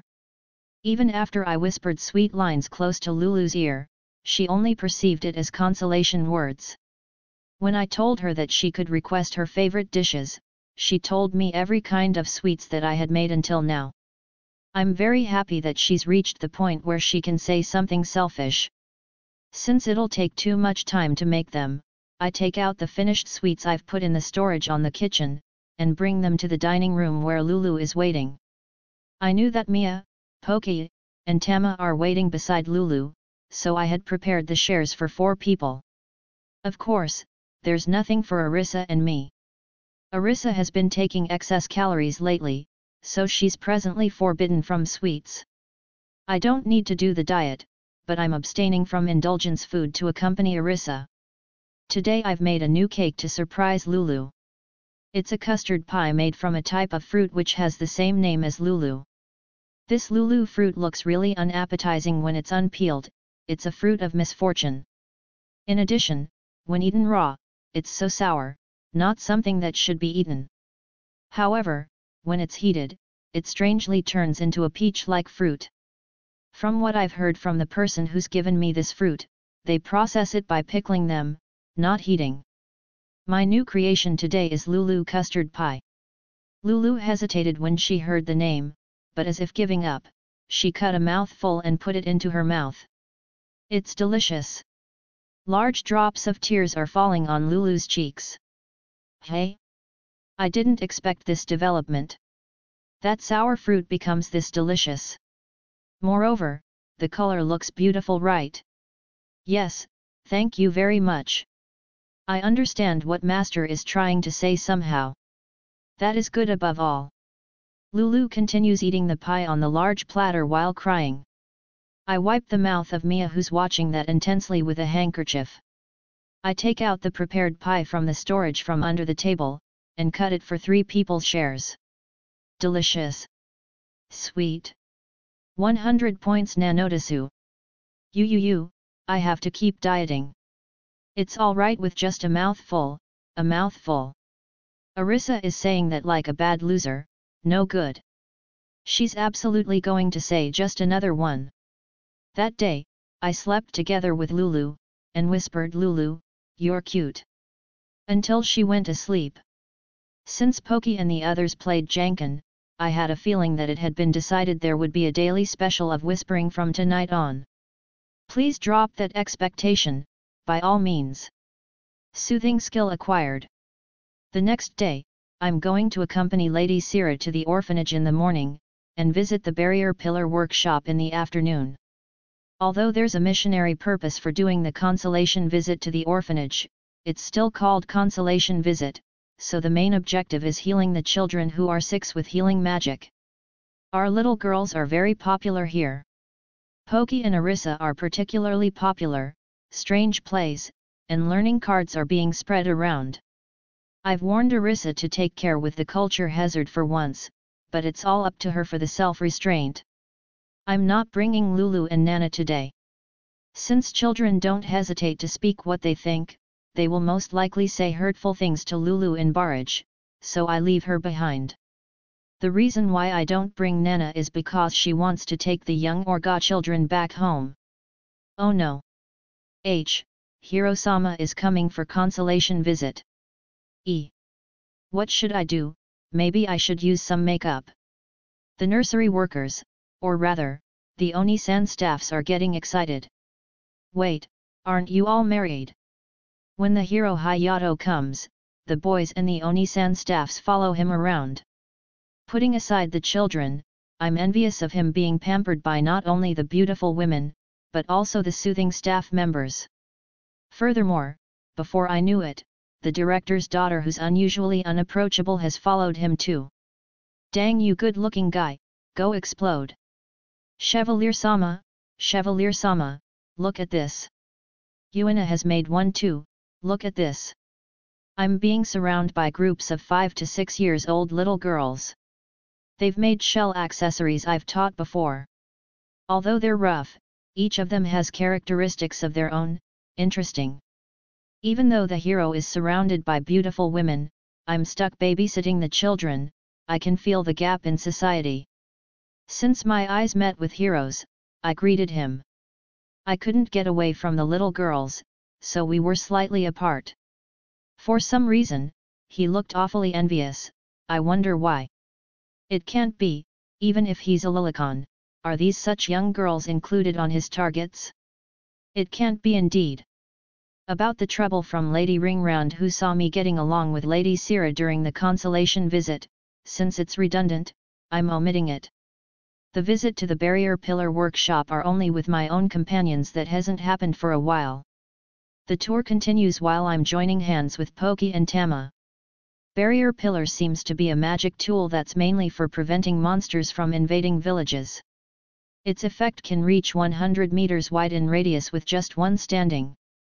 However, since it's not a physical barrier, rampaging monsters and monsters that are being chased by human can still pass over it, it seems.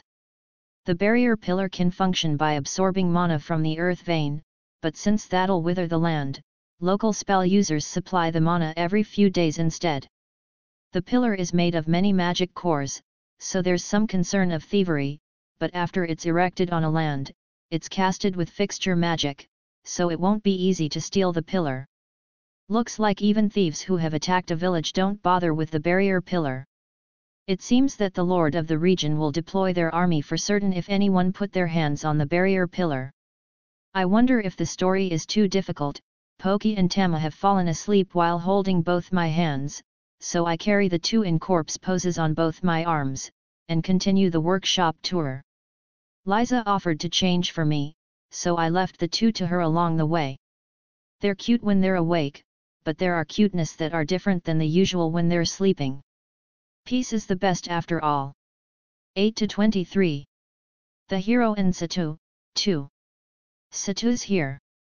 When I played fighting games, at first I was having fun with special attacks, but then I got gradually charmed with reading and creating combos. Although as expected, I didn't think that the day where I would move like a fighting game character myself would come. I'm coming for you, my honey. Hiro Hayato opens the door and enters. Tama, who's curling up on my lap, is surprised and thrusts her claws on my lap. It's bit painful. Poki and Mia, who are both on my sides, harden. Intruding the peaceful picture book reading time like this, what a troubling hero. What the hell? And, also, why are you in shock, Hiro Hayato? Just what is he surprised about? There's nothing particularly strange. Poki had just pestered me to read her a picture book. I'm sitting down on a large sofa, and enjoying the afternoon in carefree after a long while. I'm wearing a refreshing tank top and short pants, but since this is a private room, there's nothing wrong about it. Lulu and Nana, relaxing on the carpet below, are wearing one piece that don't, although thin, expose their bodies.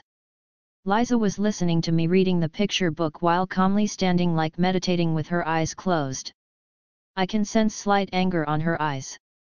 Liza unexpectedly likes to hear picture book reading after all. Is she angry because it's been disturbed? Mia is scared of Hayato's eyes. She's slipping behind my chair. It's ticklish.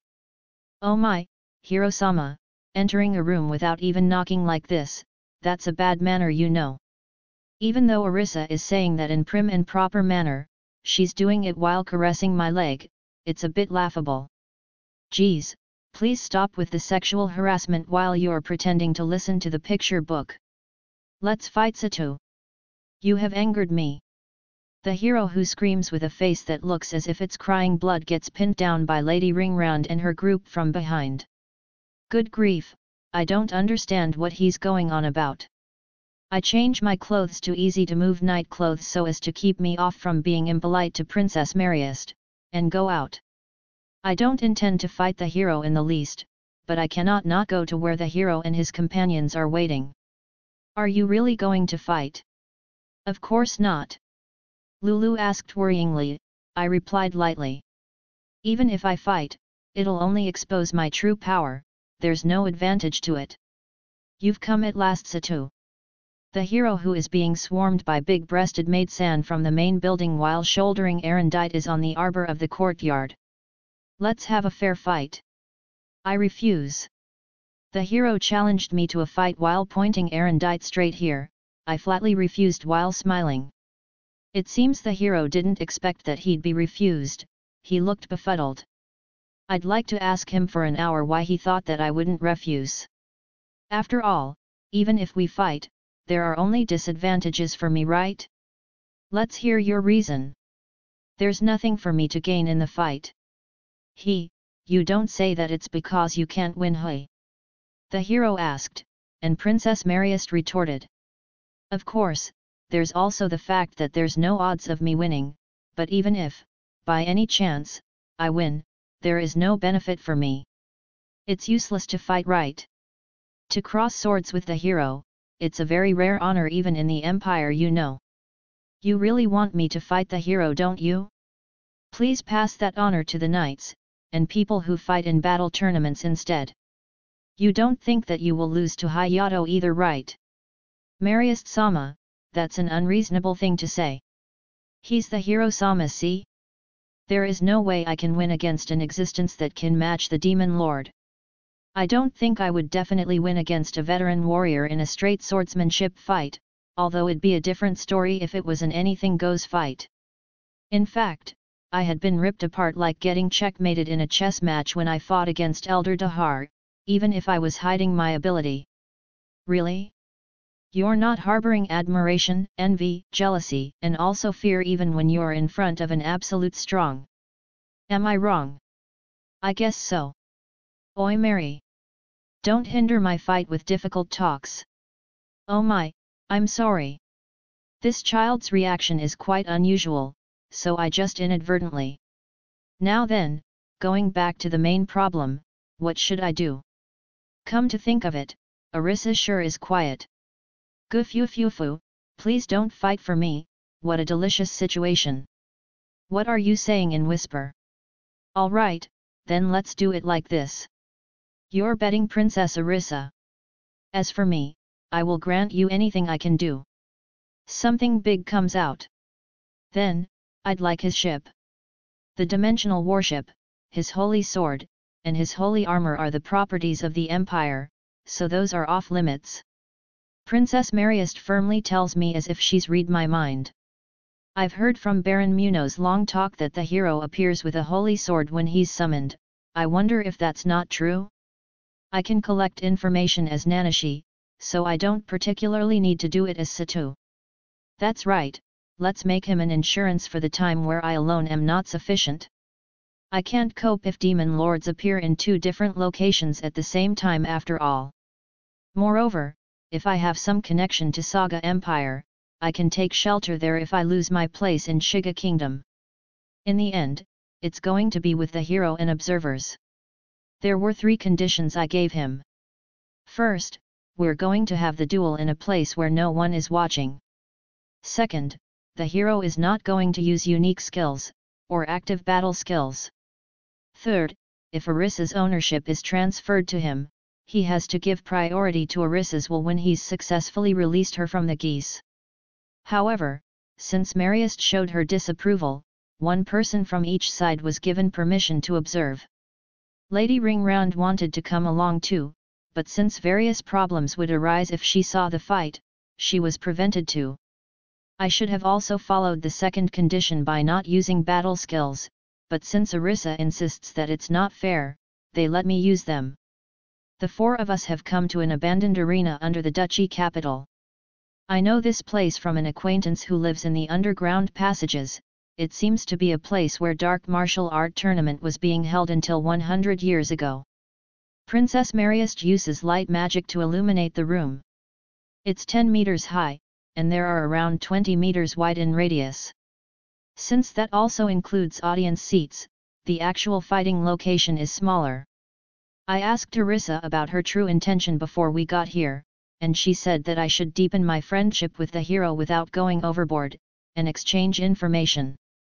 I felt that the distance between Arisa and the hero was quite enough already, but I wasn't moved even though I was entreated, yet when Arisa was being secretive like this, she would only get worse, so I accepted her reasoning.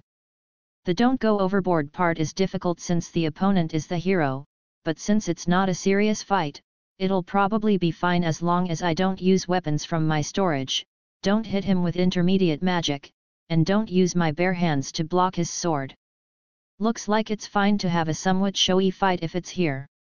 I've changed to white leather armor before we come here. I'll properly stop before hitting, so don't worry. Yes, I trust you. Even though I replied out of courtesy, who would believe you when you have that carnivorous expression? Here-sama, this is not a serious battle, you know. You lose if your opponent dies. I will go after Sato-sama if that happen. Tomu, I'm good at holding back, leave it to me. Arisa gives him a stern warning, but it's questionable if he really understands when he's fawning over her like that. There are 3 matches, winning 2 matches means victory. Princess Mariest tells the victory condition. It's forbidden to lose on purpose, all right. But of course, my honey. Let's build a white house in the imperial capital when we get married. We'll keep a big dog at the garden. Arisa was probably speaking to me, but Hayato, who misunderstood, had begun to talk about something. His taste is unexpectedly girlish. You really must not hold back, okay? Please remember that, not only me, Lulu would also be gone. Arisa reminds me again in low voice. I don't understand what kind of reasoning is that, but even if she doesn't mention Lulu, I don't have any intention of handing Arisa over. If Arisa truly wish for it, then I'll send her off with a smile, but if that's not the case, then she should be beside me. It's all right. I nod to Arisa, who looks really anxious. However, she's someone who doesn't have confidence in strange places. The hero is prohibited to use not only unique skills, but also active skills. Hey. I guess I should turn off the menu to make this fair. Even if I turn off the menu, the last setting of companion column seems to be kept anyway, alright then. I turn off the menu after a long while. The view is wide. I'm with the fairy sword, Hayato's with a holy sword. I want to tell the hero to restrain himself, but he replies back saying that it's easier to stop before hitting with a sword that he's used to. I don't answer back. On your positions, the match begins when this coin touches the ground. Arisa flips a coin above. I've learned various things after the fight with the Demon Lord. The eye's movements. The position of the center of gravity of the body. The slight change in silhouettes reflecting from the movement of muscles. And also the breathing. I dive under Aronding's tip, and thrust the fairy sword toward his heart. The match is concluded before the sounds from the coin that's hitting the ground stops. First match, Sato's victory. Oi, umpire. What are you doing, Hayato? Even though he didn't move that fast, you let him win on purpose, you're being rude to your opponent. Princess Mariest is scolding Hayato from the outfield, but it doesn't seem like it reaches his ears. This is surprising, was that really a level 30 movements? More than the hero, I'm surprised at my own movements myself. My body feels lighter than usual. As if I've switched something on, I feel that informations are entering me vividly to the point of being surprising. The trajectory and timing of the hero's Aronding's blow were in accordance with my expectation. I've understood Hayato's habit after seeing his fight with the yellow-skinned demon, but more than that, I can predict his movement as if reading the future. In order to confirm that sensation, I fight on the second match. I avoid the horizontal slash by swaying back at minimum. The sword is coming back abnormally fast, I block it with the guard on the reverse side of my hand that holds my sword. When I show an opening for a very little bit, the hero kicks toward my side abdomen. I predict it, handle it, and purposely receive the attack while breaking the opponent's balance. It feels like when I fought a strong player in a fighting game. I want to fight with Elder Dahar again. I should be able to fight decently without feeling like I'm being led by the nose this time. More, and more. The tip of the sword swing for a bit before it's swung, the subtle difference in the gripping power of the sword's handle, there are information everywhere. I relish every corner of my body during the fight with the hero. And the fun time is over all too soon. Foreseeing, anti-personnel battle skill acquired. Title Sword Dancer acquired. 8-24. The hero in Satu, 3. Satu's here. Wedding is a joyous moment. Regardless of anyone, it's a joyous moment. My wallet might become a tiny bit desolate for the congratulatory gifts, but it's a joyous moment. That's why, please, spare me from 3 weddings and more in 1 month, Satu's here. Even if I didn't use active skills, I didn't think that I would lose 5 times in a row. You were able to win in the end, weren't you? That's cause I wouldn't be able to show my face in front of my companions if it was a complete defeat. The hero who's slumping on the ground on all fours is restarting himself. The fight was supposed to end after the first 2, but we got too absorbed, we fought for many times consecutively. It was because the hero started saying, "One more fight," when he was defeated for the 2nd time in a row. Thanks to it, I acquired foreseeing, interpersonal battle skill, but I might have gone overboard. Maybe because he couldn't use his usual battle-related skills, the hero was full of subtle opening during the battle, so it was easy with the foreseeing. I peel off Arissa, who's been hugging my shoulder and repeatedly poking my cheek while I'm sitting. "Ehehe, you didn't want to let go of me so much you forgot yourself," she said. "For both our sakes, I won't tell her the truth." The hero is talking about something to Princess Mariest, but then she goes back ahead of us toward the underground passage. Since the white crocodile has become a landmark, she probably won't lose her way. "Geez, even though you didn't move that fast, you foresaw all of my attacks, and so, are you a transported, or a reincarnated person? You used a unique skill of continuous movement earlier, right?" The hero asks with confidence. "No dash dash. Ah, it's not like the match's result is annulled, you know." I wanted to deny since it was a groundless claim, but the hero held back my hand. "That's right, there's no other people here anyway, I guess I should exchange information with each other." The hero probably sent Princess Mariest back first since he wanted to do that. I told him about how I wasn't sure if I was a transported or a reincarnated person myself, the possibility that the memory just before and after I got transported to this world was missing, and various details about how I met Arissa and the others. Of course I didn't talk about my unique skills, the matter about Meteor Shower, and level. "Satu, do you know about a kingdom called Rumuku?" "Yes, I have an acquaintance from that kingdom." "Is that so? You might have been summoned by that kingdom." From the hero's story, the Empire sent an Earskin spy who had infiltrated there and confirmed that the kingdom summoned 7 to 8 other worlders. The 3rd person, who should have been dead, was also under the spy's care. After he was saved, he did intelligence works with the spy for several months, but when the spy was going to take him along to the Saga Empire, he went missing. They've confirmed that he didn't have special power when they were together, so the Empire didn't even deploy something like a pursuit team. He also ran away right after he was summoned. What a self-reliance guy. We've exchanged various information, but excluding trivial things, most of it are the things I've said earlier. Of course it's not like there's no benefit to this. After Arissa slightly pesters the hero, he's going to give us advanced magic books, with the exception of forbidden and tactical magic that are matters of national defense. Since they're made by manual writings, it'll take at least half a year at the soonest. Moreover, he's also going to arrange a pass to Saga Empire, and a written guarantee of Saga Empire Embassy for us. These looks useful for when we're sightseeing on Saga Empire in the future. Oh right, I make him to promise with Hiro's vow to keep the matter about me being an otherworlder a secret.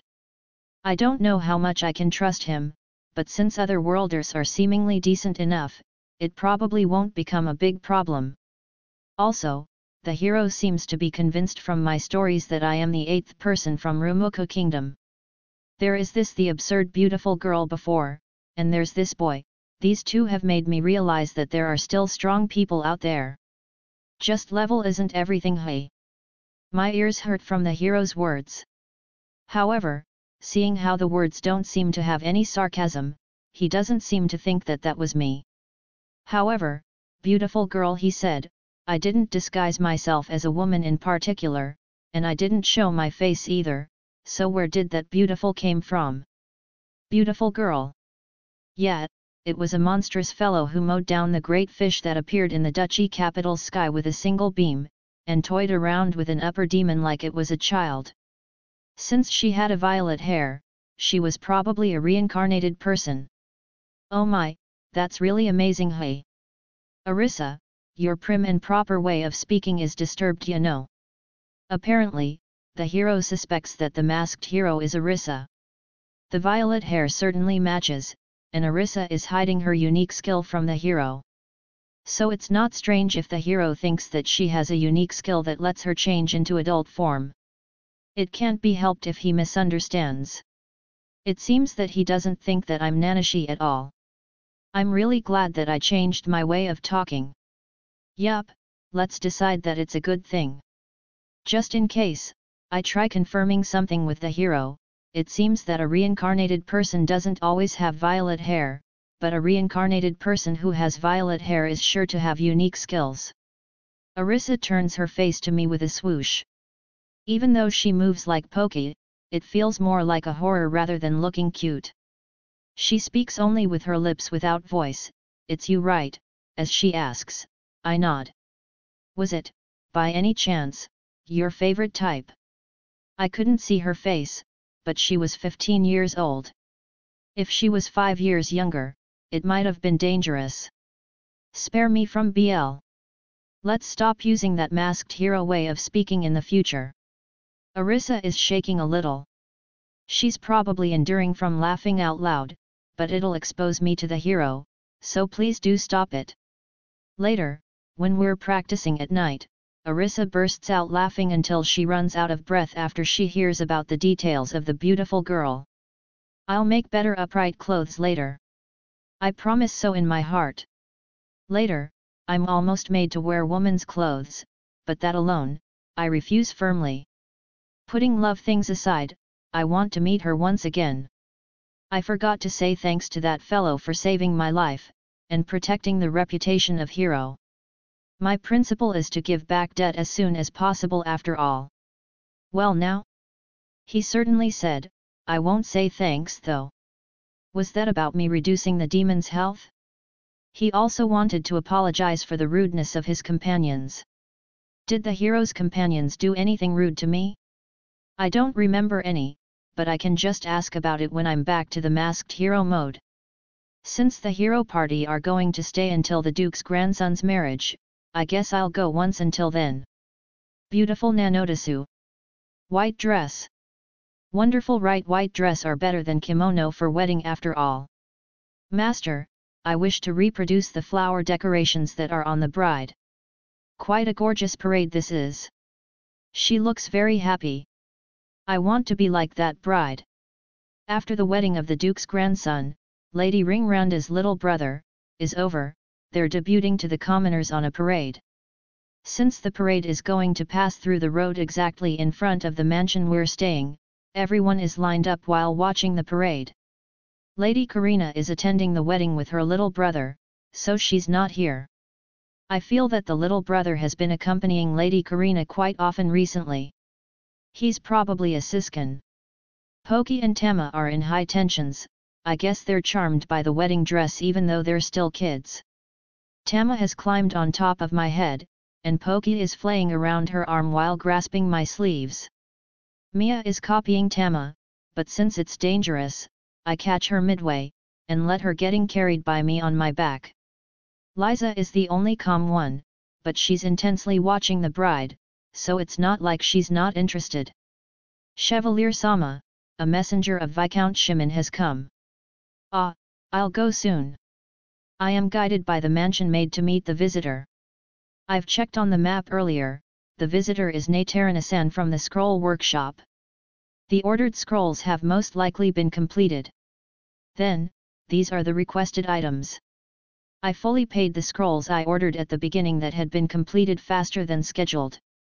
I gratefully accept. Right, the variation of magic sword we've talked about before is complete. Is that true? It hasn't even been 3 days since we talked, you know. It's a new magic that comes upon me when I was watching Clayamite Sola movements. Fighting while magic swords are flying independently. There's already an auto-moving magic, nature magic, dancing blade, so it was easier to make than expected. I ordered several more original magic, and magic that aren't available in scrolls for sale.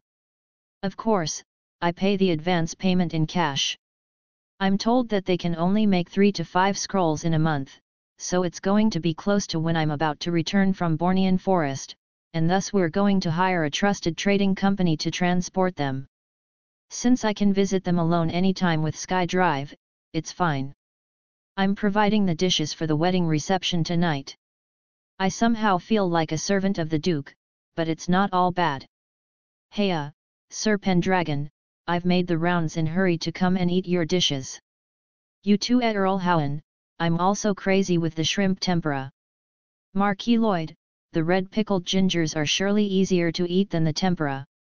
Just like that, I was able to talk freely with relatively upper-ranked nobles. I don't intend to be successful as a noble, but it's a good thing to have someone to rely on if anything happens. The demerits are the troublesome adults who occasionally asks me to marry girls of primary and middle school ages. Most of them pulled back when I said that I had a fiancé, but sometimes there are persistent ones that were troubling. Several nobles show their consent to invest and send exchange students to Muno City, so Consul Nina can probably feel relieved. However, even though I've refused Nina-san's letter, I end up going by her plan. It's mysterious. Chevalier Sama, what are today's snacks? I'm looking forward to it. Even though Muno roll is delicious, crepes is the best. To celebrate Tisrid Sama's occasion, I have prepared a special dish. I look forward to it. Yes, it's something to look forward to. Recently, I've made more beautiful women acquaintances, not only girls. It's sad that most of them are married, but there's no problem to enjoy the love, from afar, right? The sweets today is a Lulu fruits and strawberries hall cake. I was finally able to bake sponge cake the other day, so I've made an extraordinarily big hall cake for this wedding. I feel that this is a culture hazard, but when I see the dishes on Gugurian and Duchy Capital, it's probably only a matter of time for the dishes I make, so I present it without worry. Arissa didn't stop me too, but it must be because she had lost to her appetite. However, it might have been better if I hold back with the mayonnaise and the fresh cream. I'm afraid that a lot of people might become plump. I treated everyone in the mansion with the strawberry cake trial runs, but it became a grand outbreak that does not only involve the youth tropes, but also Lulu and the maids. In the end, I baked the cake until everyone was satisfied. One person probably ate one whole cake, I wonder. In addition, Arissa and me got only one slice. Diet is a severe and drawn-out fight. The bitterness from the cake that I couldn't eat myself won't disappear. It was hard for an unmarried woman past 30 to celebrate her own birthday with a convenience store cake. Arissa, please stop with the realistic sob story. I'll let you eat as much as you want when the diet is over, please endure it firmly for now. Pay attention everyone. To commemorate the wedding of Tisrid Sama and Miniam Sama, proudly coming from Baron Muno territory, Sir Pendragon the miracle chef presents the lost dish from the era of ancestor King Yamato Sama. The entrance of the wedding cake. I'm already accustomed to being called Miracle Chef. They will probably forget about it soon after I leave the duchy capital. The maids carry the 4 columns of the cake from the carriage. The cake is deliberately wrapped with cloth on the outside to instill special feeling. Of course it was Arissa's idea. Well then, the bride and groom will cut the cake together. Even though the people here are awfully excited, Arissa is strangely depressed. Ah, even in this world, I'm on the side of the people who congratulate these wedding couple. Hey! Mao, oh Arissa, didn't you say that you'd get master to do it in 10 years? That's right. Alright, I'll polish myself hard to become a woman. Lulu cheers her up until she's revived, but you shouldn't rouse her that far. So maiden-like. Unrelated with Arissa's determination, fireworks color the sky while matching the couple cut the cake. It's a grand fireworks magic by fire and light magicians groups led by Viscount Shimon. Not only the newlyweds, couples that are on this wedding hall are joining their shoulders together while gazing ecstatically at the fleeting lights of the large flowers that illuminate the sky. Pestered by Poki and Tama who have seen this fireworks, that night I show them various fireworks in the garden of the mansion. Not long after that, I make a set of firework magic tools. 8 to 25. Parting at Duchy Capital Night. Satu's here. Infiltrating the enemy camp to save your friends and lover who have been caught. It's a classic scene in movies, but it's something that doesn't quite happen in real life. However, looks like it's common in the other world. Huff, it's Kara-ij after a long while. Yay! Kara-ij na notisu. Arissa is delighted to see Kara-ij on her own plate. She was also prohibited to eat deep-fried food for the past 1 week after all. I forgot Arissa's age, so the diet was too effective, thus I changed the plan to only forbid her on snacking, and overeating. Of course, I did not tell Arissa about the miscalculation. I only told her that I'd make it laxer. Mia's shares are seasoned rice in a bamboo shoot and boiled vegetables. Even though the bamboo shoot looks like a green bamboo, it can be eaten like a normal bamboo shoot, it's a fantasy ingredient. I'd have liked if I don't have to peel it, but it wasn't quite that lenient. You? What's this carriage? It's not a chicken, nor a pork. I think I've eaten this before, but I can't remember. When Arissa is still chewing one piece of the carriage, the 3 Beastkin girls ask for more, so I take out the whale carriage from the heating magic tool and put it on the platter. I have a lot, so eat as much as you like. It was outside of my calculation to have that much.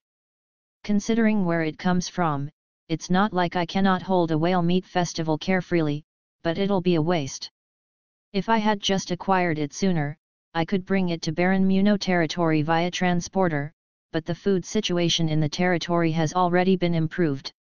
Or I should say arranged instead, I guess. During the tea parties, the chattering noble women told me about nobles who were troubled as to where they could direct those kind of items. Thanks to that, I procured things like old rice, dried fish, and pickled vegetables in large quantities cheaply. They're currently being transported to Baron Muno territory. I've hired guards to escort them due to the sheer quantities. Since they're introduced by the Viscount Shimon, an influential man in the duchy capital, they must be reliable. Let's return to the topic. While Arissa continues chewing, she finally remembers what the meat is made from. I know, it's whale, right? As expected of Arissa. They came out as Yamatoni, or Tutsuda-ij during lunch a long time ago, but you did well to get something like whale meat. Yeah, the goods arrived just at the right time. Yes, Arissa didn't see the great monstrous fish. Therefore, she doesn't notice that great monstrous fish equals whale. There's this words of wisdom that says ignorance is a bliss. Hamburg steak is the strongest, but whale carriage is even stronger. Notisu. Delish.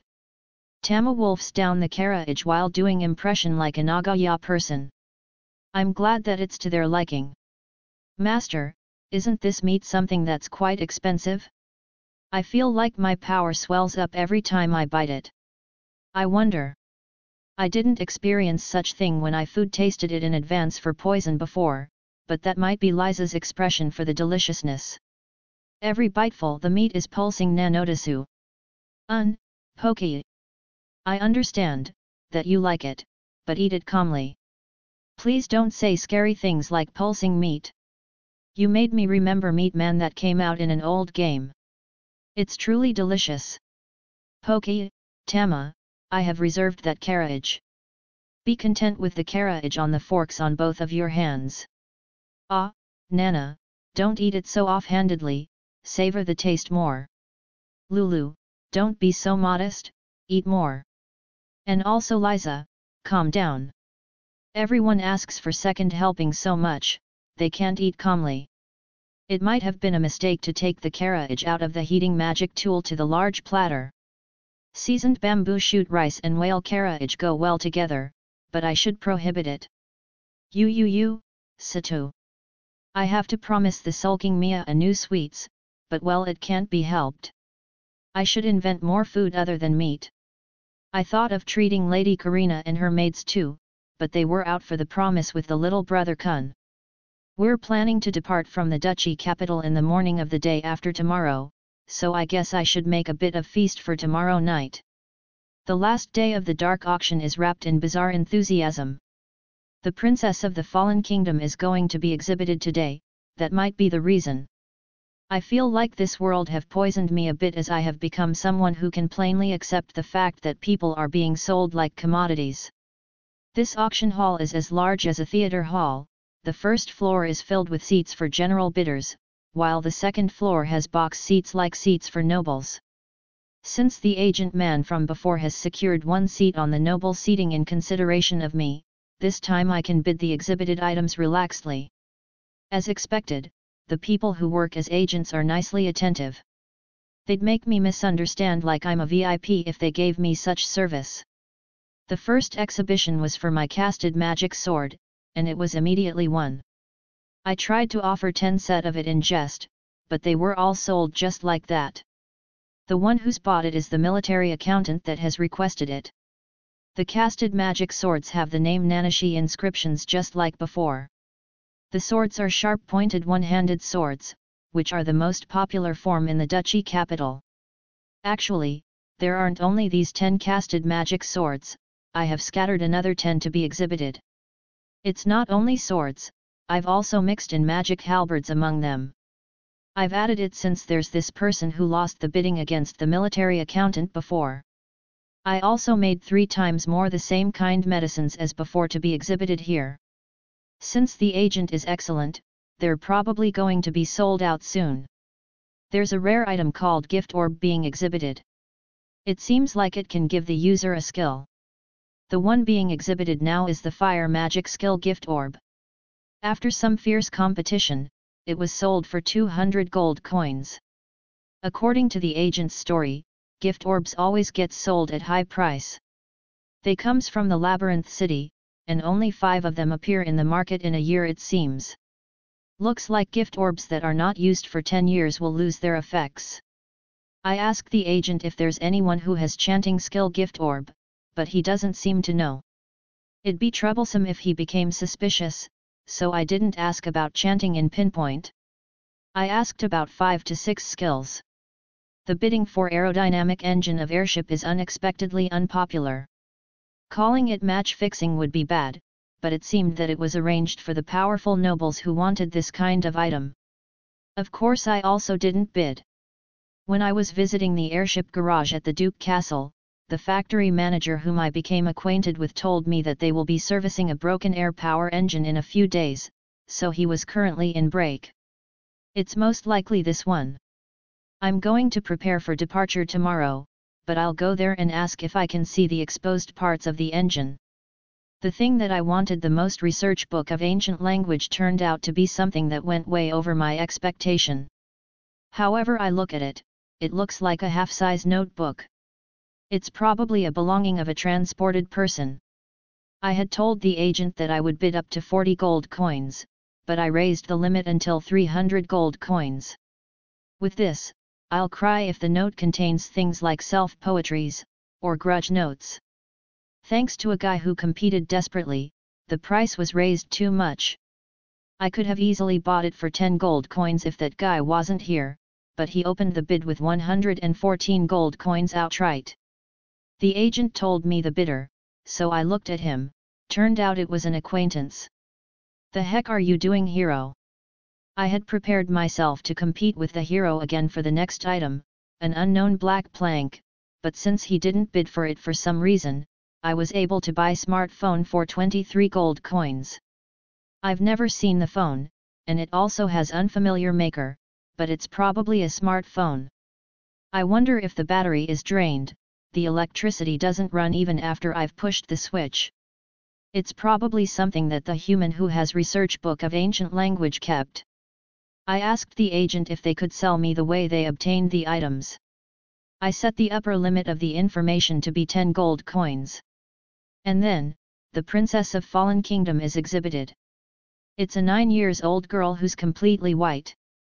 Tama is cuter, but this girl is quite cute too. She's a former princess of white-haired Tigerkin. That reminds me, the Tigerkin kingdom was invaded by the Weaselkin kingdom, wasn't it? I finally understand now. This is the reason why several Beastkin people are gathering in the sewers since a while ago. They're going to infiltrate this hall. Looks like some of them are infiltrating from the ventilation duct. There's no one who guards that place, so it's fine, but the operation will be blown if anyone sees them. I secretly push back a Squirkin girl who's broken her balance and is going to fall with magic hand. The bidding is getting heated. It's been raised until 120 gold coins. Both bidders are humans. One is a noble from the duchy capital, but the other is a noble from a kingdom I've never heard. The former is easy to understand from his lustful expression, but the latter has bloodshot eyes that are scary. Looks like he has some kind of grudges. I feel the presence of magic, so I look over the location where it comes from. There's a man who produces a black ball. Apparently, that ball is going to erase the illumination in this room. A voice shouts out, "Fire!" With a cliché voice from the direction of east, exit and come the white smoke. When the panic is building up, the light disappear, and the rescue team that has infiltrated from the sewer saves the Tiger Princess. Nice. I feel like seeing some kind of movie. Since it seems like they'll be surrounded by the guarding soldiers, I secretly give them helps them with magic hand under the cover of the darkness. Since the foreign noble from earlier had started to chant firebolt magic, I used magic hand to make him faint with a suitable looking jar. What a dangerous guy. I invoked Claire hearing beside the Tiger Princess, so I could hear various things. White Tigerkin language skill acquired. Oops, they're conversing in their native language. Hey. I allocate a bit of points to it. It'll be fine to just complement the small nuances in my brain. Princess Runya, I've come for you. Galgie Oran-sama, I believed that you would surely came to help me. Galanaki, we should escape soon. That's right, leaving aside the Weaselkins, we absolutely won't be able to escape if the Duke guards come. Alright, let's pull back. Oh you. Since the voice sounds familiar, I look at them in darkness, their faces that I know after all. It's the White Tiger-kun and his follower from that time. Even though he's someone who rescues a little girl, he's also kicking sea lionkin children. Hey. I intended to help their escape, but that has disappeared somehow. Do your best for the rest. When I heard about it later, some Tigerkins lost their lives to the pursuit force, but it seems that the Tiger Princess has safely escaped. I'm not that interested with them, but I check the map in order to avoid getting involved. They're moving through the forest toward the royal capital of Shiga Kingdom, not the Tigerkin country. They're probably going for the self-dominion of Beastkin. Since they're going to the opposite direction to where we're going, we won't meet them again. Actually, a human former princess was going to be exhibited after the Tiger Princess. However, since the auction was suspended due to this disturbance, she was entrusted to the Duke's house by the Duke's recommendation. I'm not privy of the detail, but she seems to be an illegitimate princess of the kingdom where the fiancé of Princess Mania comes from.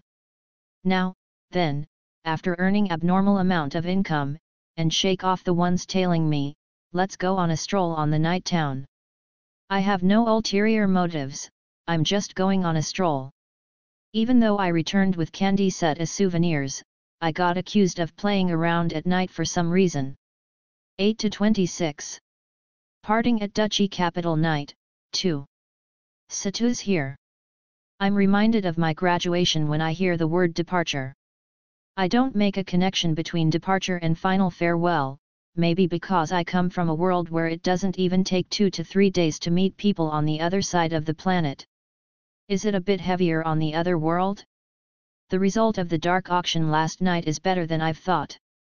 The cast magic swords were sold at the expected prices, but the cast magic spear, and the cast magic halberd were all sold at quite high prices. The cast magic spear particularly, due to the bidding fight between a man who looked like an explorer, and another man who was wearing an elegant armor, it was sold for 270 gold coins. I wonder if the added paralysis effect from the electricity was the cause of this success. I probably shouldn't think about the cost. Since I had gained more profit than I expected, I decided to donate 10 gold coins for the Tinian emergency food distribution and the orphanage each. Since more than this would be out of common sense, I restrained myself. About the notebook that I've won, the other half of its inside is torn in two. Furthermore, it looks like the one who's written this notebook is a cautious guy, it's written in original cipher. When I was deciphering it, I acquired decryption skill, so I solved it easily. The way to make soap, the way to make glass and mirror, the way to make gum, etc. Various technologies that look like it'll be useful for someone who has just arrived in another world are written in the notebook. However, I can already make most of them, unfortunately. If only I got it earlier. The lucky find is his curry recipe. There's also the method to create spice written. The problem is if I can find the spice or not. Since there are even ways to create soba and udon, this might be a bargain. Unfortunately, there is no information about the owner. I think it's the third person that Hiro Hayatos mentioned. Since he's a shrewd guy, let's pray that he's currently enjoying the other world life. Good evening, Hiro Hayato. I visit the hero's room in Nanashi mode wearing slightly modest clothes in the night before the hero party departs from the duchy capital. Since some members of his party have good noses like Poki and the other, I've used deodorant magic. Nanashi, hey, how did you infiltrate here? With cheat. It's a convenient word. Right after I entered the room from the window, the Irkin girls who seemed to be the hero's companions suddenly apologized. Since forgiving them like that was that, I was allowed to touch the girls' ears as the compensation. It's quite nice. Afterward, the hero thanked me. He said the same thing he did when I was Satu, but when he said, "Want to feel my ears as a thank," I involuntarily dropped my fist on the hero's head. I thought that Lady Ringround and Princess Mariest would complain since I hit the hero, but it seems that he was usually dealt like that anyway, so everyone looked like they thought it was a matter of course. Princess Mariest even told me not to go easy on him. Is it fine, hero? When he offered some kind of item as a reward, I told him I wanted an aerodynamic engine in a jest since I didn't need anything particular, but the hero tried to hurriedly take out the aerodynamic engine of his ship, which seemed to be called Jules Verne. Since I had planned to create the aerodynamic engine myself, I declined the rare offer. Princess Mariest looked obviously relieved, the engine was probably quite precious. In the end, it was decided that the hero is going to give me various rare metal like mithril and orichalcum. He got them from the inside of the labyrinth, but since he loaned them to the Empire's arsenal, he didn't have any in hand. Orichalcum makes my heart feels excited, although I'll only get it later. Oops, I forgot the main reason I came here. This is... I guess you've never seen one? It's a magic tool that can change a person into a demon, you know. I took out a short horn from the storage and threw it to the hero. It's the one from the demon that came out in Guru Ryan City. What did you say? Where did you get this? The former is Princess Mariest, and the later is Lady Ringround. By the look of her expression and words, apparently, Lady Ringround has heard the thing about the short horn from the Duke. Since the demons have been subjugated in various cities of the duchy, there's no way that people who are related to the Duke don't know. Did you know about it? Ringround. I'm sorry, since I learned it as a young woman of the Duke family, I couldn't disclose it. What a weirdly stiff person. Although the Duke probably couldn't openly declare it due to his position, I think he leaked it to her so she could tell the hero. Hey, Oni-san. Is this short horn unusual? Yes, this is the first time I've seen it. Even in the long history of Saga Empire's fights with the demon, this item never appears even once. It's a new item. Hey. I obtained it when I defeated a lower demon in another territory. Looks like it can't be used anymore, so I'll give it if you want, you know. While thanking me, Princess Marius timidly receives the short horn, and gets it stored in the hero's infinite stowing inventory. Although it might not be needed since she looks like someone with a good head, I give her a firm warning, handle it carefully, okay? Due to this item, I'm made to hold a magic tool that can be used to communicate with each other. Looks like he's been intending to give it to me from the beginning. The tool is quickly taken out of the hero's inventory. I don't have particular problem with it, so we decide to activate the communication together at 0 hour late at night every 10 days to keep in touch with each other. Since I only have hour hand to check on time, they give me clock magic tool. This is something that I know later on, but the time on this clock went out of order when I put it in the storage, so I left it to tick in the item box. I'm worried if it has a tracking function, but it seems that it can't tell location beside at the time where I activate the communication. Since it's used to contact spies who infiltrate another countries, it's made to be undetectable beside at the time of communication. I want to dismantle it for a bit, but let's restrain myself. I'm unexpectedly free the day before the departure. Since I was doing things like going around greeting my acquaintances, and buying ingredients, and flavoring particularly sugar little by little every day, there is nothing left that need to be done in a hurry. Everyone has been finished getting baptized in the Tinyan temple this morning. Holy magic, Tinyan belief skill acquired. This is for the sake of the revival ceremony by the head Miko-san in case of emergency. For some reason, Arisa and me were the only two who didn't get baptized. We did receive the ceremony itself, but we didn't get the Believer of Tinyan title like everyone else. Although it seemed that no one around me knew about it, Lady Sira said, with this, Sato-san is also a Believer of Tinyan, while looking very happy. Sato-san, please accept this. Lady Sira handed me an item called Tinyan's Bell. After deciphering the item explanation, it seems to resonate with the big bell on Tinyan Temple. Apparently, the big bell in Tinyan Temple rings when an emergency happens. This bell is a magic tool that can resonate with the big bell.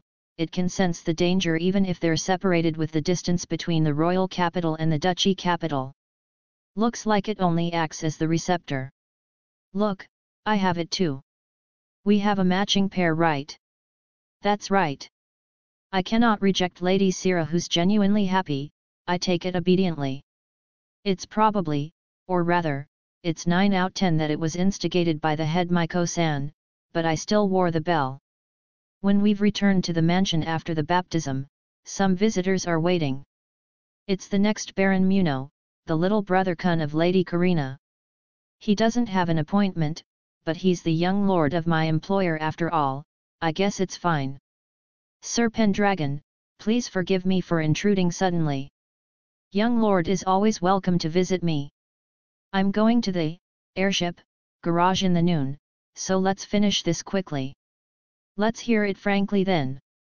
Do you have any intention of marrying Karina-Nisan? I do not.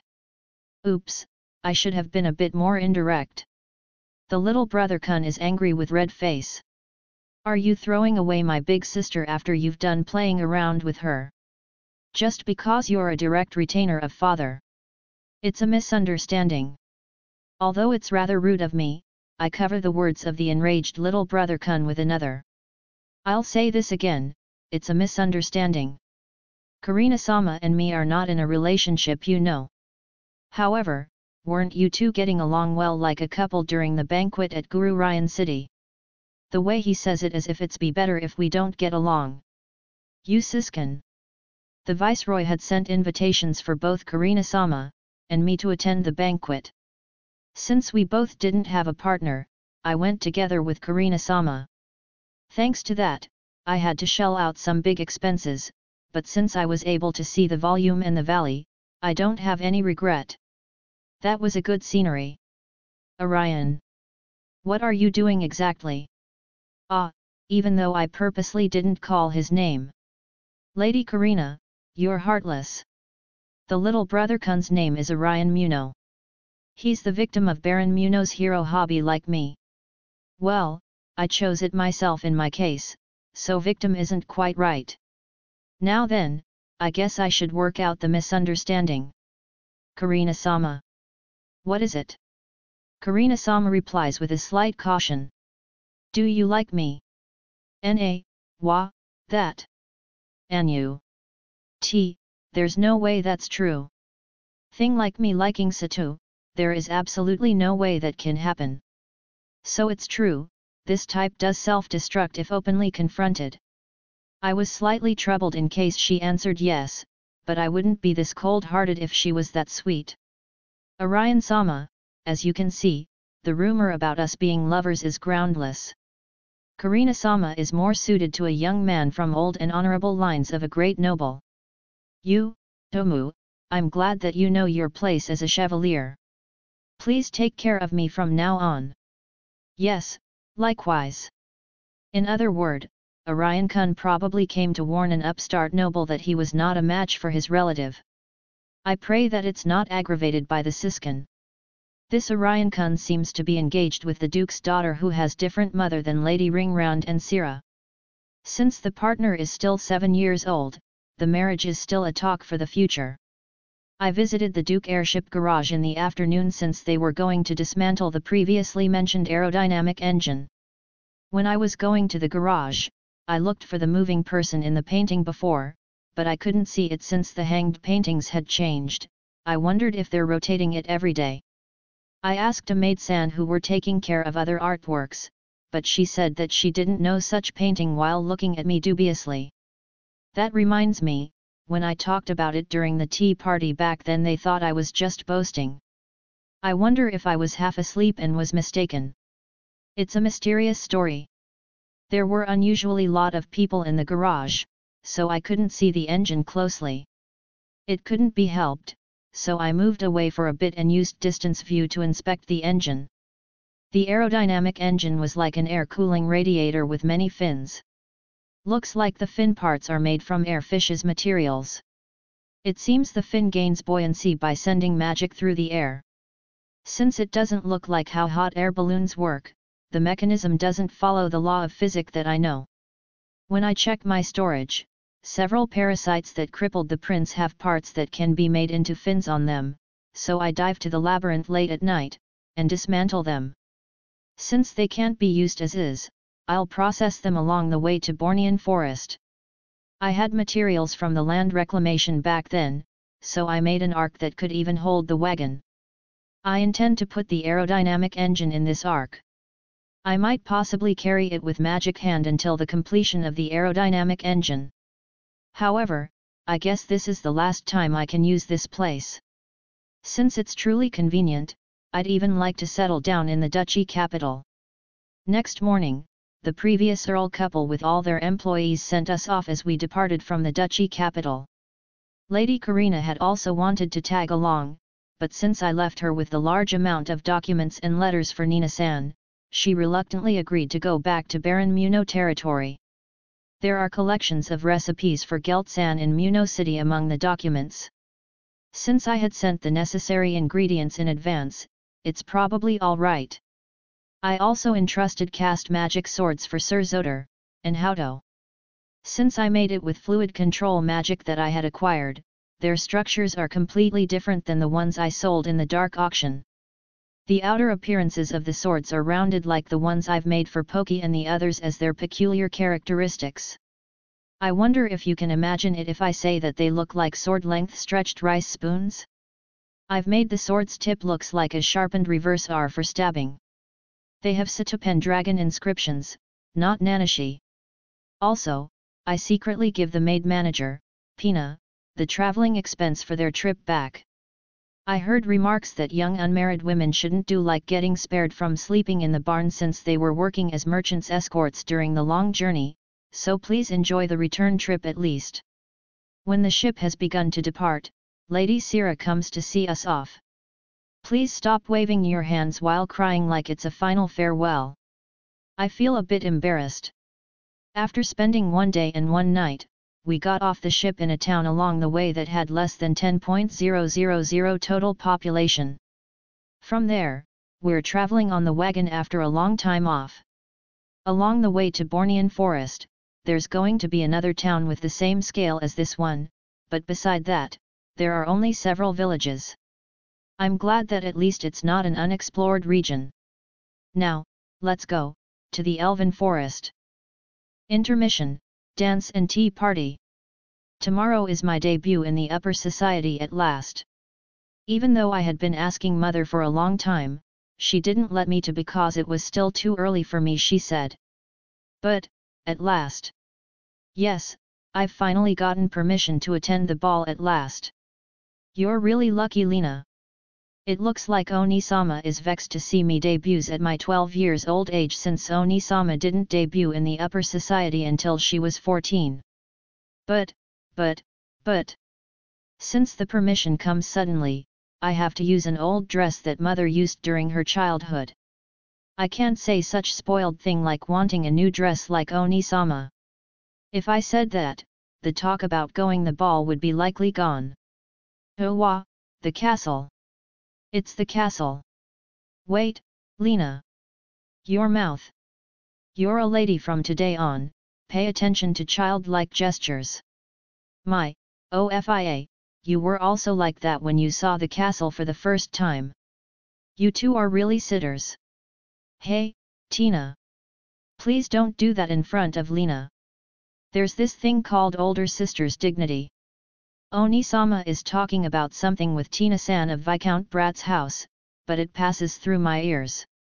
Cause you know, look how many carriages there are in the castle. I wonder which house is that carriage from. Its round body is cute. My, there is even a golem carriage. Amazing, I want to ride it at least once. Now then, young lady, please your hand.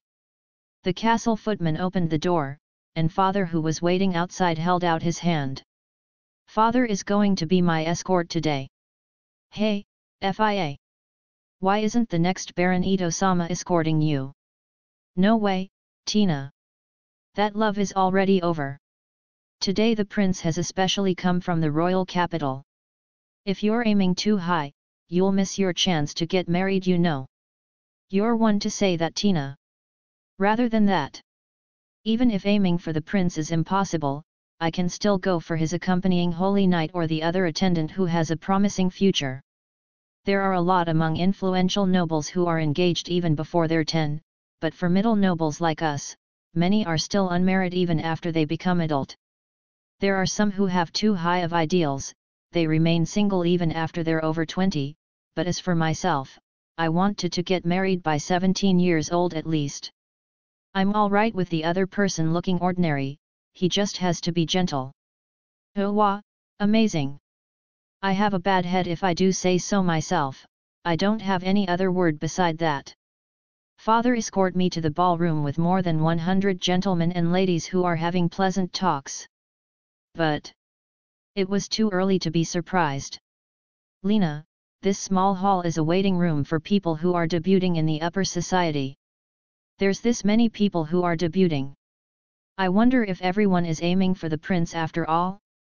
I go around the small hall greeting everyone while father introduces me. Ah, this is the first time I call my name this many times. You're in the way. Move it. I'm sorry. When I was standing on the passage to the hall, I got scolded. He's a scary person wearing a white armor. I wonder if he's a knight? I apologized and conceded the way. You're not bad. Were you trying to immediately greet the prince? Ah, Oni-sama. It's not like that, I was scolded for blocking the way. Blocking the way, you said? A thin girl like won't be enough to block the way even if there are 10 of you, right? When I think about it again, that's true. I wonder if there's some kind of reason? Ha, I'm tired. Ara, let's wet our throats with something. Together with Oni-sama and her friend, we're sitting on the sofa inside the ballroom, and watch the ball. I didn't think that the ball I had always wanted to go was this hard. I don't remember most people whom I introduced myself to. Of course that would be so. I was seeing from the side, you were looking down the whole time you were being introduced, right? I mean, everyone was older than me, it was a bit scary. I quenched my throat with the fruit water that the maid-sans brought. As expected of Duke-sama, not only it has fruit that I rarely eat, it even has ice. Mao, you too, it's too early to become tired. I'm sorry, Tina. Leaving that aside, what is with the crowd earlier? It seems there were specialties delicacies from Baron Muno territory, but nothing had remained on the plates when I got there. It might have been really delicious, uncles and his friends were competing to eat it. To even make the older men who are used to gourmet food to compete with each other, I wonder if it's that delicious. I want to eat it even only for a mouthful. Disappointing, hey. However, this is the first time I've heard Baron Muno territory. Is it a distant territory? What are you saying? It's next to the duchy. There was a rumor of it getting attacked by the demon's army, right? Ah, that. It was an epic about a magician with demi-human mercenaries who repulsed 10 of thousands monster herds, wasn't it? However, since the story came from Sir Taruma, it's better if you take it with a grain of salt. I've also heard about it. The opponents who annihilated the army without even letting them get ready were turned around in a blink of an eye with just a small troop. He must be a giant man with scars covering his whole body. There are beautiful women on his side at beck, and if he wears an eye patch, his atmosphere might be even strong. Lena, are you tired? Ha! I indulged in my delusion. Since different dish are being displayed on the place with Baron Muno cooking a while ago, we're going there to look around. Sweet smell tickles my nose. What smell is this? Thin batter is spread and fried on top of a heating magic tool, some kind of red fruit and white soft thing are put on top of it and it gets enclosed. What a skillful movement. I've seen the chef in my house cooks before, but it's completely different. Okay, here you go. Small lady san. Tea, thank you very much. The chef presents the cuisine while smiling sweetly. I accept the plate that the black-haired attendant gives me. When I look closer, this chef person isn't a servant, is he? I mean, he's wearing such expensive-looking clothes. He's young, but he's surely from an influential noble house. Even Oni-sama and Tina introduce themselves before they receive the cuisine. I also give my name in panic. I understand when we are talking that he's a honorary chevalier-sama. Oni-sama and her friends seem to change their interest toward the dish after they've heard his peerage, but I think it's amazing to acquire a peerage with his own power even though he's this young. I think of such thing until it's time to eat the dish. I sit down on the chair near Oni-sama and her friend, and use a small knife and a fork on the plate to put the dish on my mouth. Delicious! White soft sweetness melt in my mouth. I wonder if I'm chewing that red fruit? The slightly sour taste mixed with that white soft sweets are mixing, the inside of my mouth is in bliss. It's no very ladylike, but my lips begin to open involuntarily, and a smile leaks out. Nice to meet you. Why, yes, nice to meet you. When I've finished eating and handed the plate to the maid-san, a young gentleman calls me out. He also looks nervous, but my heart is shaking to the point like it'll explodes. I was invited to my first dance by that person. Although I stepped on his foot since I was nervous, he also stepped on mine, so we were even. After we had finished dancing, his friend tried to invite me, but since he was a bit overbearing, I was afraid and somehow able to decline. Men are a bit scary after all. I wanted to eat the crepes from before once again, but it was already over. It seemed that the white soft things were all used up. I'm sorry. He apologized kindly. It's strange. Even though his nose isn't high, the area around his eyes aren't deep, and he can't be called handsome, I can't take my eyes off. I wonder if it's because of his calm demeanor, and his gentle expression? See, Chevalier-sama. Would you dance with me if it's all right with you? Yes, I'll be glad to. I've invited him to a dance involuntarily. My voices were loud because I was too nervous, the eyes of everyone around were gathered to us. Ah, my face is hot. Chevalier seemed to be slightly surprised, but he immediately agreed. Please don't be so nervous, it's fine to think the people around as trees and stones. Please think of me like your brother or father, and be at ease. He patted my tense shoulders gently, and whispered so. Just a bit, really a bit of the tension in my shoulders come out, and I've become relaxed. When the music starts, I'm dancing unlike falling like before. While we're dancing like fish in the water, he whispers it's all right, be more relaxed there, like a princess riding on the flow which feel good, and then the music stops. To have this much fun in dancing with a skillful person. I have to exercise dancing more seriously from now on. I wanted to dance for another tune, but since other girls were waiting for their turns, I refrained myself. It looks like I'll get bullied if I monopolize him. Lena, were you that skillful? It was because Chevalier-sama was very good, I danced spontaneously. Fu-en, I have a rule against someone younger, so I'll pass. Oni-sama is smiling badly while hiding bottom half of her face with a folding fan. She must be thinking of something, but if you don't do it moderately, you'll be late to get married, you know? Thank you for inviting me today. When I saw the person who visited the tea party I was having with Oni-sama and her friends at the salon, I almost dropped my cup. Why is Chevalier-sama here? Yufu, since he looked like Lena's favorite, I sent a written invitation together with your letter of thanks. You should thank FIA. A lot of girls from other houses have sent their invitations, it seems they're still competing even now. Oni-sama, and Tina-sama whispered to both my ears. Even though Chevalier-sama is surrounded by Oni-sama and her friends who look so attractive, he seems very calm, not befitting of his age like always. Tetra-sama. Pushing your breasts on him while pretending to talk is cheating. Ah, even China-sama, are you two aiming for Chevalier-sama who's of the same age? I feel annoyed somehow in my chest. If the housemaid didn't come while bringing the present brought by Chevalier-sama, I might cut myself in between them like a child. The sweets are called Muno roll, and it tastes like between the crepes from before and Guru Ryan. It's a bit heavier than crepes, but it suits the blue tea well. The blue tea are presents from Tina-sama, so I've never drank one with a brand though. I was surprised to hear the story about the time he's granted the peerage when we were talking about the story concerning the cake. I mean, Chevalier-sama is the hero of that defensive war of Muno City. He doesn't like it at all.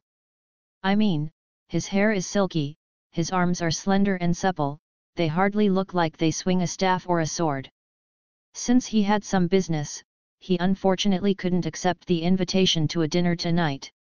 When Chevalier-sama was going back, father handed him a bag with fruits and they had a long talk about something.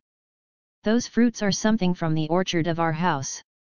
It's really bitter, and on top of being sour, it looks bad, so insects don't harm it, making it non-labor intensive fruits, but it can only be eaten by making it into pickles. However, nowadays GABA fruits pickles have dominated the market. I wonder if that's why our house's fortune is slightly slumping. Good day, Lena-sama. Good day, Chevalier-sama. I was surprised to meet Chevalier-sama when I came out of the passage out of the garden. Because of that, I fumbled. Ah, it's embarrassing. Father looks restless, I wonder what happens? It smells really nice.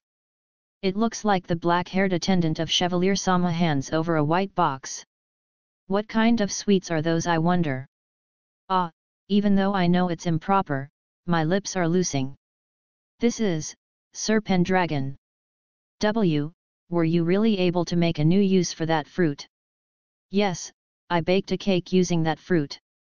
That white soft thing can certainly hides the sour fruits, but isn't that because of the white soft thing, not the fruit?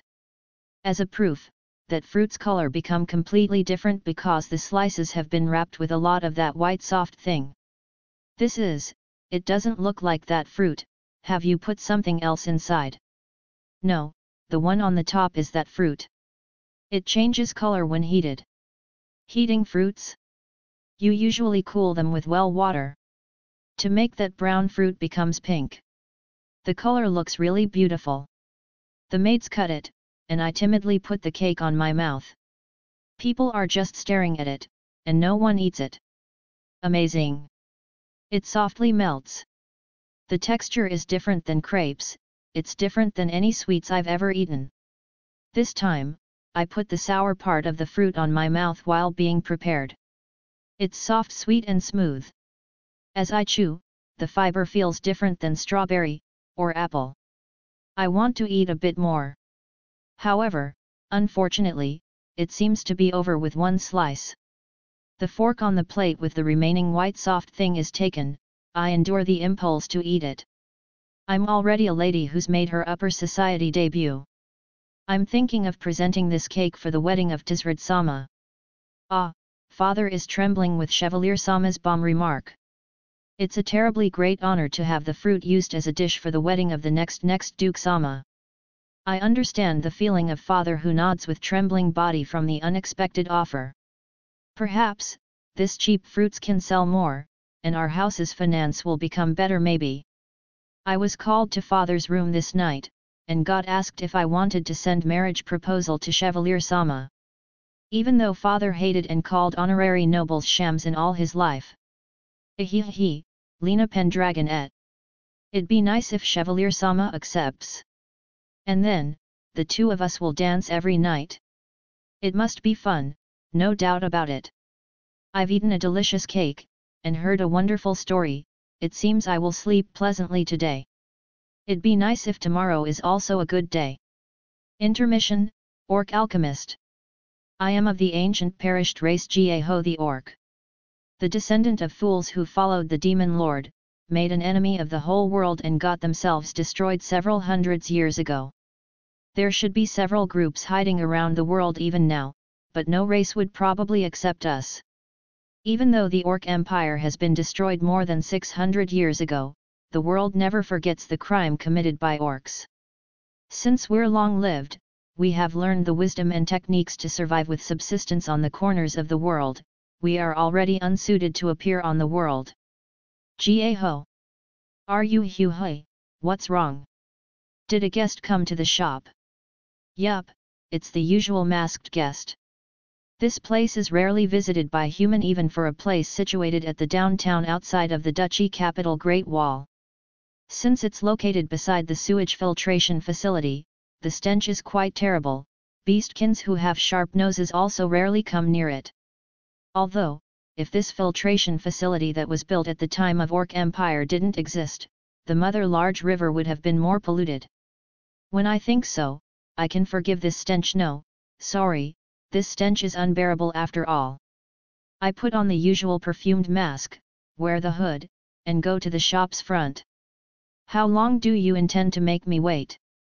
I'm sorry, then the requests, here are all the sleep-inducing drugs.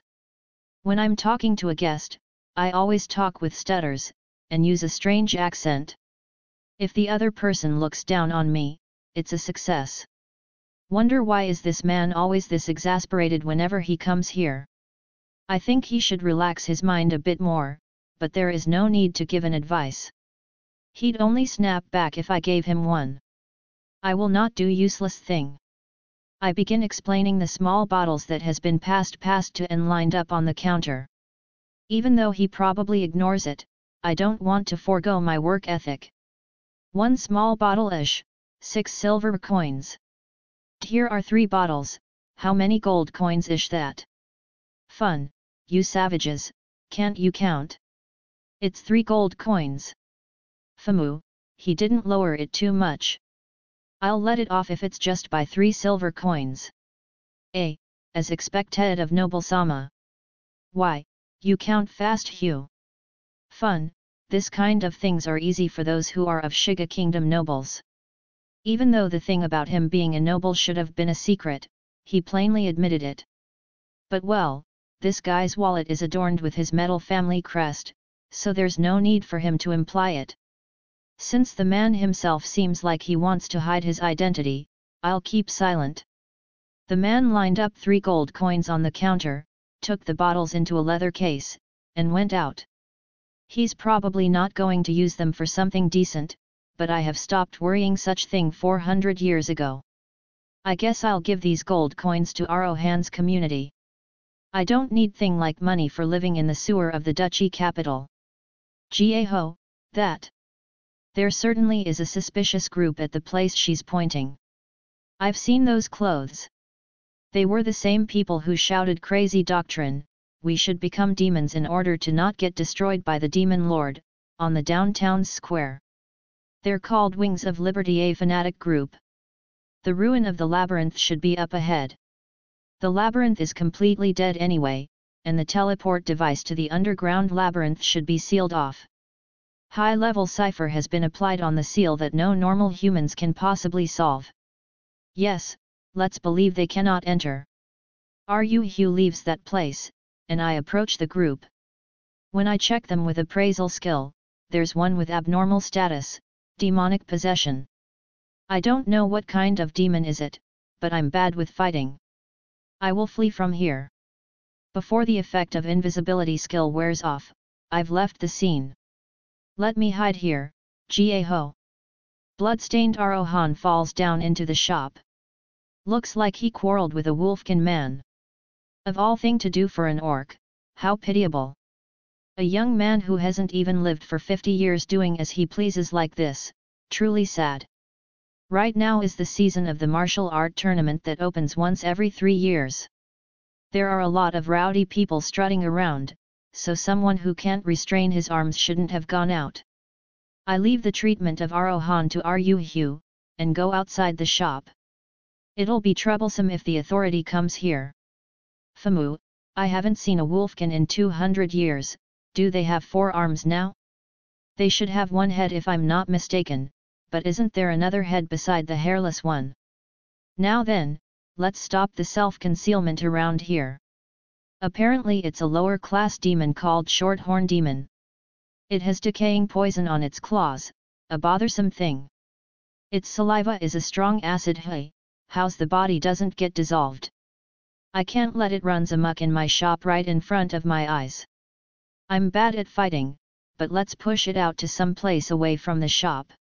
I put on the magic activator ring, and consecutively chant exoskeleton, shell armor, and physical reinforcement, light boost, in low voice.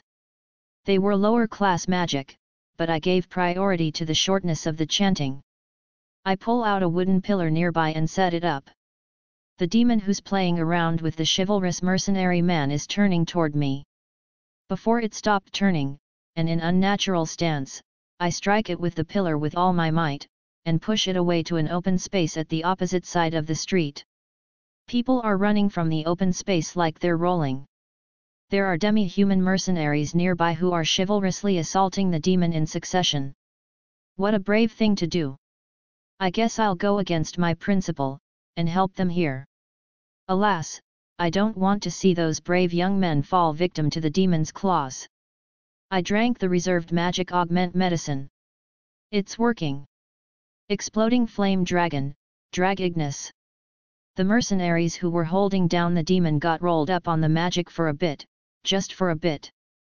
They should just get off with large burns, probably. The demon is dying after getting burned by the drag Ignis of advanced level magic.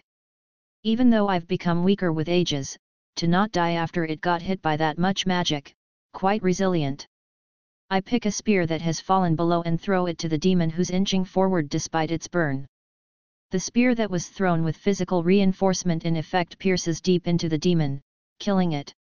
Famu, my body reacts to the first advanced magic since 100 years ago after all. I should have shot several intermediate magic to defeat it after all. I'll get Ryuhyu massages my lower back when I return to the dwelling. I take out the magic core from the crumbles of the demon, and toss it to the chief-like man of the mercenaries who have fought just now. A magic core this big is valuable, but this much quality isn't needed for medicines that I make. You guys can drink to your heart contents this night.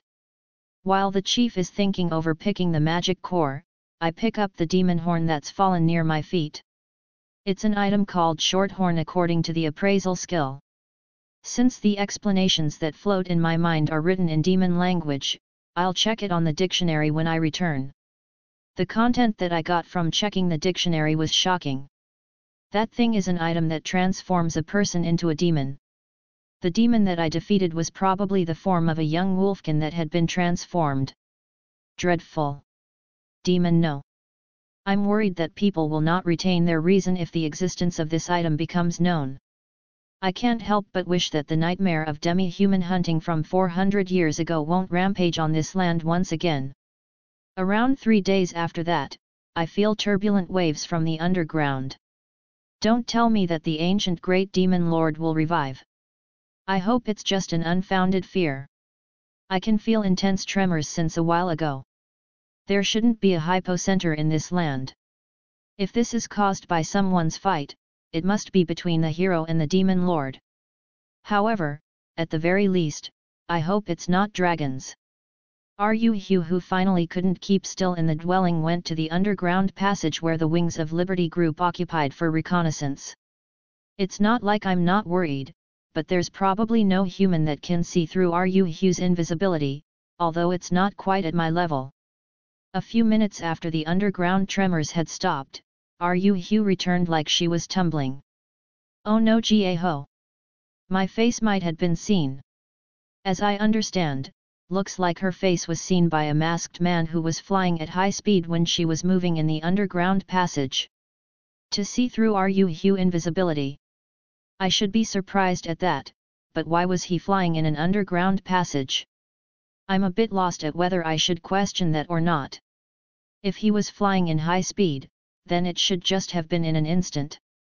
I don't think your race was known within that instant. However, as a precaution, you shouldn't approach the underground passage for a while. Just to be sure, I guess we should go to a different continent for at least 100 years until it's been cooled down. I also have to contact the family of Rifu on the royal capital. I go to the basement of my dwelling, where the teleport gate, portal, is. This artifact in the shape of constructed stones can connect to the same kind of portal that has been connected with space magic. I gaze the portal that has been booted up after spending 3 days. The vermilion stones are truly beautiful. Torii has to be like this after all. A voice came out of the place where there shouldn't be anyone. My heart felt as if it would flew out of my chest. Ridiculous. Ridiculous, ridiculous. Invisibility technique that surpasses my perception ability?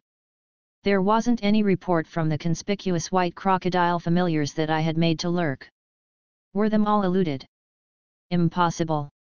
A silver-masked man is there. I calmly talk to the intruder whom I normally would have eliminated. That is because I've seen his title. Do you have any business, Hiro Dono? Yes, he is the hero. The warrior of God that matches even the demon lord. A transcendence being whom an ordinary person will never exceed. Since I've been found out by that hero, elimination is impossible. Ah, it's nothing much. It looks like I have surprised your orc friend in the underground passage some times ago, so I've come here to tell you that I don't intend to spread it around. What a useless consideration. I also don't intend to tell others about this teleport gate, so please be at ease. I won't talk about it to a third party either. Is that all right? Isn't it a secret? Omu, I cannot let them get abused, they are our race's inheritance after all. I see, so the broken gate from before was your creation too, hey? Around here, there's one around Suryuhu city. There should be a simple teleport gate for monitoring the Dragon Valley. There should be only one abandoned teleport gate in this continent. Since the teleport gate that was on the small country group near the Saga Empire was completely destroyed without a trace, young humans can't possibly know it. May I hear where it leads to? I'm sorry, but I cannot say it. My brethren are ahead of this teleport gate, few in numbers they are.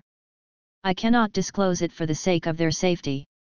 This teleport gate is also going to disappear soon. The hero will probably survive, but everything in the radius of several hundreds meters around this teleport gate will be ejected beyond the subspace, and get annihilated. Farewell, Arohan, Arifu.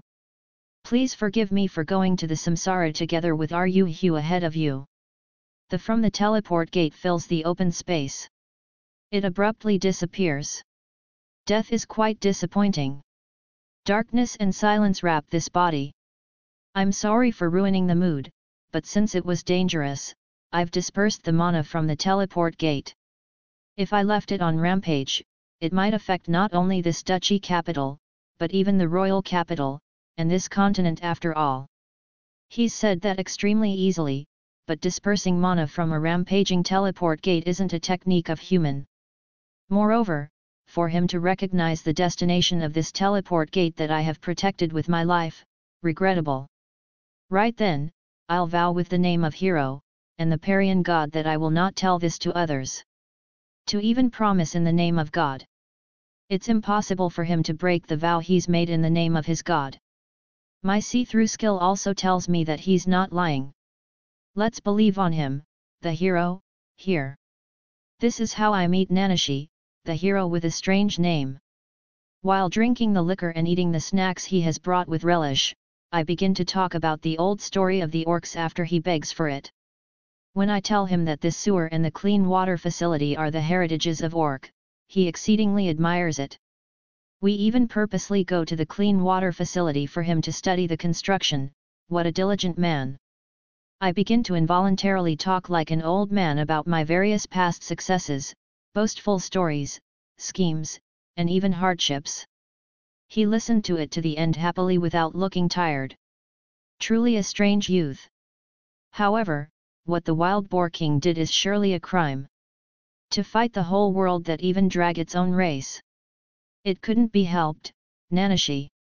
At that time, excluding our Orc Empire, and the Saga Empire, all demi-humans were enslaved by human. The Wild Boar King, despite knowing that he couldn't win, turned on the world, reduced the power of the human, and got annihilated by the hero. The human at time that were ruling 90% of the world.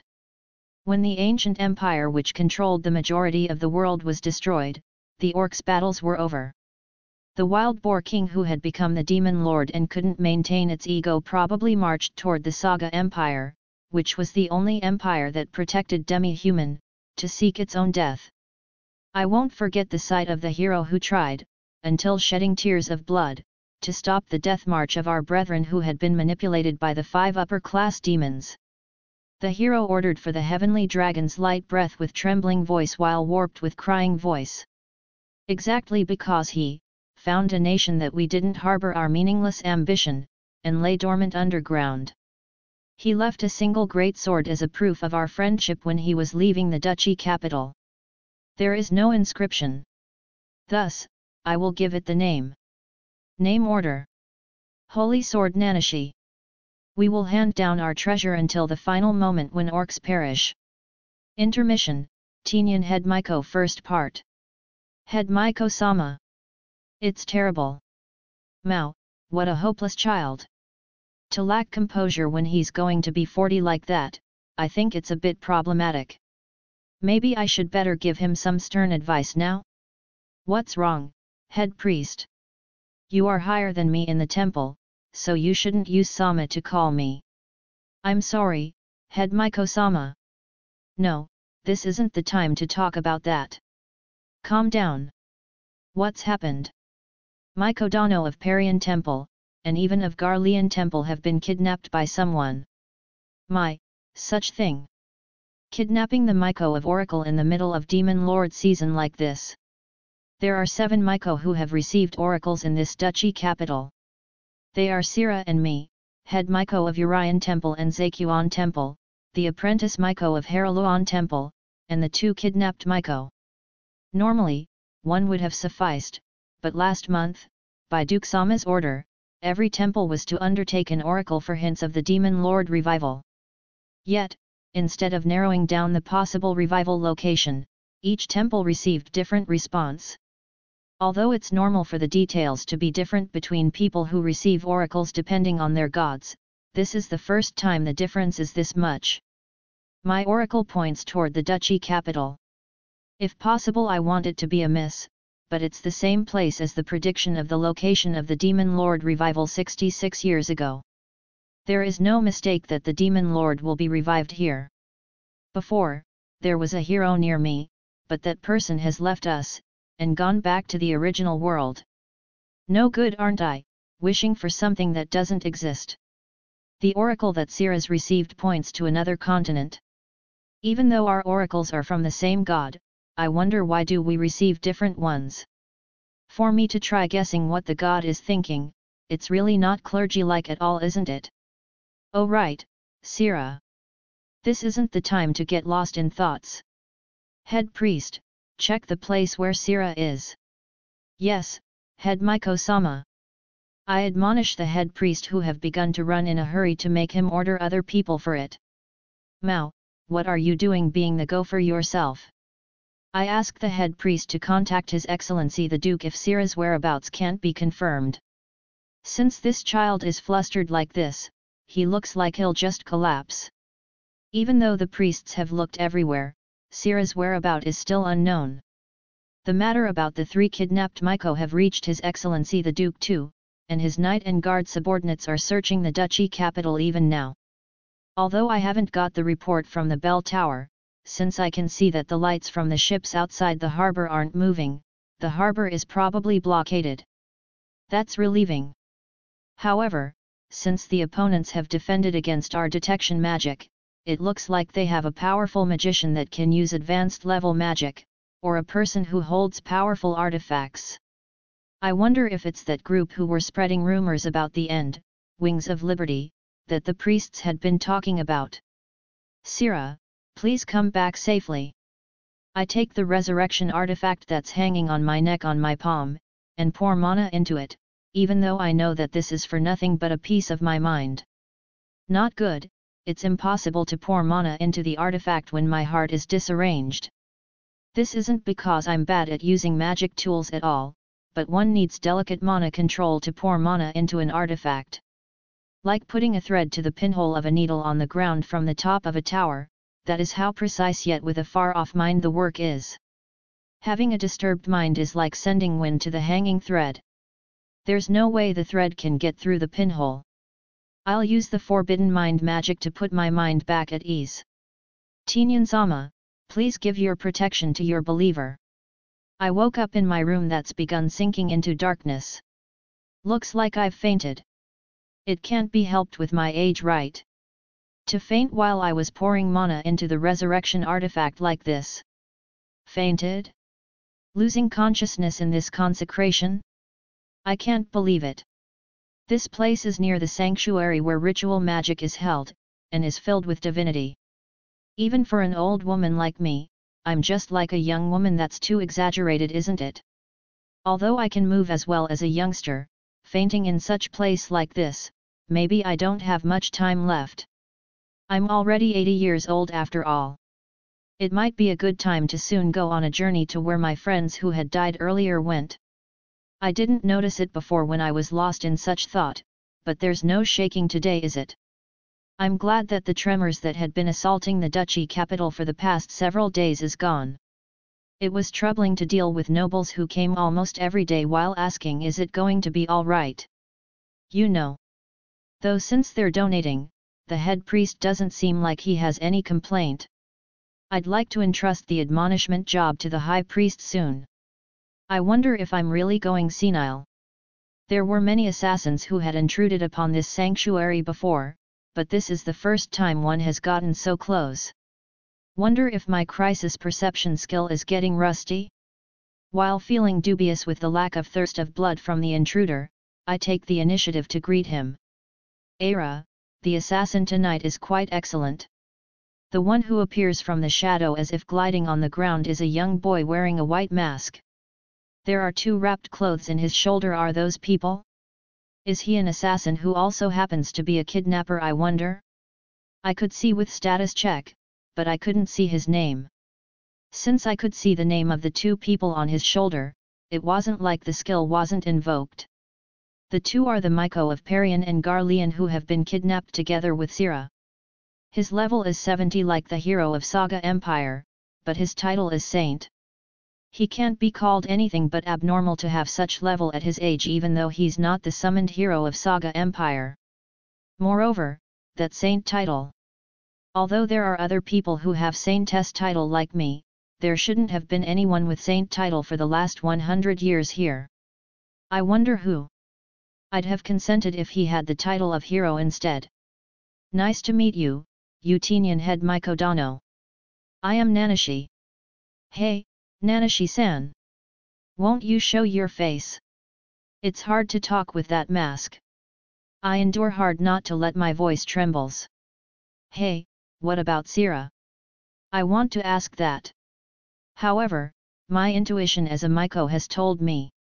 That child is already no more. Hey, Nanashi-san. Don't you know the whereabout of our kidnapped Miko, Sira? I knew. Ah, as I've thought. That child has died, isn't she? I can't, it's still too early to cry, for that child's sake. As a Miko, I have to ask him now. Was the one who deprived Sira's life the humans of Wings of Liberty? Or the Demon Lord? That's right, isn't it? Sira has been sacrificed for the Demon Lord. That's right. Ah, I can't hold back my tears. Even though I have to ask for the deployment of the Saga Empire hero, and even though I'm not sinking in sorrow, I can't stop my tears. Is that so? That child wasn't able to go against her fate. Nanashi-san takes out a handkerchief out of somewhere and wipes my tears with it.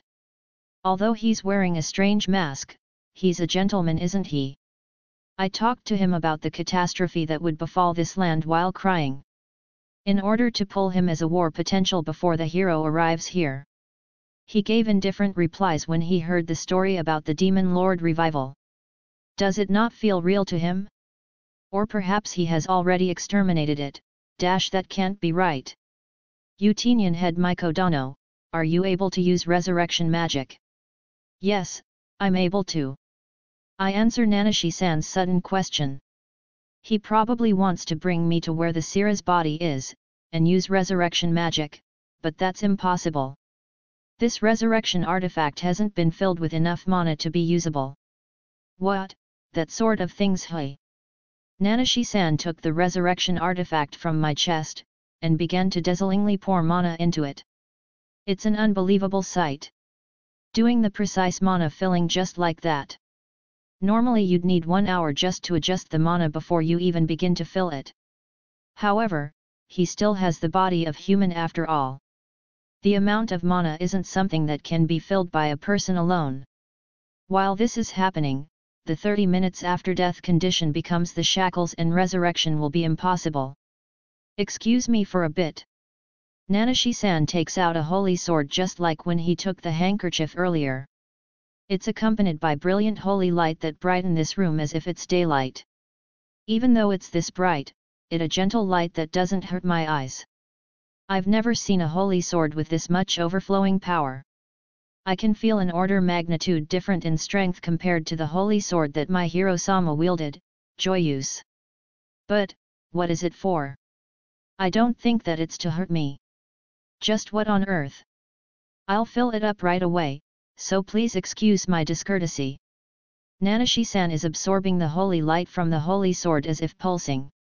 And then Nanashi-san pours mana into the artifact without looking agitated, like he's just breathing. Don't tell me, he's using his own body as an intermediary to transfer mana from the holy sword to the artifact? Such absurd method doesn't exist even in fairy tales, you know? While I was taken aback by that absurdity, the mana filling on the artifact was over. Completing a process that'd have taken several years in just 10 minutes, I am speechless. He's done so much already, I'll show him that I'll run fast to where Sira's body even if I have to whip out this old body. As if ridiculing that determination, Nanashi-san summoned Sira's body right in front of me. He doesn't have summoning skill though? Did he summon without the skill, I wonder? Maybe he used the infinite stowing, inventory, like the hero. No, he said that it's only been a few seconds since the death of Sira's body. Time passes even for the hero's inventory. Perhaps it's fixation magic? No, that shouldn't be able to be used on living things or corpses. Don't tell me, time magic? Even though it's a magic that only appear in fairy tales, it's mysterious that I feel that Nanashi-san could possibly use it. The body of Sira which has appeared in front of me is beautiful without a single wound. Nanashi-san, who has noticed that the body is naked, puts a cloth on it. Rather than that, I have to concentrate now. It'd be a disgrace as a woman if I wasted the miracles that Nanashi-san had created. Intermission, Teenyan Head Maiko latter part. Head Maiko-sama, I'm home. Sira enters the sanctuary while looking livelier than ever. This child always looks happy, but it's rare for her to be this cheerful. What's happened, Sira? Did you meet your lover? It's not like that. Chevalier-sama isn't my lover. This child is really bad at lying. Since I was a bit interested, I asked about that Chevalier person. There's this Chevalier-sama who helped me with the food distribution. It felt like I had met him mysteriously, it's been on my mind. Right, he's a person with similar atmosphere to Head Maiko-sama, tender, or rather, flexible, how should I put it? While hearing Sira speaks fondly of her love, I've had my suspicion that this Chevalier person might be Nanashi-san from the other day, even though it's unfounded. I wonder if it's because I've been thinking about Nanashi-san all the time lately. It's not a love at old age, you know? I received an oracle from the ceremony that I did at the dawn of that time that the demon lord who was supposed to revive in the duchy capital had been annihilated. Of course I immediately sent a messenger to Duke-sama, but it can't be announced publicly yet since there are other temple's honors to consider.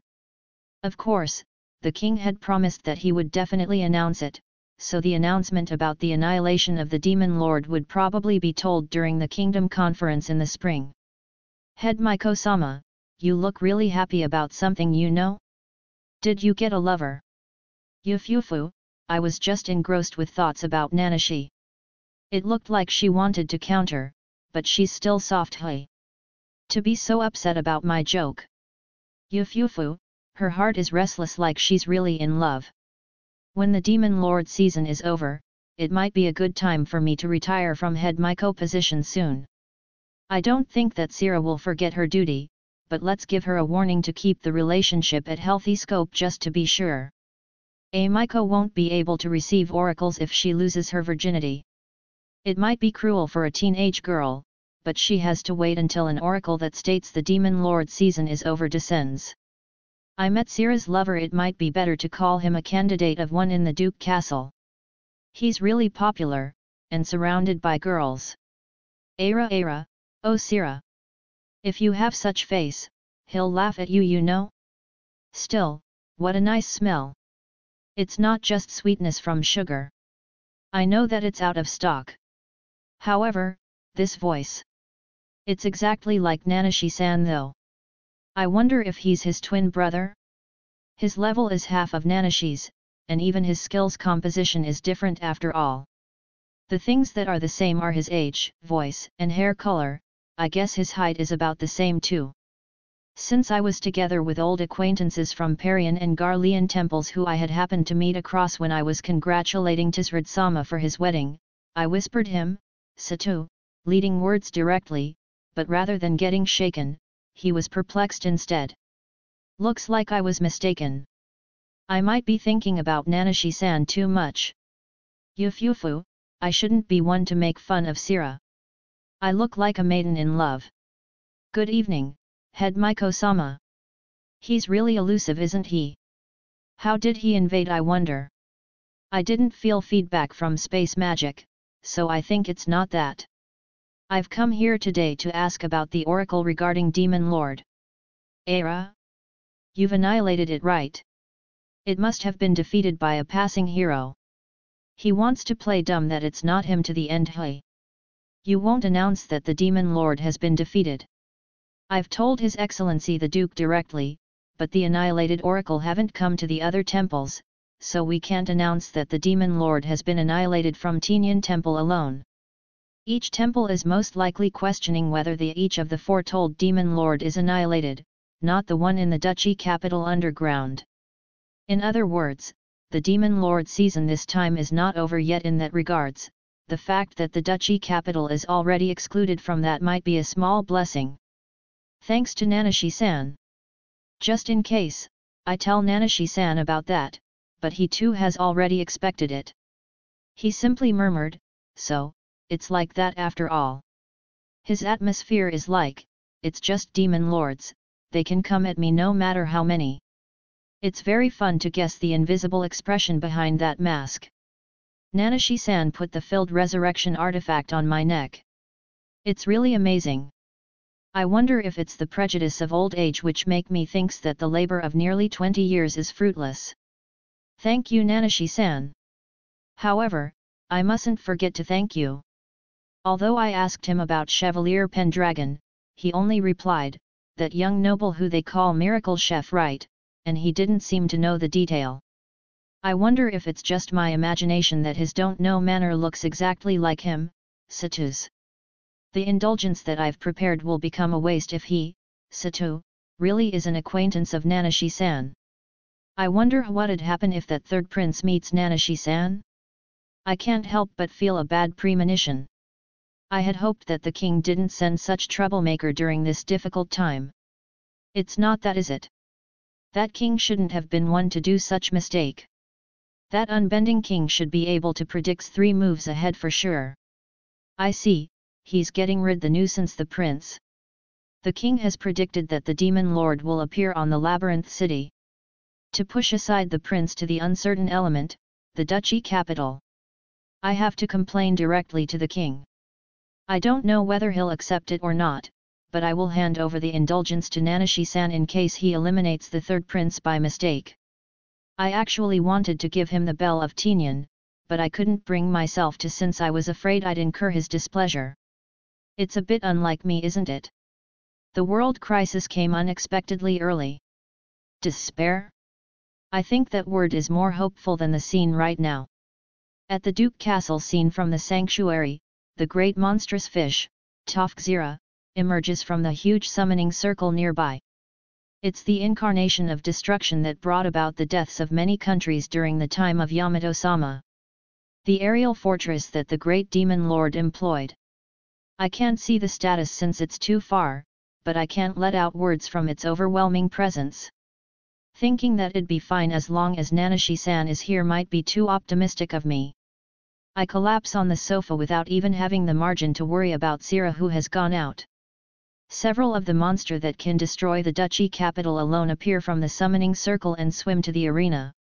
7 great monstrous fish. Far from just Shiga Kingdom, all the countries on this continent will disappear. Ah, wonder if I have no choice but to call the heavenly dragon even if it means destroying the kingdom. It's the friend of Yamato-sama who's living on the range of Mount Fuji. There's no choice but to use the dragon summoning crown, fellow crown, shining on the king's head that can be used to summon the dragon just once. It's as if 7 demon lords have appeared. I want to rush to the arena to support them, but I have to be here. Since Nanashi-san most likely has filled the resurrection artifact as an insurance in case his friends die. I watch over the end of duchy capital while patting the head of apprentice Maiko who are frightened. There's no meaning in taking shelter underground if it can cause damage over the defense magic of the sanctuary. That is a flash. When the light subsides, there are figures of severed great monstrous fish. Those are also dissolved as if the sky wipes them off. No, maybe I should say that they disappear. The sudden attack on the duchy capital disappear more abruptly than when it arrived. It all too soon, no one even falls victim. Nanashi-san, is that you, I wonder? I was convinced that was it, as if I received an oracle. Ah, Tinyan-sama. Thank you very much for sending that person to this land. SS, Arisa and the Devil Box. Today we're having barbecues on the courtyard of the mansion. I can't have enough of the burning smell of the meat. Tararari no desu. Tama-chan, I wonder if she was so happy, she couldn't say Tamarana. It sounds a bit like she's singing, it's really cute. However, Liza-san, who seriously watches over the meat with bones that are being grilled, is a bit scary. Since Master had prepared a lot of meat skewers, everyone ate to their heart's content. Today's prototype is pudding. It's very delicious, but since Master keep getting dissatisfied with the caramel sauce, he's having a hard time. No good. It's just sweet, there's no bitterness at all. Delicious. Even though Mia-chan and me think that it's delicious, Master and Arisa are still not satisfied. Oh, Arisa, even though she's complaining, she still eats it all. Didn't she just have a showdown with Poke-chan and the others with fried rice, which she heavily consumed? Since she's in her growth period, her appetite is big, but I wonder if it's fine to eat that much? I got praised by Master when he saw the kombu that I had bought from the grocery on the downtown. I was hesitating since it was a bit pricey, but I'm glad that I've bought it. I will give my thanks to the shopkeeper who's recommended it. I mean, Master not only praised me with a smile on his whole face, but he also hugged and patted my head. I won't wash my head in the bath today. Crab nape is the best after all, but how'd you get this crab fork? Ah, I've made that one just now. Dang you cheat, but you're forgiven. It doesn't feel right to eat crabs without this after all. Just as Arisa said, it's easy to take the crab meat with this fork. The crabs are delicious, but everyone is quiet. Mia-chan looks a bit lonely, but she's steadily eating the pilaf that Master has exclusively made for her. Mia, let me try a mouthful of the pilaf. Arisa, overeating. It can't be helped, right? I have to with all these delicious things. Isn't she really eating too much? When Arisa sees the magic tool with a round board connected to a wooden box by a pole that Master is carrying, she runs away from the room in full speed. I was surprised that Arisa can move so quick. Poke-chan and Tama-chan, whom Master had ordered, came back to the room after they caught Arisa. To make Arisa become that unwilling, I wonder what is that magic tool? Since it's something that Master's brought, I think it's not a bad tool. Then, Poke is next. Yes, Nano Disu. When she gets on that board, it looks like the needle on the disc moves. Master scolded Tama-chan when she was going to touch the needle. It's a bit heavy, but I guess it's within the standard range. Since her race is different, there's no meaning to BMI, but I have to write down the body weight and the change. Body weight, is it? I had never heard that word, but for some reason I took a step back as soon as I heard it. Lulu, you're next. Why, yes. I hesitated for a little, but then I jumped on it decisively. You don't have to be so forceful, be more gentler, okay? Yes, I'm sorry. There's no need to apologize. Lulu is slightly lighter than the standard height. I guess it's better if she eats a bit more meat and dairy products during meals. I'm relieved that it looks like I've passed judging from Master's expression. No, I've promised my dead grandmother to never get on that devil instrument again. I thought Arisa's grandmother Sama had died even before she was born though? Even though Master has said, resign yourself and get on it, she's still resisting. In the end, Master gets on the tool while carrying Arisa, checks the number, and puts Arisa down, then he gets on it again and checks the number. At first I thought, what is he doing, I wonder? I've thought such thing, but Master is amazing. I've noticed that Master is trying to find out the difference between the two measurements to get Arisa's body weight. Arisa. I've been sullied. Noisy, you're slightly obese. From tomorrow on, you're forbidden from eating meat, and another helping. Of course snacks and sweets aren't allowed too. That's why I've warned her that she was eating too much. I wonder why do Poke-chan, and even Tama-chan look like their life are over? Even Liza-san and Mia-chan are silently praying for Arisa. I'll accompany you with the diet, so let's make the goal to have you go down by 5 kilograms in 1 month. I hate diet. Arisa's sad screams is resounding in that afternoon. Postscript. Thanks to the non-calorie dishes that Master has prepared, Arisa's diet transitions safely it seems. I feel that Poke-chan and Mia-chan who innocently cheer for her have become a bit plump too. I also have to be careful. Let's do the upping and stretching exercises like usual, no 3 times more than usual today. Intermission, Mia and the dietary restriction. Human race food are delicious. They're really delicious you know. But, they're very dangerous. I've learned my lesson you know. That was recently. Hamburg steak is the strongest nano-disu. Yum yum. I like something that's firmer, but it doesn't shade the tastiness of Hamburg steak. It's truly delicious. Even though it's made of grounded beef, I wonder why is this so delicious? Arisa, you're eating too much you know. I'm on my growth period, I can't help it. NN. Satu has made Hamburg steak from beans for me, it's for my sake you know. I was always envious whenever I saw Poki and the others eating Hamburg steak so happily.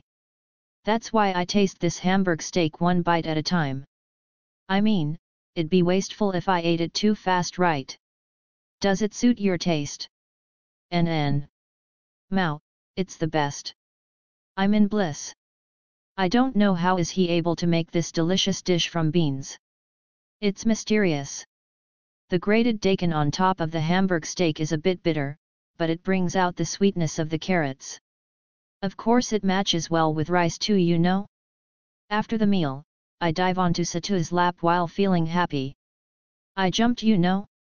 Since the best place is already taken by Tama, I endure it beside her. But, I think it's not fair that it's always only Tama. I wonder if it's alright if I protest.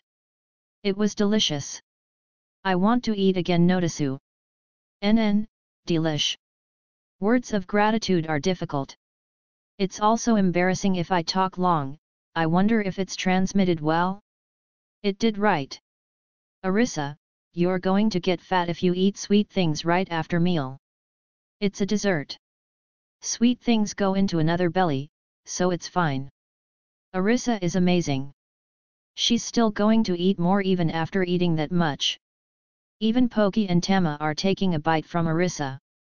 I wonder if all human and beast can eat this much?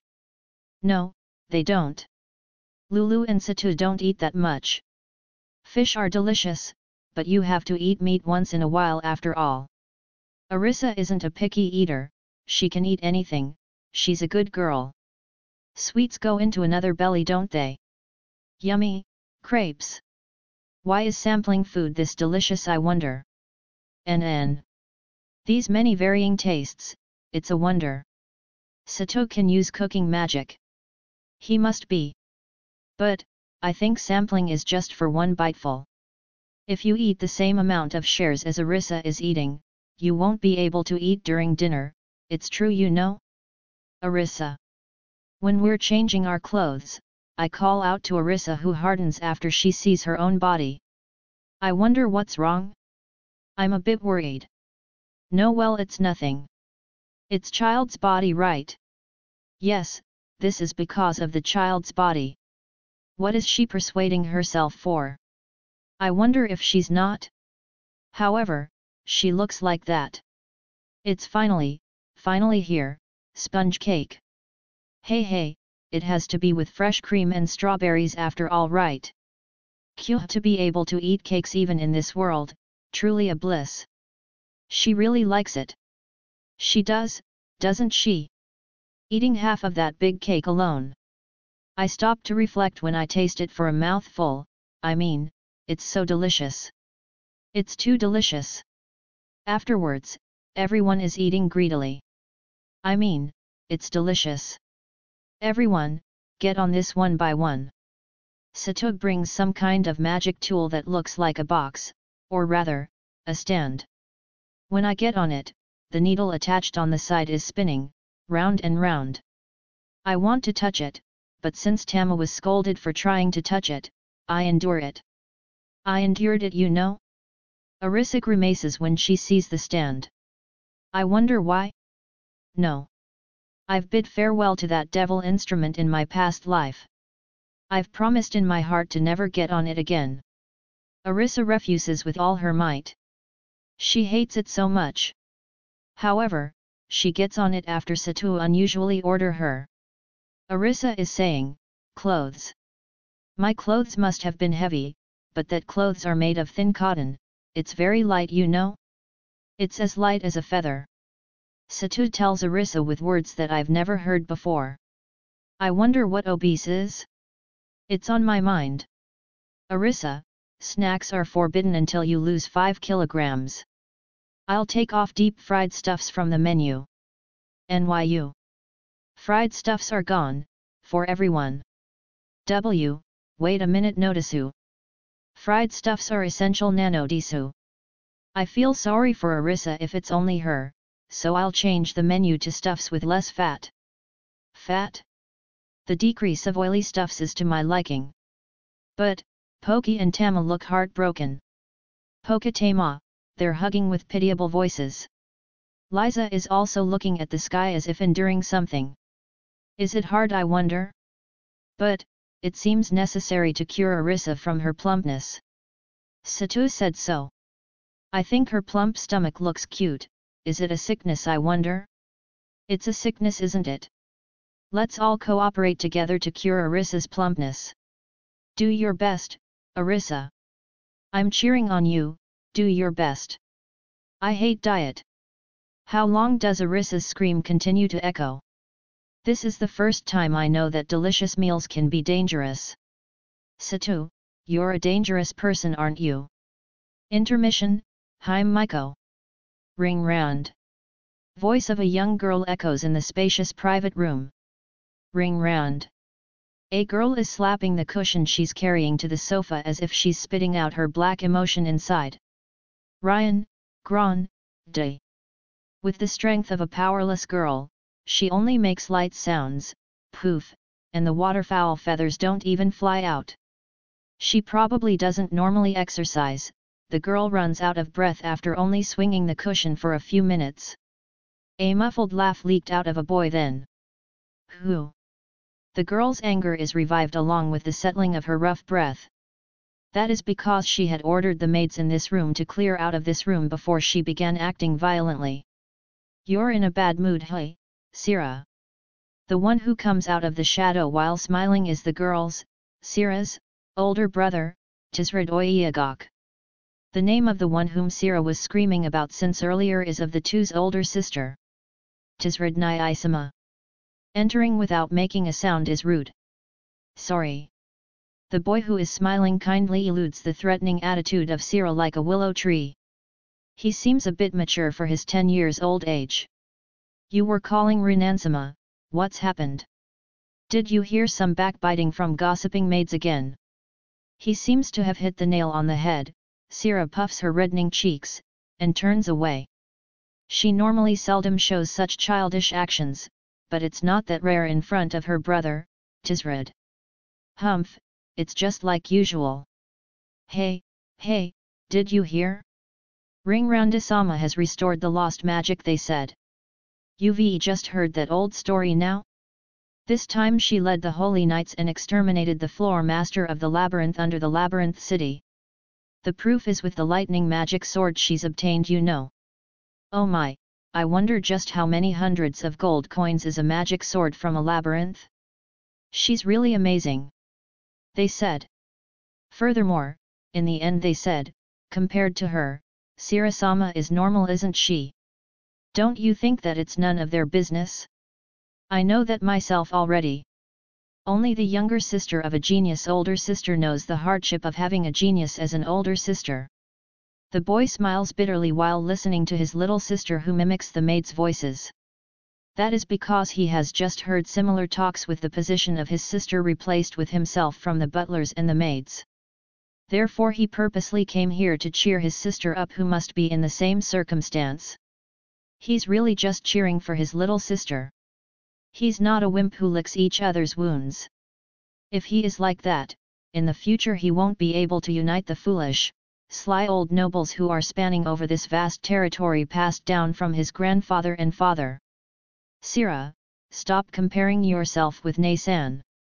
That person is special. She's a great woman who will stand alongside people who leave their marks in history like ancient King Yamato, and the wise of restoration, Ozara-sama. If you compare yourself to a huge tree, you'll only lament your shortcomings. I know that, but it's not about the theory. They're not words that should have been said by a mere 7 years old, but Sira, who is far smarter than other children of her age, understands what her brother is saying. Yet, her child heart cannot admit that it's right. If you're always angry, wrinkles will appear on your forehead, you know? Don't complain to me if a boy you like in the future dislikes you for that. Humph. I'll have Ani-sama make me your bride if that happen, so it's fine.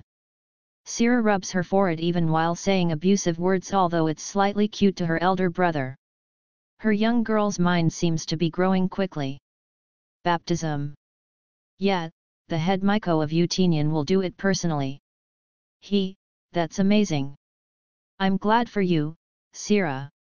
To be baptized by the Saintess of Salvation Sama, isn't it due to father's request? The Saintess of Salvation is the second name of Utenian head Maiko which she's gained from her role as the follower of Hiro, and her Saintess title. She rarely ever do baptism due to her old age. In fact, the one who baptized the heir of this dukedom, the boy Tisrid, and Lady Ringrand, wasn't her, but the head priest. Although, since the head priest is technically higher ranked than her, it is unreasonable to complain about it.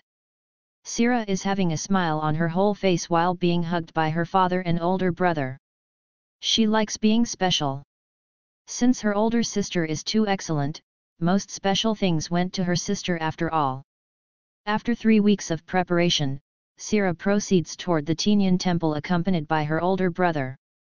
Normally the rite is held in the worship room inside the castle, but in order not to be discourteous to the head Maiko, the baptism rite is to be held in the sanctuary inside the Tenian temple. You are Sira, right? Why, yes. Head Maiko-sama. Sira is ashamed for being unladylike by using loud voice since she's too nervous. The head Maiko gently brushes Sira's head and whispers, "Raise your head, being cheerful is a wonderful thing, you know." Close to her ear. It's unimaginable how that gentle-looking figure fought the demon lord together with the hero. Head Maiko hugs Sira on her lap until she calms down while gently brushing her hair. After confirming that Sira isn't nervous anymore, she takes her hand and leads her to the right magic circle. Listen, think about your favorite person during the rite. Is it all right for me not to pray to the god? Yes, calm your heart and think about your favorite person, that warm feeling will reach the god. This is the head Maiko's method, it is not the official teaching of Tenian Temple. Normally, you only have to make her stand on the magic circle, chant the baptism spell, and it's over. Have you imagined your favorite person? Yes, head Maiko-sama. Yufufu, I wonder who's on your mind. Is it your future husband? It's not. Sira won't be getting married. Ara, do you want to become a Maiko? Yup, Sira, will become a Maiko. Sira speaks like a child as head Maiko teases her to lure it out. Of course, she doesn't notice it herself. It's as if memories of her playing around with her older sister when they were children went adrift. Yufufu, baptism, initiation. As if responding to head Maiko's spell, the magic circle releases warm blue light. Little blue lights that rise from the magic circle happily dance around Sira as if blessing her. Lightly, as if a little fairy's coming out of the fairytale. One light among them disappears as if inhaled to Sira's chest, and the rite is over. Open your eyes. Maiko of Oracle, Sira. Yes. The head Miko suddenly changes to dignified tone, unlike the kind old woman before, and Sira replies to that with slightly transparent voice. The head Miko can see the oracle gift, and the Tinyan Miko title on her. People who receive gift from the baptism rite are extremely rare, but they do exist. However, there is no precedent of someone receiving oracle gift from the rite, even in the long history of Tinyan Temple at the duchy capital. As a proof, everyone on the surrounding beside the head Miko and Sira are hardened in their initial postures from when the rite begins, as if they can't follow the situation. They need quite a bit of time before they can move again.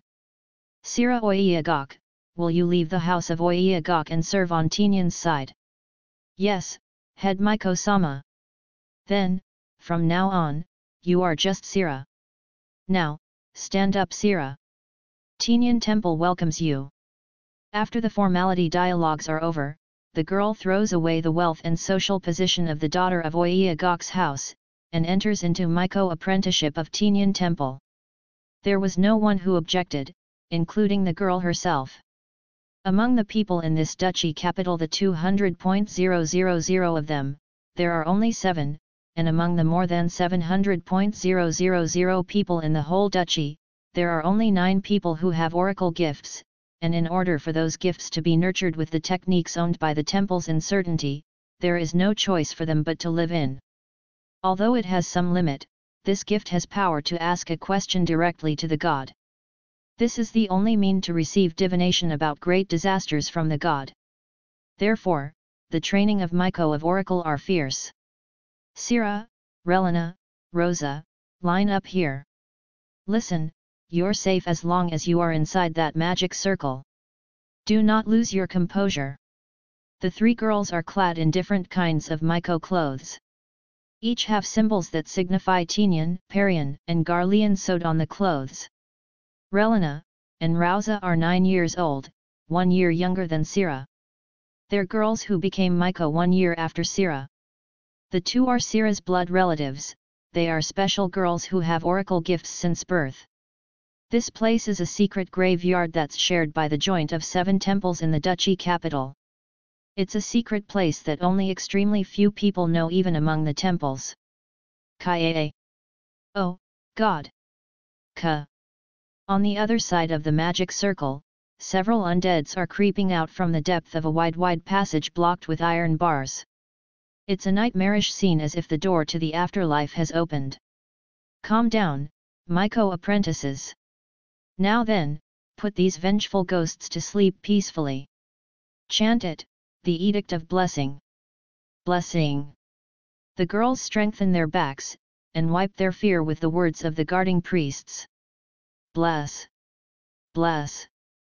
Bless.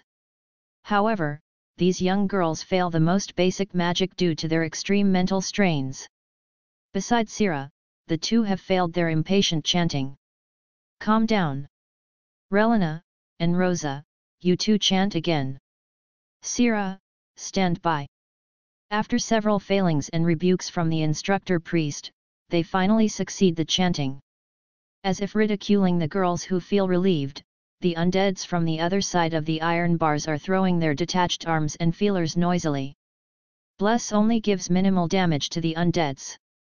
However, that's quite enough. Purification, turn undead.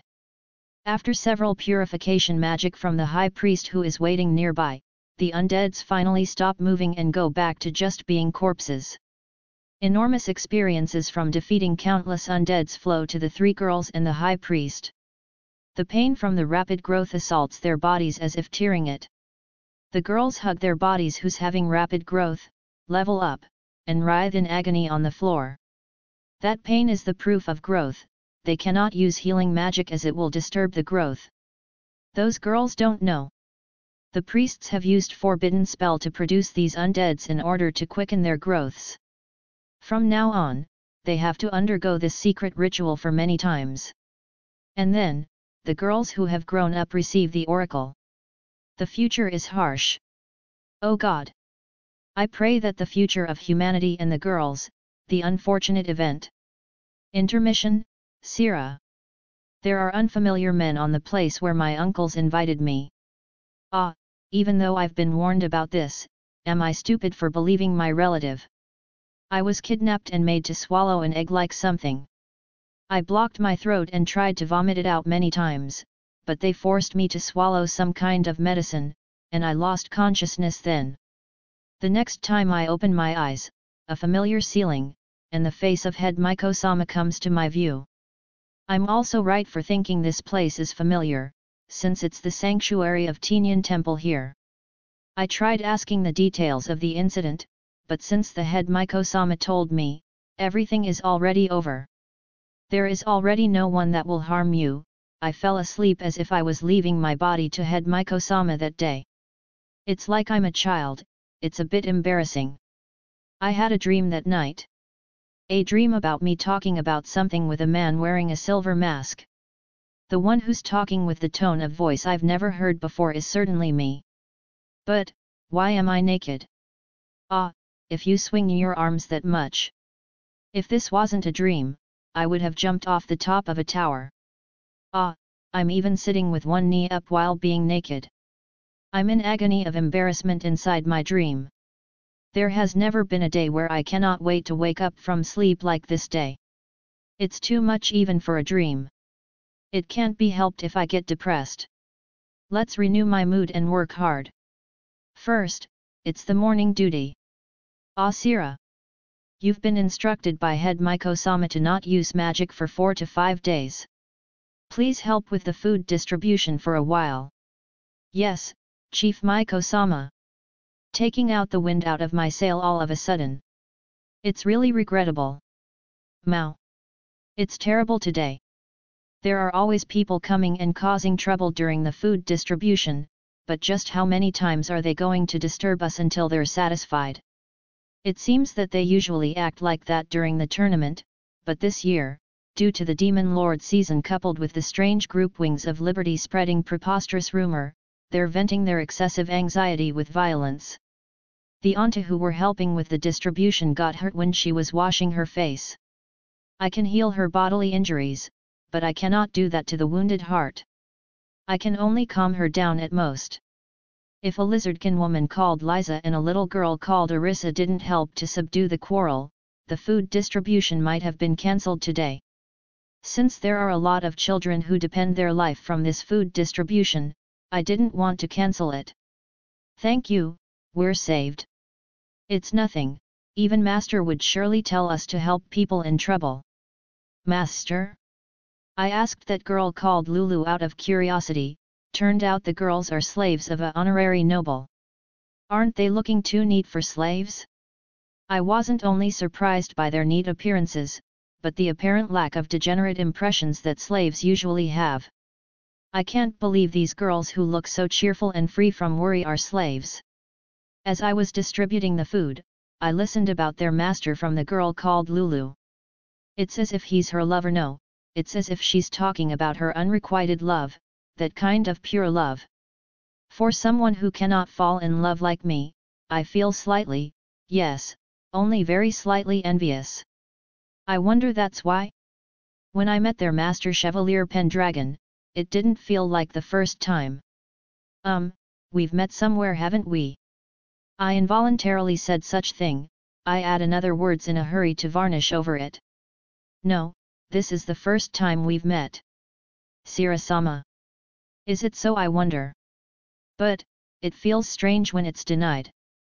Are we really not acquainted? I feel like I've seen him somewhere. I can't remember. Sira-sama, the people are tired of waiting for the food.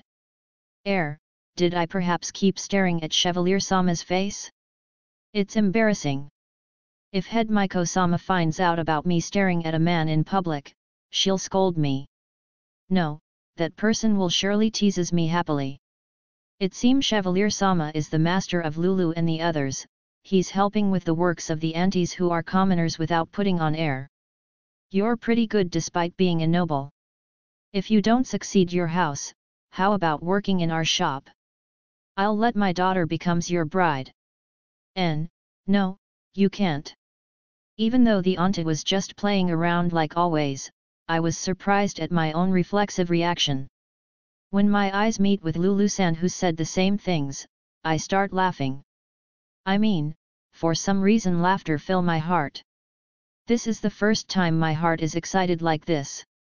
Even though he helped even until the cleanup, since I was surprised with the sudden arrival of Rin-sama, I wasn't able to say thank you. I wonder if he thought of me as a rude girl? The second time we met was when I went to the ball in the castle to congratulate Tsurudanee-sama's wedding. However, I wonder what is this irritated feeling. I wonder why is my heart feels irritated when I see Chevalier-sama getting surrounded by younger girls. It's been a while, Sato-sama. I don't know myself why am I calling Chevalier-sama with his first name. I feel the gazes of the girls around Chevalier-sama vigorously gather at me. Is this person perhaps popular? That can't be it, right? I unintentionally thought of a rude thing, but I understood the reason after I ate the snacks that he had made. A snack this delicious. Even though the castle's head chef is excellent, I feel that this snack is incomparable. I feel happy with every bite. It's such feeling. When I see Chevalier-sama dances with the girls, I feel the irritated feeling from earlier gets even stronger. Maybe I should invite him to a dance? You're quite popular, aren't you, Sato-sama? Ah, even though I didn't intend to speak with sarcasm. Yet, he replies with a misdirected criticism of himself. That was funny, and made me involuntarily laughed. It looks like he strangely assesses himself low. However, even though he's kind, he's unexpectedly mean. Even though I plead him to stop adding sama, I couldn't quite get his consent. Even though I rarely ever do such thing. Oh right, he's not just skillful at cooking, but at dancing too. Did something good happen? Sato-san. Yes, some difficult works have been going well. Sato-san keeps the promise he's made during the ball, and he's been helping with the food distribution several times after that. And at last, we've started calling each other with Sato-san, and Sira-san, without the sama at the last distribution. Since everyone at the temple calls me with sama, I've always yearned for friends that call me without honorifics. Fufu, it's only a matter of time before we call each other without honorifics. It's not like I want us to become lovers. I'm a Maiko after all. That's right, Sato-san resembles Tsurudanee-sama. The way he always doesn't forget to smile, the way he eludes women, or the way he looks troubled yet never raises his hands when I'm mad at him. I wonder if I've been lonely since I seldom meet Nae-sama after I've become a Maiko. It's like, I'm a child. I received 2 tickets for the diva performance from Tsurudanee-sama, so I gathered my courage and invited Sato-san, but he accepted it cheerfully. He said, I've been wanting to see it at face value, but I'm frustrated. Why didn't he look a bit more embarrassed? The diva's song seemed to be wonderful. I'm sorry, even the wonderful song only passes through my ears. Because the seats that Nae-sama has given for this performance seem to be for lovers, there's practically no gap between us. It's the first time I've ever been this close to a male beside Nae-sama, my heart is thumping as if it'll burst out. Sato-san is like usual, he only smiles back even when our eyes meet, and completely doesn't look like he's nervous. I think it can't be helped that it makes me want to pinch his unruffled cheeks. Of course I only think that inside my mind, I can't possibly actually do it. As we're sitting this close, I feel like something deep inside my body is being pulled to Sato-san. It's as if cogs that have been put together, something in my heart tells me that this is my place. Yes, it's as if my soul is attracted, it's that kind of mysterious feeling. I wonder if this is what my colleagues at the temple call love. But, I think it feels a bit different. Even though my own feeling is clear, I might be a coward. I wonder why does he have slaves? I thought that he was someone who couldn't believe other people, but he doesn't look like that at all. When I see Poke-chan and the others, they look like they're really cherished, and I don't think he can't afford to employ servants. It was because I protected these girls that had lost their master in the labyrinth, and took them along to the above ground. From the labyrinth.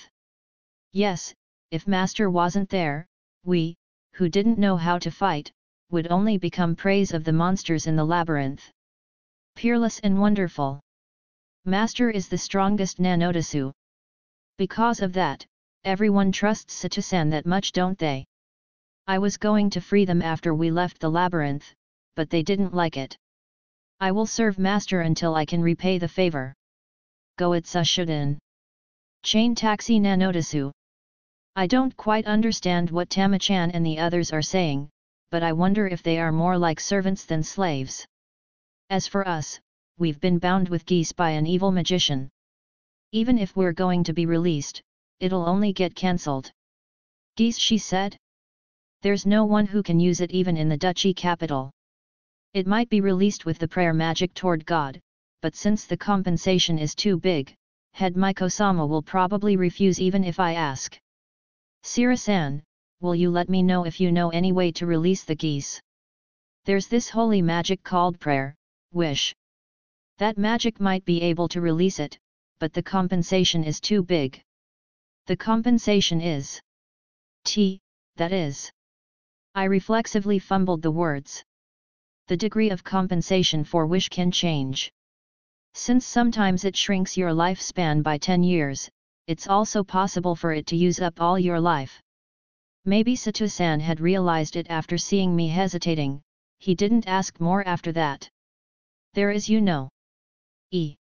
Head Miko-sama easily replied in affirmation when I asked about it. Zazaris, the Pope of Parian Temple, should be able to release geese. I can also do it, but it's impossible for 2 people. My life would have ran out after I released one of them. However, I couldn't tell Sato-san about this. I mean, if Pope Zazaris, the one they call Avarice, knows of a great person like Sato-san, he will surely not overlook him. I'm sorry for Arisa and Lulu, but please wait until the time I can use the prayer magic. They won't have to wait for long. In 10 years, no, within 5 years, I will reach the supreme top without fail. At the dawn of the time those girls are liberated, I will surely. SS, Orion and Rumor. A letter comes from father who had lost contact with me for a long time. I'm told that due to a demon, the barren territory was on verge of collapse. At that time, thanks to a merchant and his escorts who had just arrived at Muno City, the territory escaped destruction. Can mere escorts of a merchant fight a demon? Isn't father being deceived by that merchant? That suspicion only became deeper when I heard that father had conferred honorary peerage to that merchant. Nina Roddle? I don't know the name, but she seems to be an honorary noble who has become the consul according to the same letter from father. Since she's just a honorary viscount, she's probably satisfied with becoming a subordinate of a broke noble, but her rank as a noble is higher than father's. Even if a territory lord is treated like an earl, I can't imagine why would she become a baron's subordinate. Nina Rotol? Don't tell me, the blood and iron Nina. No, it's Roddle the Orc Eater, right? Is that really true? Wasn't she the mistress of the next duke? Even though I just lightly mentioned her name, all of my friends in the same grade seemed to recognize her. If she's a famous person, I think it'd be better for her to find a job in the duchy capital. A letter has arrived from Sorana Ansama. Foolishly, she says that she's engaged with a commoner in the letter. This can't be. Father is a baron. Moreover, he's a lord of a territory. He's treated like an earl at least, yet why isn't she marrying a noble, but a commoner instead? I send a passionate letter about the prides and responsibilities of a noble back to Sorana Ansama.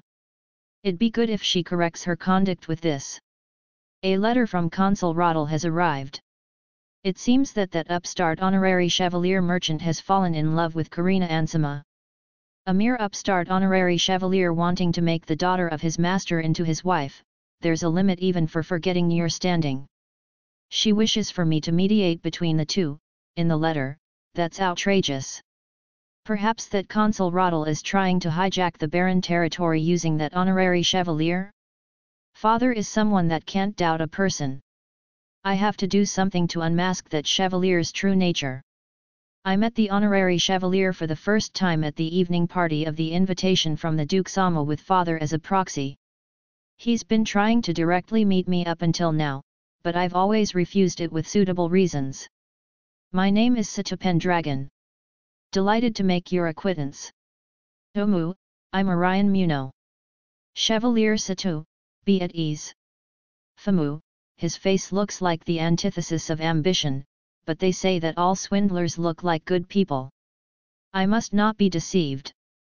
The next day, I've heard about the deeds of that honorary chevalier from my friends. He intrudes upon the house of the girls he's met during the evening party under the pretext of doing tea party, and proposes to everyone without minding who is it. What the heck? I have to protect Karina Ansama by any means. I won't let her be used by that man as long as she's in the duchy capital. I grasp my fist tightly, and swear to the setting sun that encroaches my room. Pokey and scary thing. Pokey, would you like to hear a nice story? That face is a bad face Nanotasu. Arisa is going to trick Poke Notasu. No way, I won't do such thing you know. Arisa talked about some great thing Notasu. I can say goodbye to the fish life with this Notasu. Master. It's terrible Nanotasu. What's wrong? Yes, Pokey is scared of meat Notasu. That's terrible. What if you're shown grilled meat? I'd be so scared, I'd collapse Nanodesu. I cover my face with my hands, and do my utmost best to do I'm scared appeal, just like Arisa's told me Notasu. Then, what if you're shown steak? I will scream and faint Notasu. This time I put my arms on my head and squat down. I see, it's terrible for Pokahi. Yes Nanotasu, it's terrible Nanotasu. Master is laughing just like Arisa said. There are going to be a lot of meat tonight Nanotasu. I mean, I can whiff the nice burning smell of the meat Notasu. I'm excited with the anticipation of the dinner Nanodisu. Delicious. It's tasty, master. Hey? Wait a minute Nanodisu.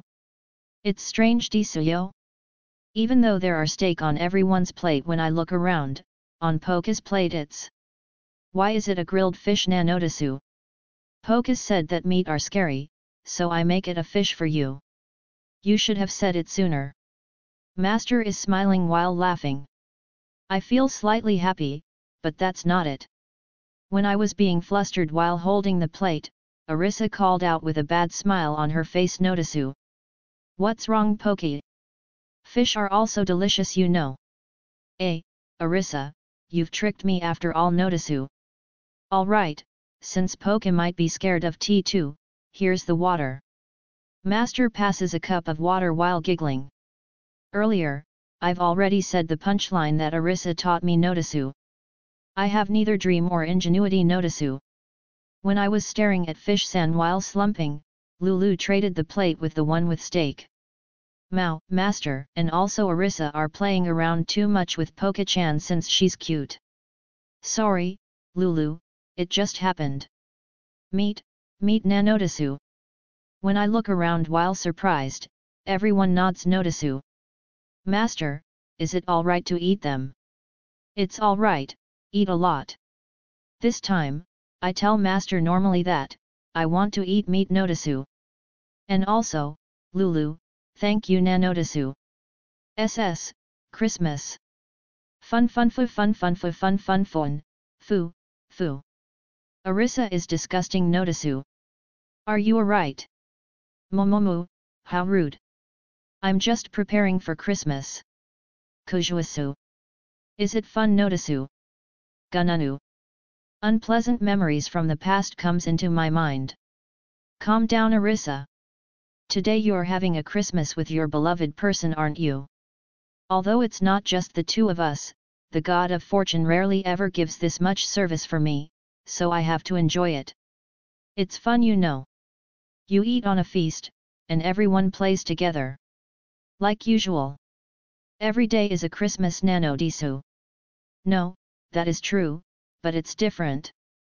The magic of bullet list is obstructing me. During the Christmas, a person wearing red clothes called Santa-san delivers presents. Present. Something like a gift. Meet na notisu. Whale carriage is nice notisu. Ah, that was delicious. Oops, I've been taken in by these two's paces. If it stay like this, I won't make it in time to prepare the Santa cosplay. Alright, let's kill two birds with one stone. However, you see, only good kids receive the presents. Tama is a good kid. Poki is also a good kid na notisu. Era, is that really so?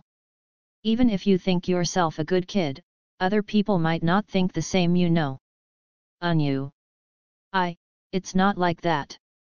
Arisa is mean na notisu. Bad kids, you see.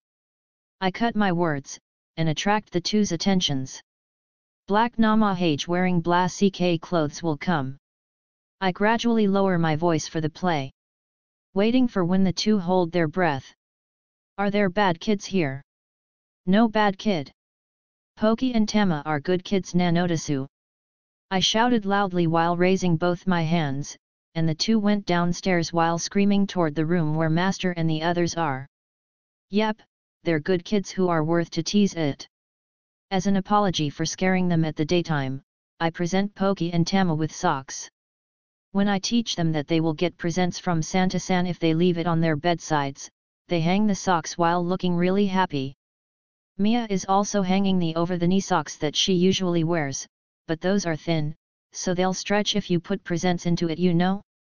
The four people are lying on the bed, and sleep happily. Era? It seems Arisa has also fallen asleep. Then, let's put the presents and go back. Yes. So Arisa won't participate in the Christmas night performance. Even though I've prepared a magic tools that play moody music or derva and adult-like tablewares, unfortunately. While healing myself by looking at the four who sleep happily, I quietly close the bedroom door. Intermission, night of the party.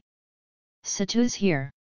I feel that I spent a lot of Christmas in the office after I had become a working adult. If March wasn't the end of the fiscal year, maybe I could have passed the end of year more relaxedly. Master, Arisa is looking strange. Arisa has always been strange though, but since it's Lulu who's saying it, she must be even stranger now. When I look at the place Lulu points to, Arisa is humming a parody of Christmas songs, like Silent Night, Lonely Night, questionably in a dark room while staring at the fireworks afar. Did something happen that stimulated her past trauma? Looks like she's remembering something unpleasant, so let's leave her alone. Why, yes. To relieve Lulu who's worrying about her little sister, let's hold a fun Christmas party and overwrite Arisa's bad memories. What is it, so suddenly? There are no Christmas or Valentine over here, you know. Arisa seems like she's rebounded, but since she murmurs, Raijuyu, serves you right, looks like there's still some lingering effect. Is that so? I thought that the past heroes had spread them. Christmas is just an urban legend. Just like there's no Tsuchinoko here, there's also no Christmas here. QED, conclusion. No, that's very forced, you know? It can't be completely proved in the first place. Well, it's fine. I've thought of holding a feast, and do something that's Christmas party-like, but I guess I should not. Fies. Meat Festival Nanodasu. Fruits Festival. The youth troupe reacted to the feast word. Are there going to be a roasted whole turkey, champagne?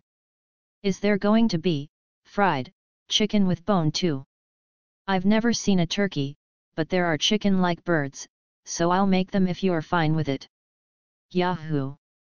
Then, I also have to make Christmas outfits.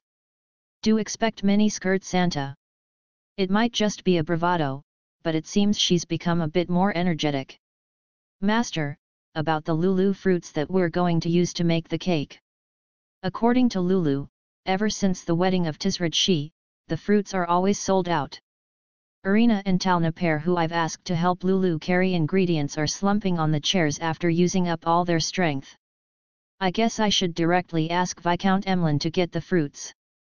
It'll be awkward since I've declined his daughter's marriage proposal, but the Viscount probably wasn't serious anyway, so it's fine, right? I'll do something about that. I want Lulu to make the sponge cake, can you do it? Yes. I've trained intensively, so I'm fine. Lulu is a hard worker. I'll entrust Lulu with the preparation for the cakes and the cookings, and borrow the maids of Baron Muno for the parts that can't be done alone. They should be able to at least peel potatoes. Chevalier-sama. Heya, Lena-sama, it's been a while. The second daughter, Lena, greeted me in the house of Viscount Emlyn. The Viscount offered me with Lena's hand in marriage the other day as a thank for making the value of Lulu's orchard instantly rises, right? No matter how you looked at it, I felt sorry for her to be married with a countryside lower rank noble, so I properly refused it. I praised her new dress until Viscount Emlyn came to the parlour. She had told me that her dress from before was her mother's, so maybe it's because she was happy for her new dress that she was turning around happily when I praised it. Oh? Christmas party is it? I've found it written on an ancient document when I was researching for the cuisines of the ancient King Yamato's era. When I inquired it to Hiro-sama the other day, he informed me that it was a festival in Hiro-sama's birthplace, so I want to try reproducing it. I'll use Hayato as an excuse for this occasion. He doesn't live in the duchy capital anyway, and he should be busy, so they won't suspect that it's just a random talk.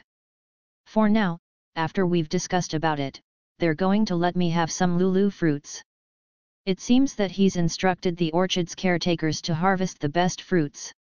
He's kind like always. When I was idling in the Viscount's mansion, I told Lena as a lip service, please come to the party if it's fine with you. Lady Karina and the others are going to be there anyway, the more the merrier for a party. Next, I head toward the ingredient market in front of the harbor. I'm searching for rare fruits for Mia's Fruits Festival, and vegetables to color the dishes. Masta. Nana, there's Masta. When I turn toward the source of the lisp voices, there is Nana who's carrying sea lion keen children on both hands. For some reason, Sira is also behind her. Hello, Sira-san. Good day, Sato-san. As always, Sira begins to smile sweetly when our eyes only meet. However, there shouldn't be food distribution today, I wonder what's happened? Yes, I was doing some errands, so I came here, and happened to catch sight of Nana-san. Sira, Masta listening to. Nana, Masta's lover. I have cross-examined my relationship with Master, I announce that it's a relationship between a master and his attendant. Sira is gesturing them to stop talking with a reddened face, but it's probably impossible to expect these three to read the mood. However, I think Maiko-san isn't allowed go out with the opposite sex, but I guess she's at that age, so she's interested with such talk. I keep Sira company with the nonsensical chatter as she's trying to change the subject. I invited Sira to the Christmas party while we were at it. When I was on my way back, I joined with Liza, who was carrying fur-like tree on her shoulder. It looks quite genuine. Back in the mansion, it's been decorated with many ornaments. Irina carried several samples to the artisan street on the downtown, and mass-produced them. Arissa seems to be the one who's requested it, and made me pay the bill. When I was going to hand over gold coins, they told me that several big copper coins were enough. Geez, the wage here is cheap. I left the decorations to Mia and the maids, and went to help Lulu in the kitchen. Welcome back. These sponge cakes should be enough, right? Yes, they are. Or rather, aren't there too many? Well, if there are leftovers, I'll just give them to my acquaintances. As I'm preparing for roasting the birds, I think about the party's lineup. It'd be gone in an instant if it's just roasted whole bird, and carriage. I continue the preparation to make the simple whale carriage in large quantity since it's easy to mass produce. I've abstained to use the whale due to everyone's reaction to it, but since there isn't any particular effect after that, it's probably alright. I might as well share the potato chips and the whale carriage to the children of the orphanage. I caught Talna, who was snacking on the carriage, and made her the one in charge to deliver them to the orphanage. To be prohibited to eat while surrounded by this smell. Chevalier Sama is an ogre. Ogre is too much. You're free to eat as much as you want in the party, so work hard with the delivery, okay? I wonder if she's delighted with the eat as much as you want phrase. Talna vigorously drive the carriage to the orphanage even while having her usual sleepy face. Please be careful with the traffic, okay? I've made too much carriage, I guess I'll share them with Jieho and the others later at night. It's terrible. Master. It's terrible, Nanodesu. I see it's terrible, hey. When I was decorating the cake, Poki and Tama were running while looking flustered. Since I was concentrating, I gave some random reply. Liza, who's helping with the cooking, scolds the two for raising the dust. Mia also came a bit later. Is Tama a good kid? Is Poki a good kid, Nanodesu? Good kid. You three, why are they questions? Everyone is a good kid. Yay. With this, Santa will come at night, Nodesu. Avoided Namahage. Arisa, what did you tell them this time? Or rather, various things are mixed in. The youth troupe, young maids, and Nana are wearing mini-skirt Santa outfits. Pina and Liza are wearing long skirt type ones, maybe because they're embarrassed with it. I was almost made to wear short pants type Santa outfit, but I evaded it somehow. I've come for the invitation today. Welcome, Lena-sama. Lena's arrived slightly late. She's wearing a different dress than the one in the afternoon. It's a dress with open neckline to emphasize sexiness that doesn't suit her age. It's a bit too stretched. She should be able to wear it without forcing herself in 5 years. Since she's worked hard, I give a lip service, you look like an adult today, which prompts her to put her hands on her cheeks, looking shy. A new guest arrives right at that time. Good evening, Sato-san. Please come in, Sira-san. Sira looks a bit different than usual. She's wearing fiercer makeup, and ceremonial-like Miko clothes that emphasizes on its mysteriousness. She's also wearing several refined accessories that match the Miko clothes, and aren't standing out. When I was praising Sira's Miko clothes and accessories, Lena, who was at loose end, joined the conversation. I wish Lady Karina will follow her sociability. Sira-sama. Is Chevalier-sama acquainted with the Miko-sama of Oracle? Yes, he's been helping the food distribution at the downtown with me. Sato-san, is the lovely lady your acquaintance? Hey? Aren't there some sparks flying? Era? It smells nice. Are you having some kind of party? Welcome back, Karina-sama. Pina and the maids are welcoming Lady Karina, who was going out with her little brother, Orion-kun, in a hurry. Amazing beauty. Oh God, why are people born differently? Lena is speechless when she sees Lady Karina. After Sira saw Lady Karina's breast, she confirmed her breasts with her palms, and then she complained about something to the god. Sira, it won't be a joke if the Miko of Oracle does that. When everyone was present, I cut the cake and started the party. Mia is playing the lute, and Arisa begins singing while matching her. She's even deliberately prepared lyric cards for the guests. Judging from these rounded handwritings, looks like they're written by Poki and Tama. Jingle bell, jingle bell. Meat are falling. Today is fun. Meat festival, fruits festival. Nanodesu. It's wrong, the song is definitely wrong. Arisa presents the Independence Christmas dance with the youth troupe and Nana in mini-skirt Santa outfits. I wonder what is this heartwarming feeling, as if I'm watching the elementary school festival. Everyone is enjoying the party while eating the cake, enjoying the seasonal fruits, and the chicken carriage. The potato chips that I've made in bulk are unexpectedly popular. I wanted to get the carbonic drinks, but since it was transported for orders, I couldn't get it.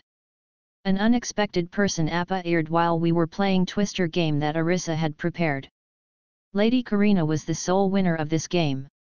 On top of having soft body, since her balance and strength are supported by Rika, she won't collapse no matter what place she ends up on. I also lost quickly and was watching it, it was exceedingly eye-pleasing. The cause of the loss isn't due to balance, but a pair of ultimate weapons, and even though Mia and Arisa are telling me guilty, that's a cheap price to pay. Yo, Sato. I've come after hearing you're doing Christmas. Hiro-sama. Yusha, who's holding champagne, and his followers intrude somehow, and the party's degree of chaos is increased even further. Haven't you departed the duchy capital this morning? Ah, I got some bothersome thing from an acquaintance. So I needed to have some talk with the Duke, and so we decided to stay in the duchy capital for a while. So it's because of the short horn I've given them yesterday. The hero murmurs, this pork is way too delicious, while chewing the last remaining piece of the whale carriage. Nice. Hero. Thanks to his ill manner, the raw material doesn't come to light. Hiro has appraisal skill on by default, so I was almost exposed. I ask Lulu to bring out the cakes, and the prepared giant bird teriyaki. The hero receives the hors d'oeuvre from the maids while opening the champagne that he's brought. Since Lena looked like she wanted to talk to the hero, so I introduced her, she asked for a handshake instead. Sira? What are you doing slipping out of the temple? I did not slip out. I've properly acquired permission from head Miko-sama. Such sisterly quarrel, well, it's fine since it's heartwarming though. Isn't fine with being late to marry, what's wrong with it anyway? That's exactly true Disueo. I have 100 siblings anyway, isn't it fine if one of them doesn't get married? That's right. I'll make a society where a woman can live alone. It's woman's movement. Arisa and Lady Mariest are getting excited for something troublesome. Arisa shouldn't have drunk the champagne that the heroes brought, but she's excited with her talk with Lady Mariest. Or rather, isn't this champagne's dosage too much? Niahahaha. It's carriage speed eating nanotasu. Do you girls always eat this tasty dishes? I'm so envious. The two Beastirkin and Poki and Tamakombo are having speed eating contest with the carriage, but since I've made heaps of it, it probably won't be gone for the time being. Please enjoy the whole roast here. It's quite something when you eat it with this leaf wrapping. Oh! This is delicious. To make someone who hates vegetables like you to utter such impressions. Lulu recommends the whole roast bird to the long-earkin archer girl from the hero's party. I've never seen the dark elf like long-earkin beside her, but it seems she's one of the hero's party. Chicken meat is wonderful after all. Savoriness of the meat is one certain thing, but bird meat is the best for tasting to the bone. I think that having no bone is delicious. Pina-san, stop eating the rice porridge and eat these carriage. Talna, this rice porridge isn't just a simple unflavored one. It's using the soup stock from the birds, creating its deep flavor. Do you hear me? Talna, I'll leave you to deal with the two. I live for the meal. Wait Arena, escaping is unfair. Liza and the maid company seem to be enjoying the dishes in their paces. I'm being pressed by Lady Karina who's wasted, and Priest Loria on both sides, and enjoying the blissful feeling. I'm glad that I'm holding the Christmas party. Guilty? That's right, it's guilty. Don't you understand Sato? You don't do you. Breast isn't only about bigness. It's not you know.